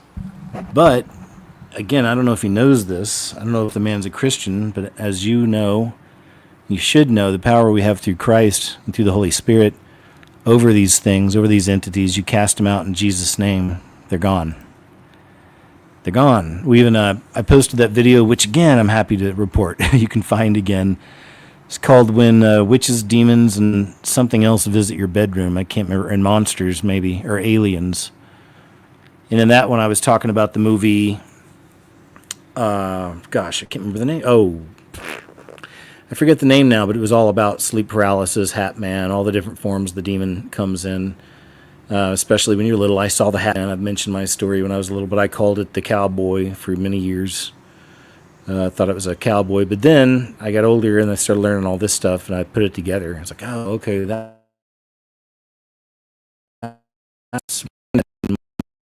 Mom and Dad, and I'd be wide awake, it would seem like, and I'd be having these weird, awake dreams. My toys would be floating around in little balloons, whatever you call this, hot air balloons.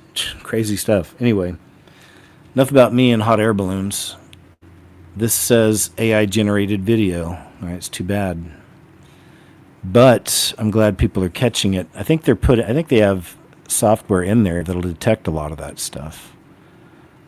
YouTube's getting pretty serious about it. If you're sharing videos that are AI altered, you have to let them know in the video or not. They'll take it down. It's not cool, but they're serious about it. Last night's video, I had to say yes, sharing AI videos. Old 1950s Disney cartoons showing you today's grooming, a.k.a., what do they call it?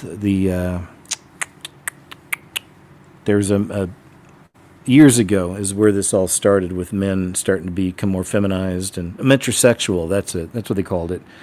That's how they started kind of getting more into kind of the straight men's territory. But this is pretty wild. This is from an old 1950s cartoon. I don't see any notes on here.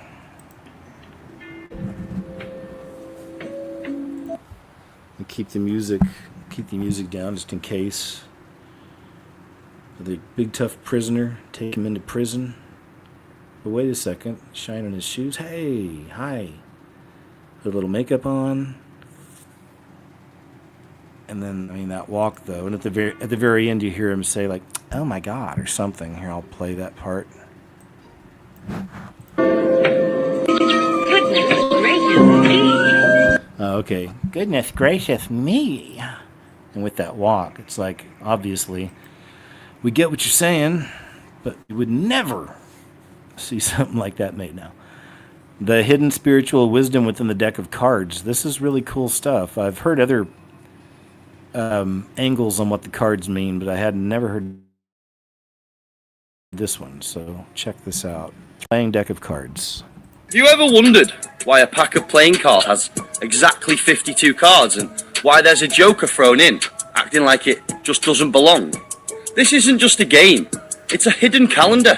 52 cards, 52 weeks, 4 suits, 4 seasons. 13 cards per suit, 13 weeks per season. The suits aren't just random. They're tied to ancient alchemy, representing the 4 elements, the same elements that secret societies obsess over. They even say that the kings represent real historical figures. The King of Spades is meant to be King David, and the King of Hearts is meant to be Charlemagne, and the King of Diamonds is meant to be Caesar. The King of Clubs is meant to be Alexander the Great. But there is one card that they don't want you thinking about. The Joker. The Joker doesn't follow suit. It isn't royalty. It isn't part of their system. In the tarot, the Joker is the Fool. Card 0. The one who walks outside the matrix, outside of the control. It's you when you wake up. Whilst kings represent power and queens uphold empire, the jester was the only one in the court allowed to mock the king, because hidden humour was truth. So when they deal you a hand, remember, the Joker wasn't made to play their game. It was made to break it. Ultimately, they have hidden spiritual wisdom within the cards, disguised as entertainment, just like they hid astrology in calendars, just like they hid alchemy in religion, and just like they hid divine rebellion in the Joker. The Joker represents the awakened one, not owned by the system, not ruled by the hierarchy, and not caged by belief. And maybe that's why they try so hard to keep you distracted, because once you remember that you're the wild card, the whole game falls apart.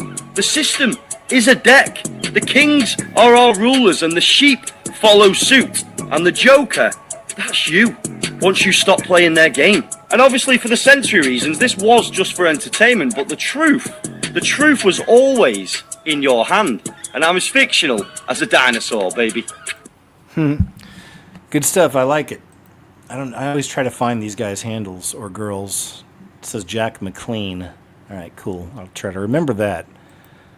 But I never heard that angle on it. I'm not sure. What do you think? But I've heard other perspectives. Did you guys hear about the mass sighting in Lima, Peru? This is one of the places I was thinking of moving to after I healed up in America for a while, but I ended up staying here. Lima specifically. And this happened October 12th, 2025. Check this one out. No sé si se puede ver arriba del aeropuerto de La FAP. Acabo de salir y veo esas luces. Esa luz verde es de la cámara, pero esas luces que están ahí ya están desapareciendo, pero habían bastantes. Solamente quedan 4 o 5 rojas.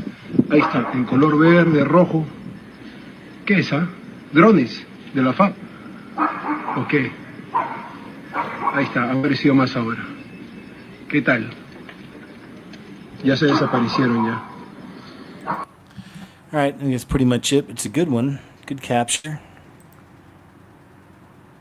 Chubbs is going back to the TV, so now we're going to try a new experiment. Turn that off. You hear him barking. You're okay. Yep. You sure are. All right, and then there's this. This is another nice little doom break. It says, today I found out that my cat has made friends with our neighbor's son.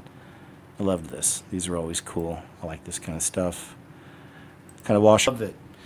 Because in a world gone mad in so many ways, these animals are more and more becoming, a lot of people's closest friends. Closest friends and allies in a lot of ways, especially young ones, the little ones out there. CERN portal contact with 3-Eye Atlas. This has been some talk also. I shared some of this on my new video. On November 21st, called The Age of Disclosure. An explosive documentary that reveals an 80-year global cover-up of non-human intelligent life with testimony from 34 U.S. government insiders. Ooh. So now, I'm not sure about you guys, but I find the timing of this film right here being released on November 21st very, interesting. Now you may be asking, why do I find this timing interesting? Well, it's because the timing perfectly coincides with the viewing of Three-Eye Atlas, which, unless you've been living under a rock, I'm sure you've heard of Three-Eye Atlas, which everybody is talking about. The massive comet heading toward us is larger than previously thought. Could be alien tech, scientist says. It could change everything for us. Wait a second, is it just me, or didn't I hear a very similar quote in the Age of Disclosure trailer? Change the trajectory for species. I'm sure it's nothing. But now let's go back to the interesting timing of this all converging. So that movie releases on November 21st, and as we can see right here, the object Three-Eye Atlas will become observable to telescopes again after its close approach to the sun in late October. But the best viewing is between November 2nd and the 25th. So again, could mean absolutely nothing. I just find the timing very interesting, especially when you see rhetoric like this right here being posted and pushed on social media, where again, this right here is most likely completely false or made up. But again, it doesn't even matter if it's made up. It is the narrative, the rhetoric, the information they are trying to push forward. So, as we can see right here from this individual who claims to be a remote viewer, he claims that CERN opened a portal, remember that, this idea of a portal, and contacted Draco reptilians on Three-Eye Atlas. Oh, how lovely. But now please let me just give a giant disclaimer here, okay?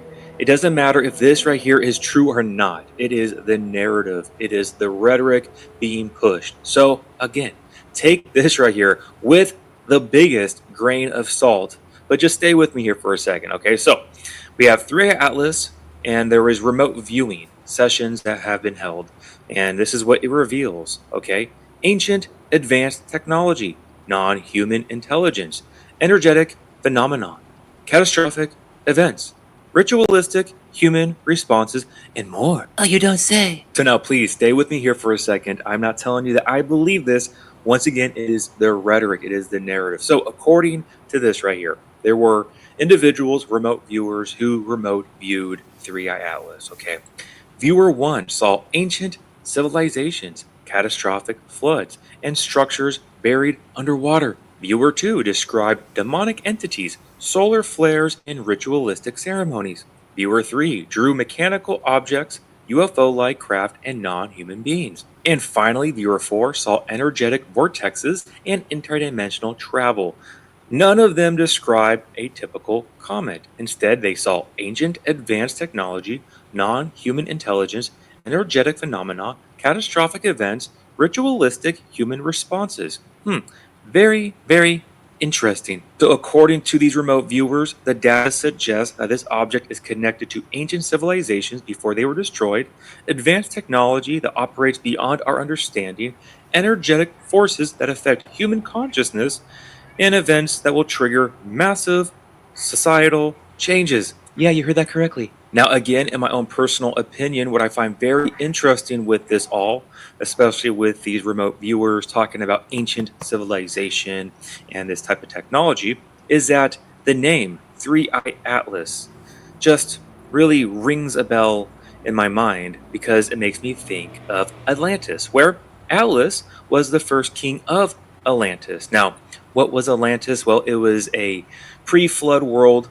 This is a theory that it was inhabited by the Nephilim, the fallen angels coming, mating with the daughters of men, producing Nephilim, and that was their island of ancient technology, civilization, where, according to Plato, we can see right here that this Atlantis was an island where Poseidon and his 10 sons, so where have we heard that before? Oh yeah, 10 kings of the book of Revelation during the tribulation, right?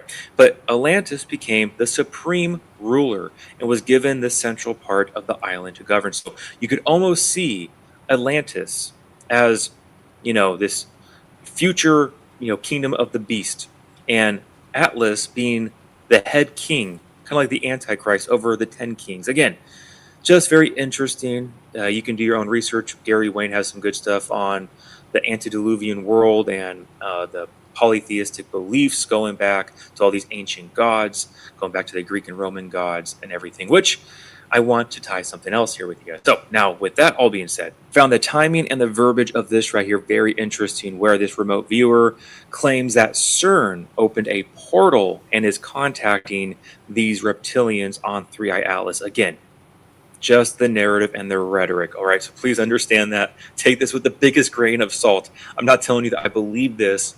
Again, it is the rhetoric. But again, CERN's always an interesting one, knowing the shenanigans that they do over there in Switzerland. But I find the term or the verbiage portal very interesting because that kind of converges with the timing of something else going on right now. Now, I completely understand that you might think I'm looking too far into this when I bring this up, but just stay with me for a second, okay? So, as I'm sure you know by now, how Mr. Golden Dawn brought forth the idea, the plans to build a new Arch of Triumph for him in Washington. And now the reason why my little tinfoil hat wearing brain found that very interesting is because of this right here. Again, so that whole convergence of timing with the age of disclosure going on with 3i Atlas and remote viewers talking about CERN opening a portal and talking to these entities again, right? The convergence, this narrative of this disclosure. And then Mr. Golden Dawn wants to build an arch. Well, do you know what an arch symbolizes? Well, an arch is a symbol of a portal. Oh yeah, of course. Representing a passage from one state or place to another. Symbolically, passing through an arch can represent rebirth, entering a new phase of life, or moving between the sacred and the profane.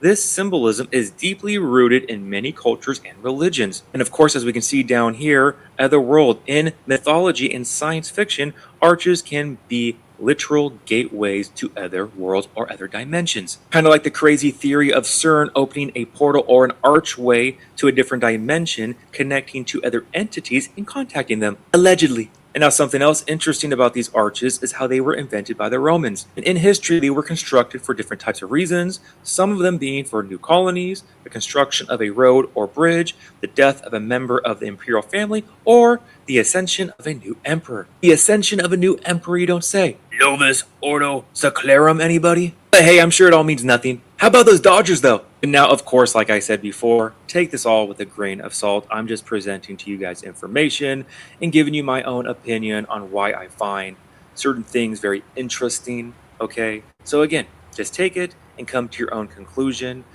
I just personally cannot help but see this rhetoric, this narrative being pushed forward with alien disclosure, deception, and just the convergence of events. But again, most likely a nothing burger, just presenting to you guys. All right, I just want to share some of that. I thought there's some interesting ideas. Definitely talking about the alien disclosure that's upon us, so it would seem.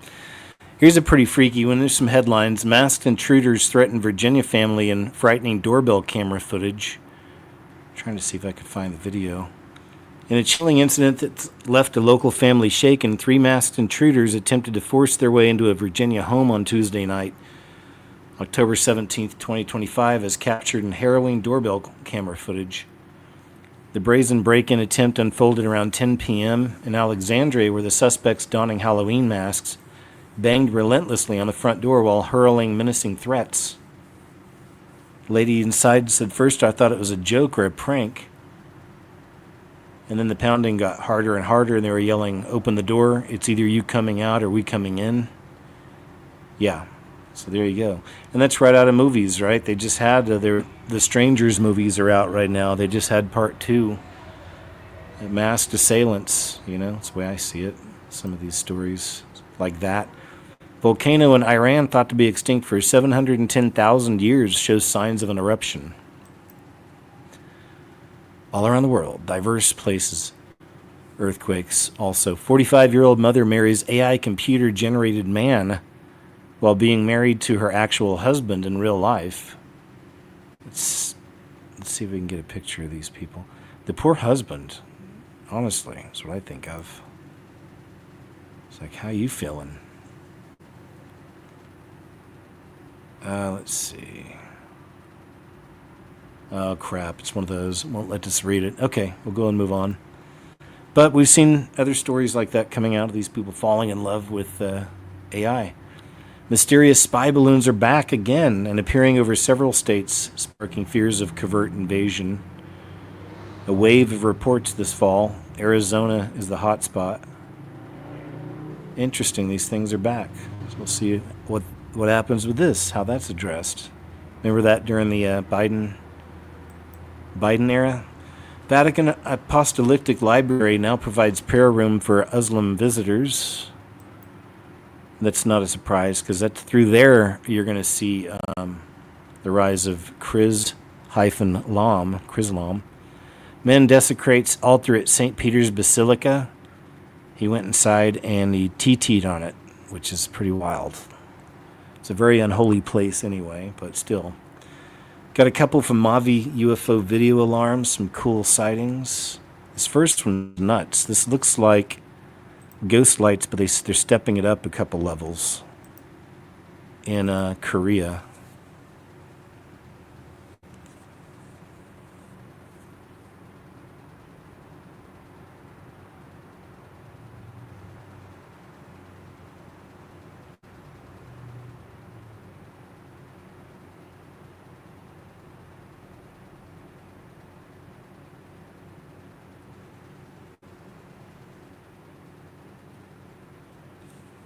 Right? That's what it reminds me of. Same thing. They always have to be in the clouds when they do it too. So there's that. As you know.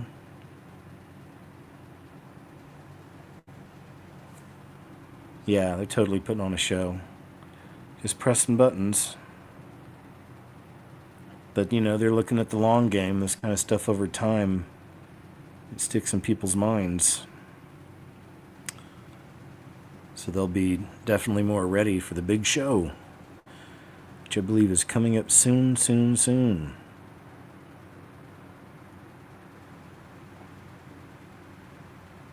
Look at that. The things they can do with that. What? Sir? What? Man. Little fiend. He's got the door open. It's outside. It's a beautiful day. But I did take his cat TV away. But I'll tell you, it really works. It really works. I can attest to that. All right, which one's on here, Mavi? Oh yeah, let's check this one out. This is a really good one. Good capture of something. One of those things up there.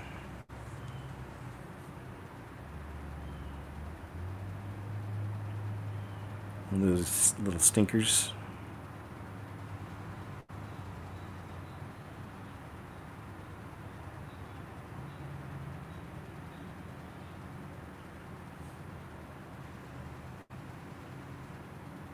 Kind of reminds me of some of the footage people have seen where they look like angels.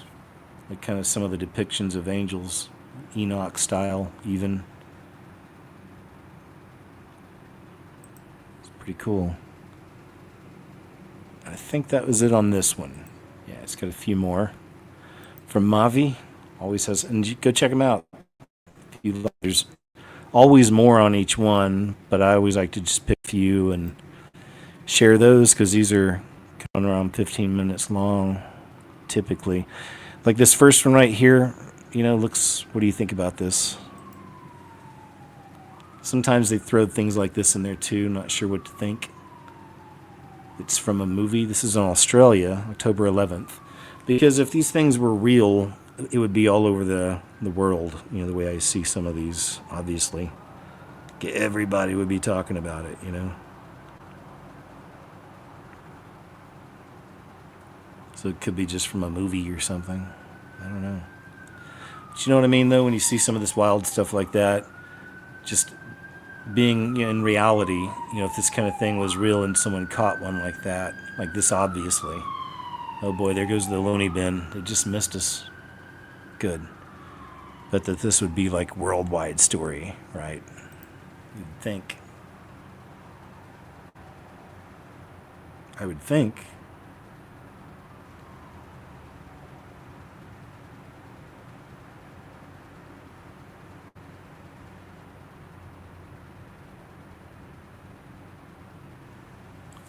So you get the idea there, or is it even AI or something?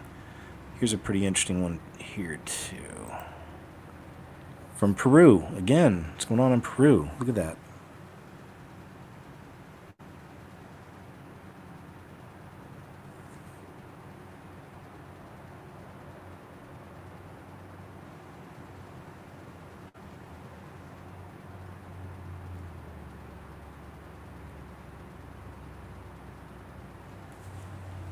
I think that's all that one does. Still, it'd be cool to see one of these in real life.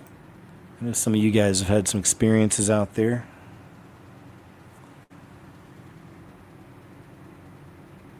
We got this giant spaceship downtown city. Is that the one I was going to show? Oh yeah, there was this thing. I have no idea what this thing could be. Look at this one.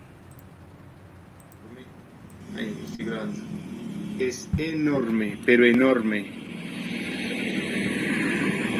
Por ahí va pasando un avión justo al lado de él. ¿Qué mierda es eso tan gigante?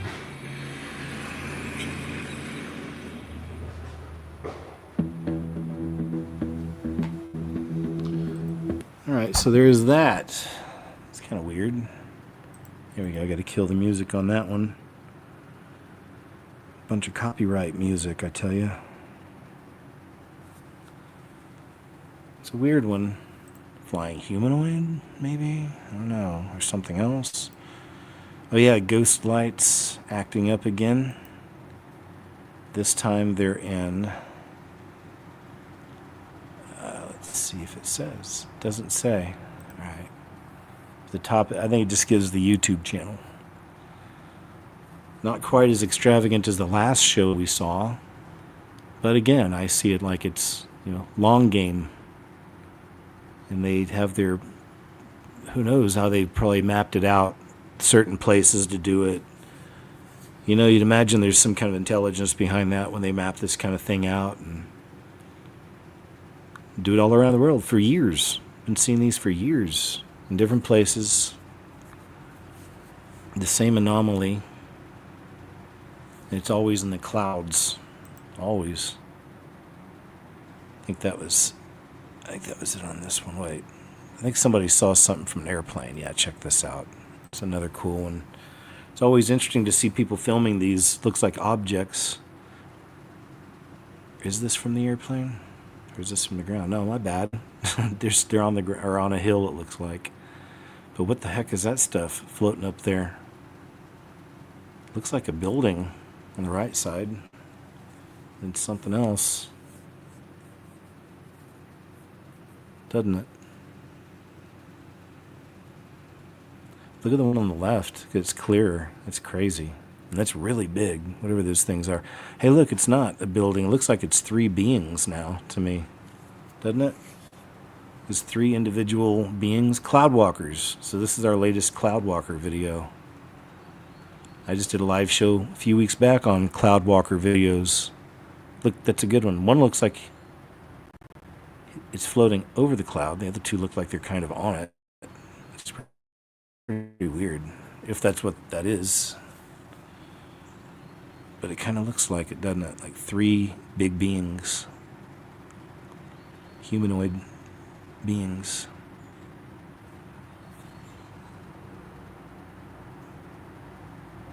It's what I see, at least.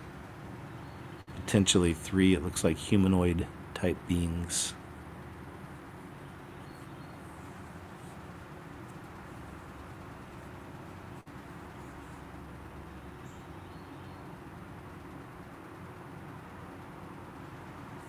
It's a good one.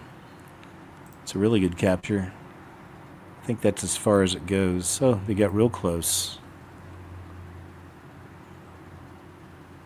Weird. It's on top of them. That's really far away. So these things are really big. Whatever these objects are. Really big. To be able to be seen like that from that far away. So it's a good one. I think that was it. Wait. Yeah, that was it. Good stuff, Mavi. Thank you. And I think this is the last one from Mavi. Yes. Let's check it out. What do we got here?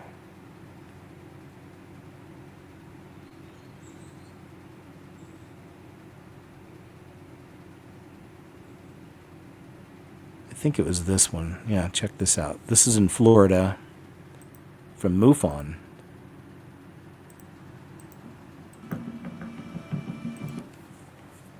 Let's see it.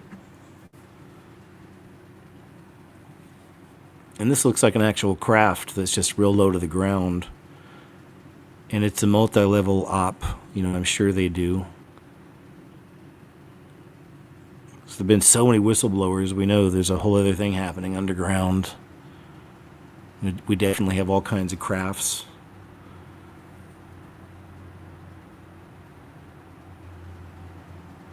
It's pretty cool looking, whatever it is. Look at that. What is it? Is it lights? Just three. It's more than just three orbs. It looks like there's something coming out of it. I don't know. I'm wondering if that's even real now. Is this a... See, now I have to wonder.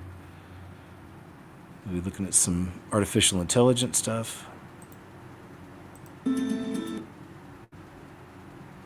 know what I mean? Because, I mean, this is really crazy. Look at that. That's amazing, whatever it is.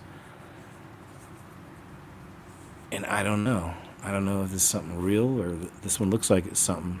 It says, then this thing shot straight up into the sky. Recording ends due to camera battery failure, is the claim.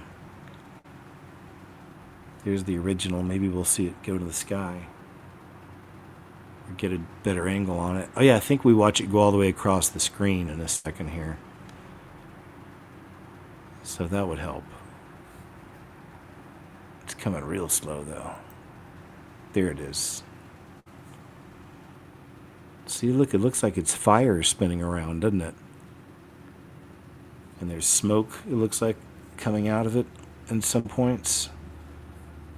It's like spiraling fire. It says note branches begin to sway at 50-second mark. Where's that?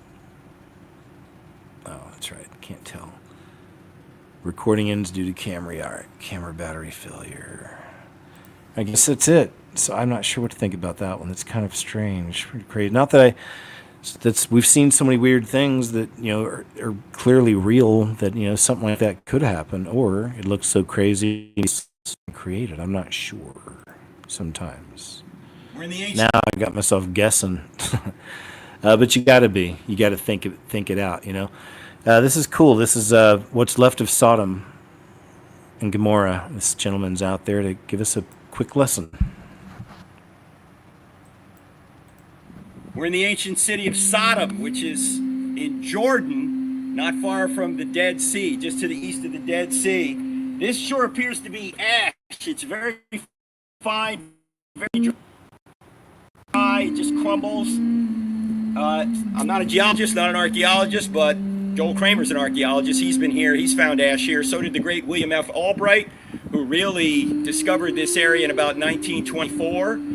This is the biblical Sodom. It was never lived in again after about 1900 BC. That's when Abraham and Lot, that whole story from Genesis 19, it's described in Genesis 19. This place was never lived in again, as well as three other cities. The one city that was lived in again, we're going to go to next. It's called Zoar. That's where Lot escaped to after God destroyed Sodom. Just found pieces of pottery here in the biblical Sodom. Look at this, has ash on it right here. This probably comes from about the time of Lot, would be 1900 BC. And as we said earlier, this city was never dwelt in again after it was destroyed in 1900 BC by sulfur. Thank you very much. Thank you very much there, sir, for the lesson. It's a good reminder.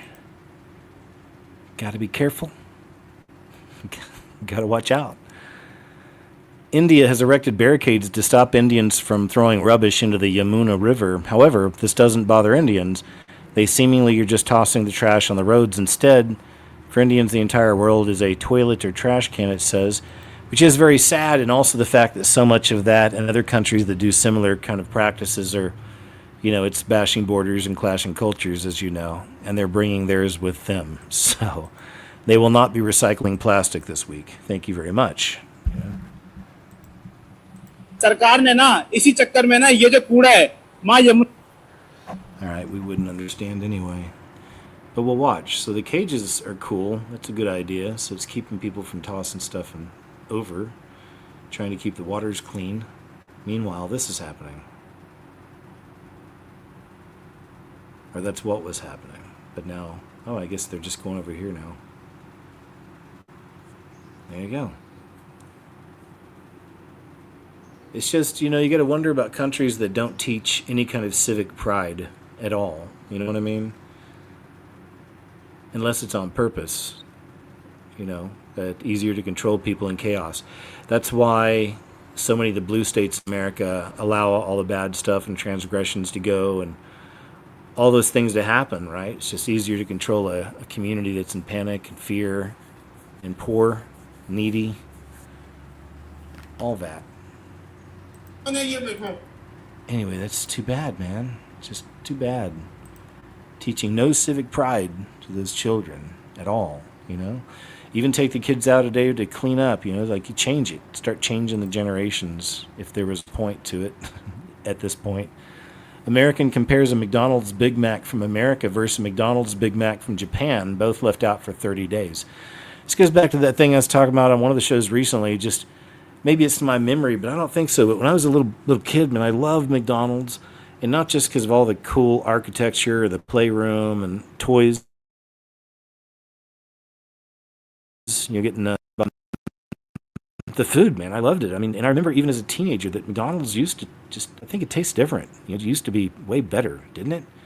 I won't even bother anymore. Every now and then over the last few years, I'll get an itch and think, why not? I'll try again and I'll get something. And I just don't like it, And now we've seen that information on some of my shows about, especially the Monday show, but talking about the math, it doesn't add up as far as how can they produce that many burgers every day, like 26 million or whatever it is.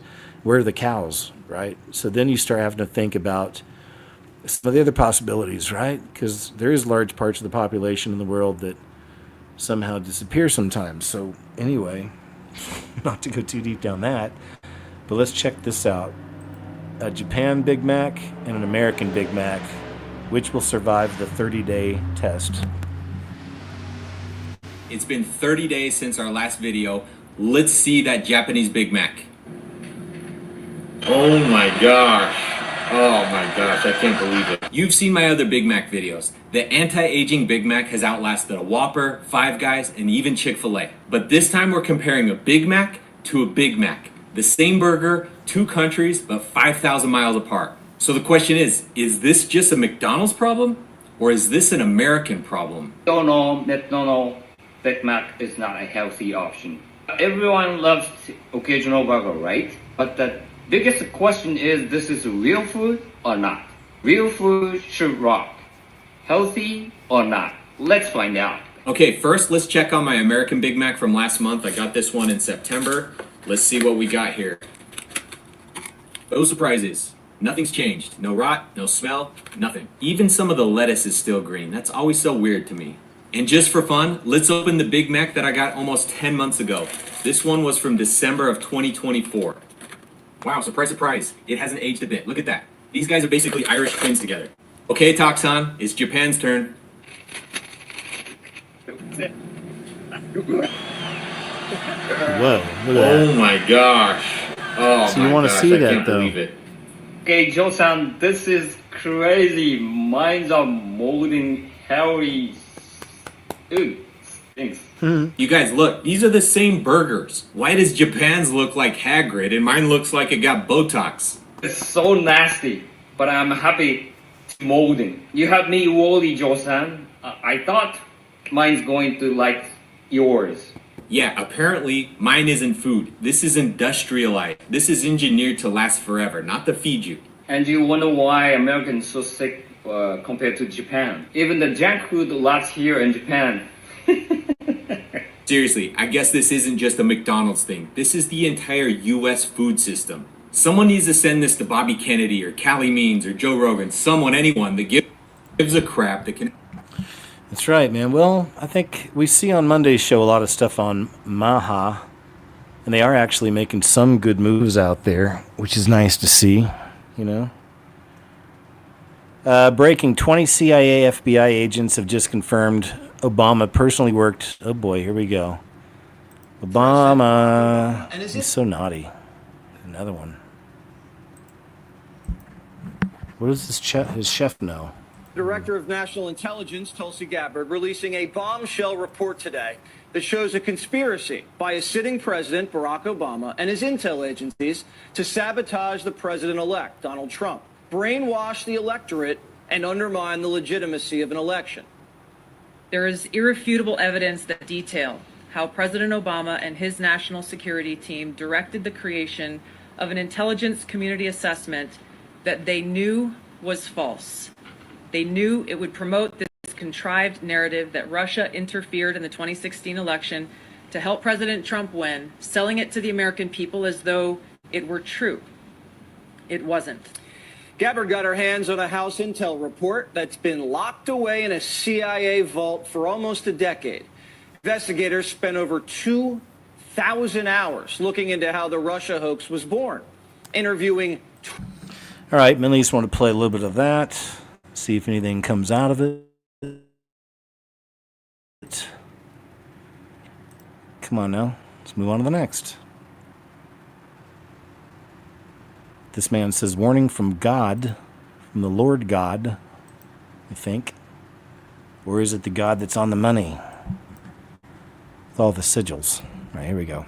Warning from God. So Donald Trump just said this. I don't think there's anything going to get me in heaven. Okay, I really don't. I think I'm not maybe heaven bound. I'm not sure I'm going to be able to make heaven. So Donald Trump just said he doesn't think he's going to heaven. And before you guys get in the comments, this video is not about Donald Trump.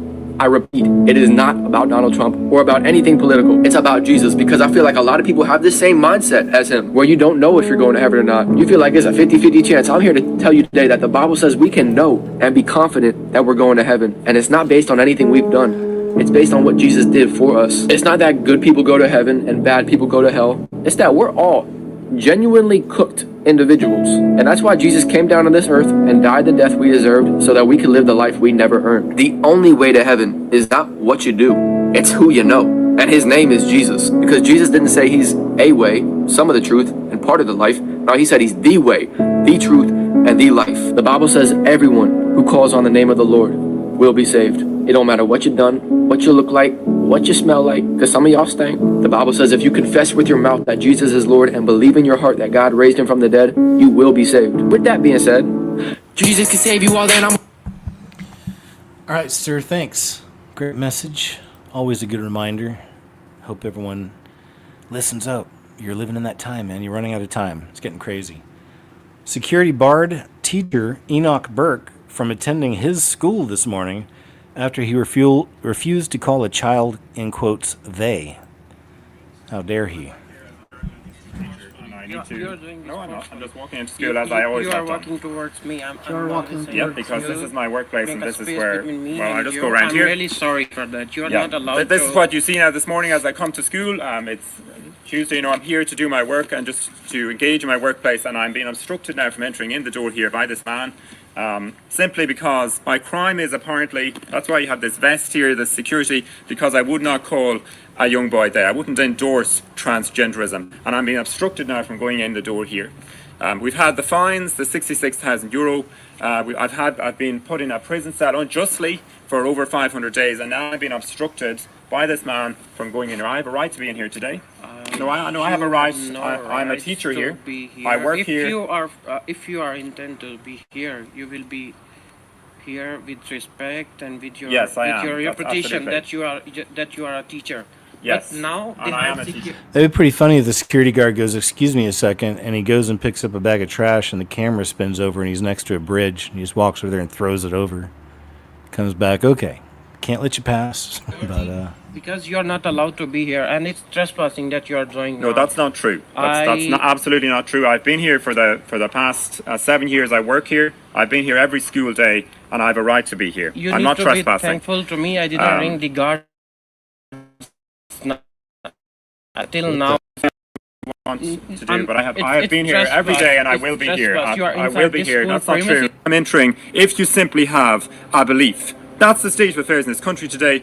People need to know it. It's not just me. It's happening all around this country. If you have a belief, if you have, say, they is here in my class today. Where is they today? What did they get in their homework? I just said, no, that's something I can't. I'm a Christian. I believe he created them, male and female.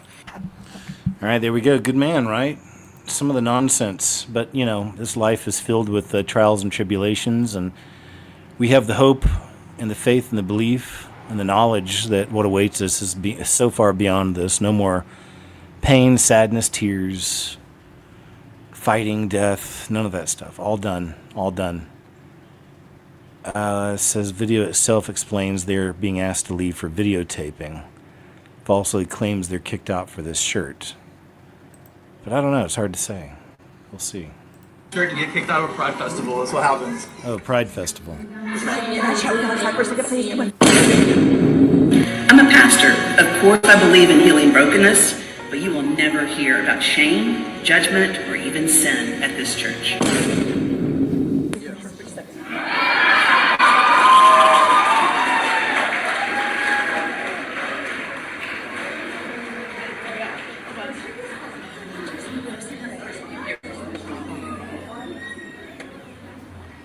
Good, guys.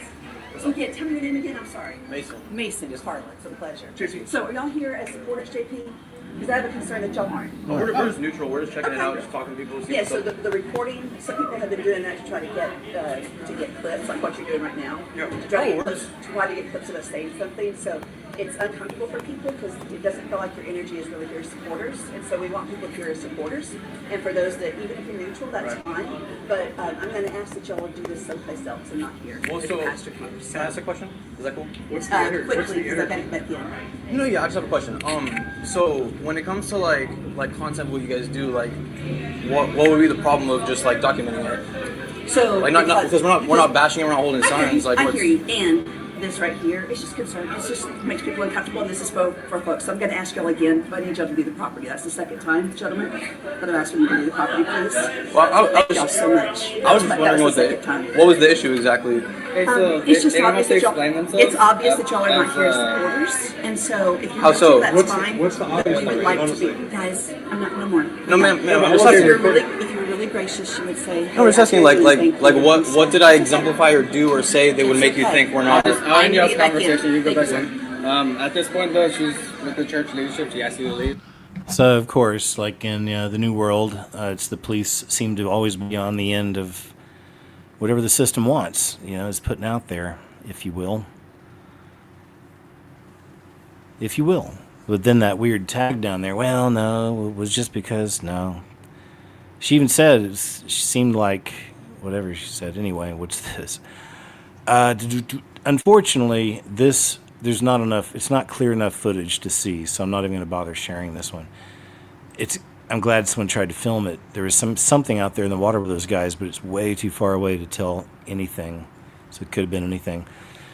Students and parents staged a walkout at a high school in Oregon last week to protest a state policy allowing boys to be in the standing up. There we go.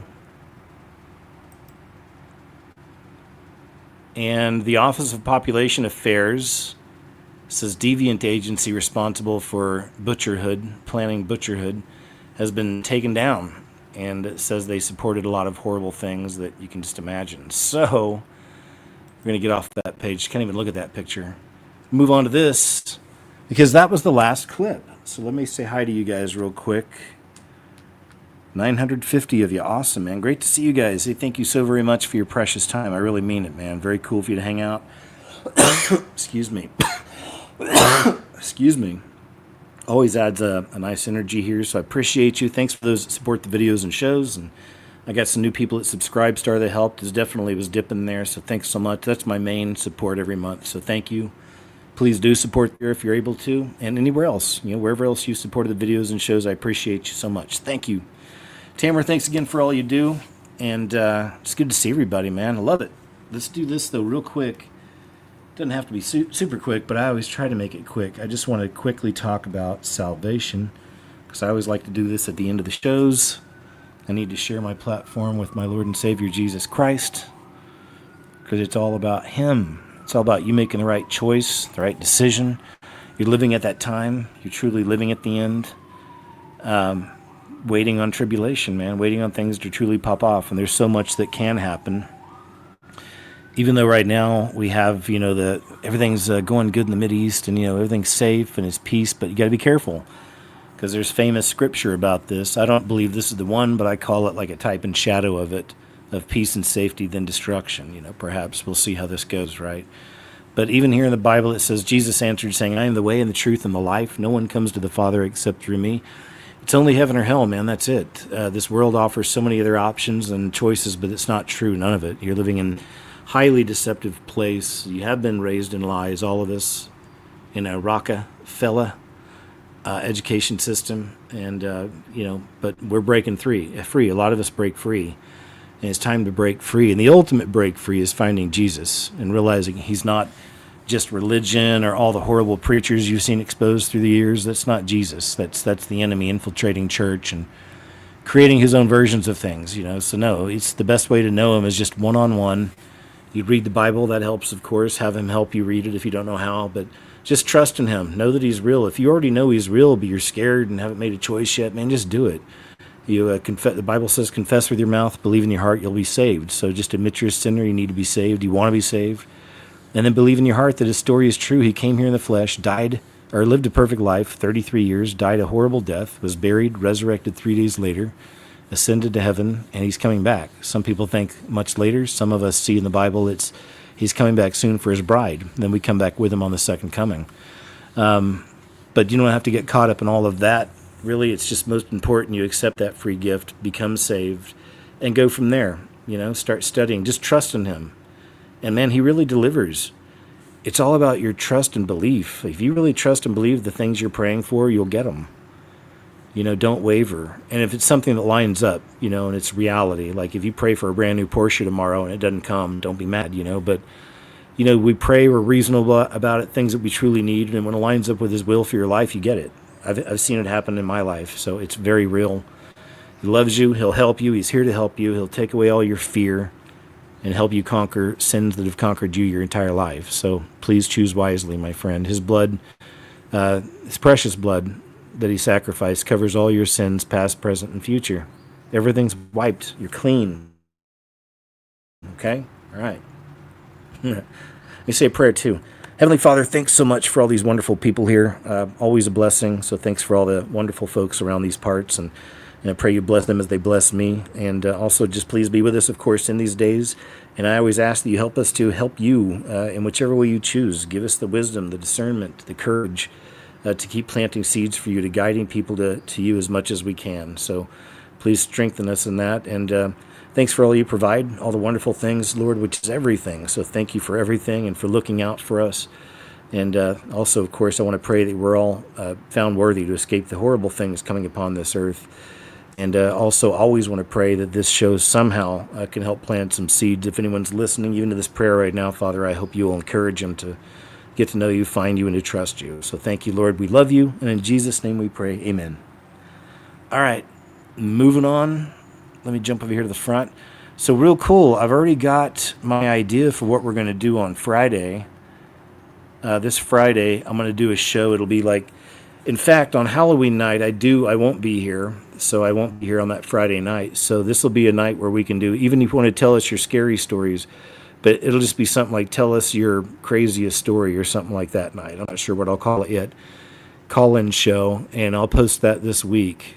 So definitely be looking for that. And follow me on Subscribestar, man. I post everything there. It's also just my main support. But if you can't, check out my Twitter, X. You'll see the links below. I've got a Facebook down there. My website, good place to go, whoiskjosborne.com. I post everything up there too. So yeah, check out those places. Check out the Scariest Movie Ever YouTube channel, man. Back evidence of my heydays, man, of the just how crazy that channel was for a while. It's pretty wild to go back and look at it. It's been nice. Like I said, I'm happy to have it back. I'm not going to risk it, but I am going to, I think, look into the shorts, maybe cut up some of my videos I create over on KJ's What Happened Here into some of the interesting bits and then share it over there as a short. I think that's a cool idea. And people seem to say I can do that, so I guess I'm going to do it, All right, so Uncensored Show over on Rumble, 2 p.m. Central Standard, KJ Osborne channel, OZBORNE, 2 p.m. Central Standard, Rumble. Hope you can make it. We've got a great crowd there, too, on Mondays. It's a Monday afternoon. You don't expect massive numbers, but we do get a really good crew there. Not like this, but again, it's not expected. But we have a great crew, always fun, great energy, lots to share, man. Some of those shows are getting longer than these shows, so Wow, I just looked down, 4 hours, 40 minutes. So we are creeping up on 5 hours. Look at us.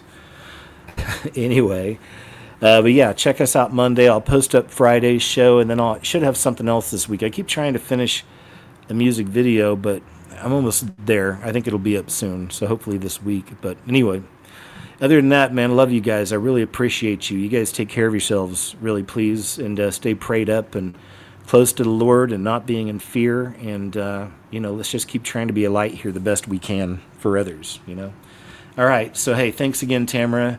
And all y'all have a wonderful weekend, and I'll see you in just a couple days over on Rumble. All right? So until then, take it easy. And start getting your story ideas ready to call in and talk to me this Friday over here on YouTube, 7 p.m. Central. KJ's What Happened. Can't wait to talk to you. So get your stories ready. Scary, funny, inspirational, whatever it is, whatever you want to share. Wild, crazy, paranormal, supernatural, Let's go crazy with it. All right. I look forward to it. Take care, guys. I'll see you in a couple days. Thanks.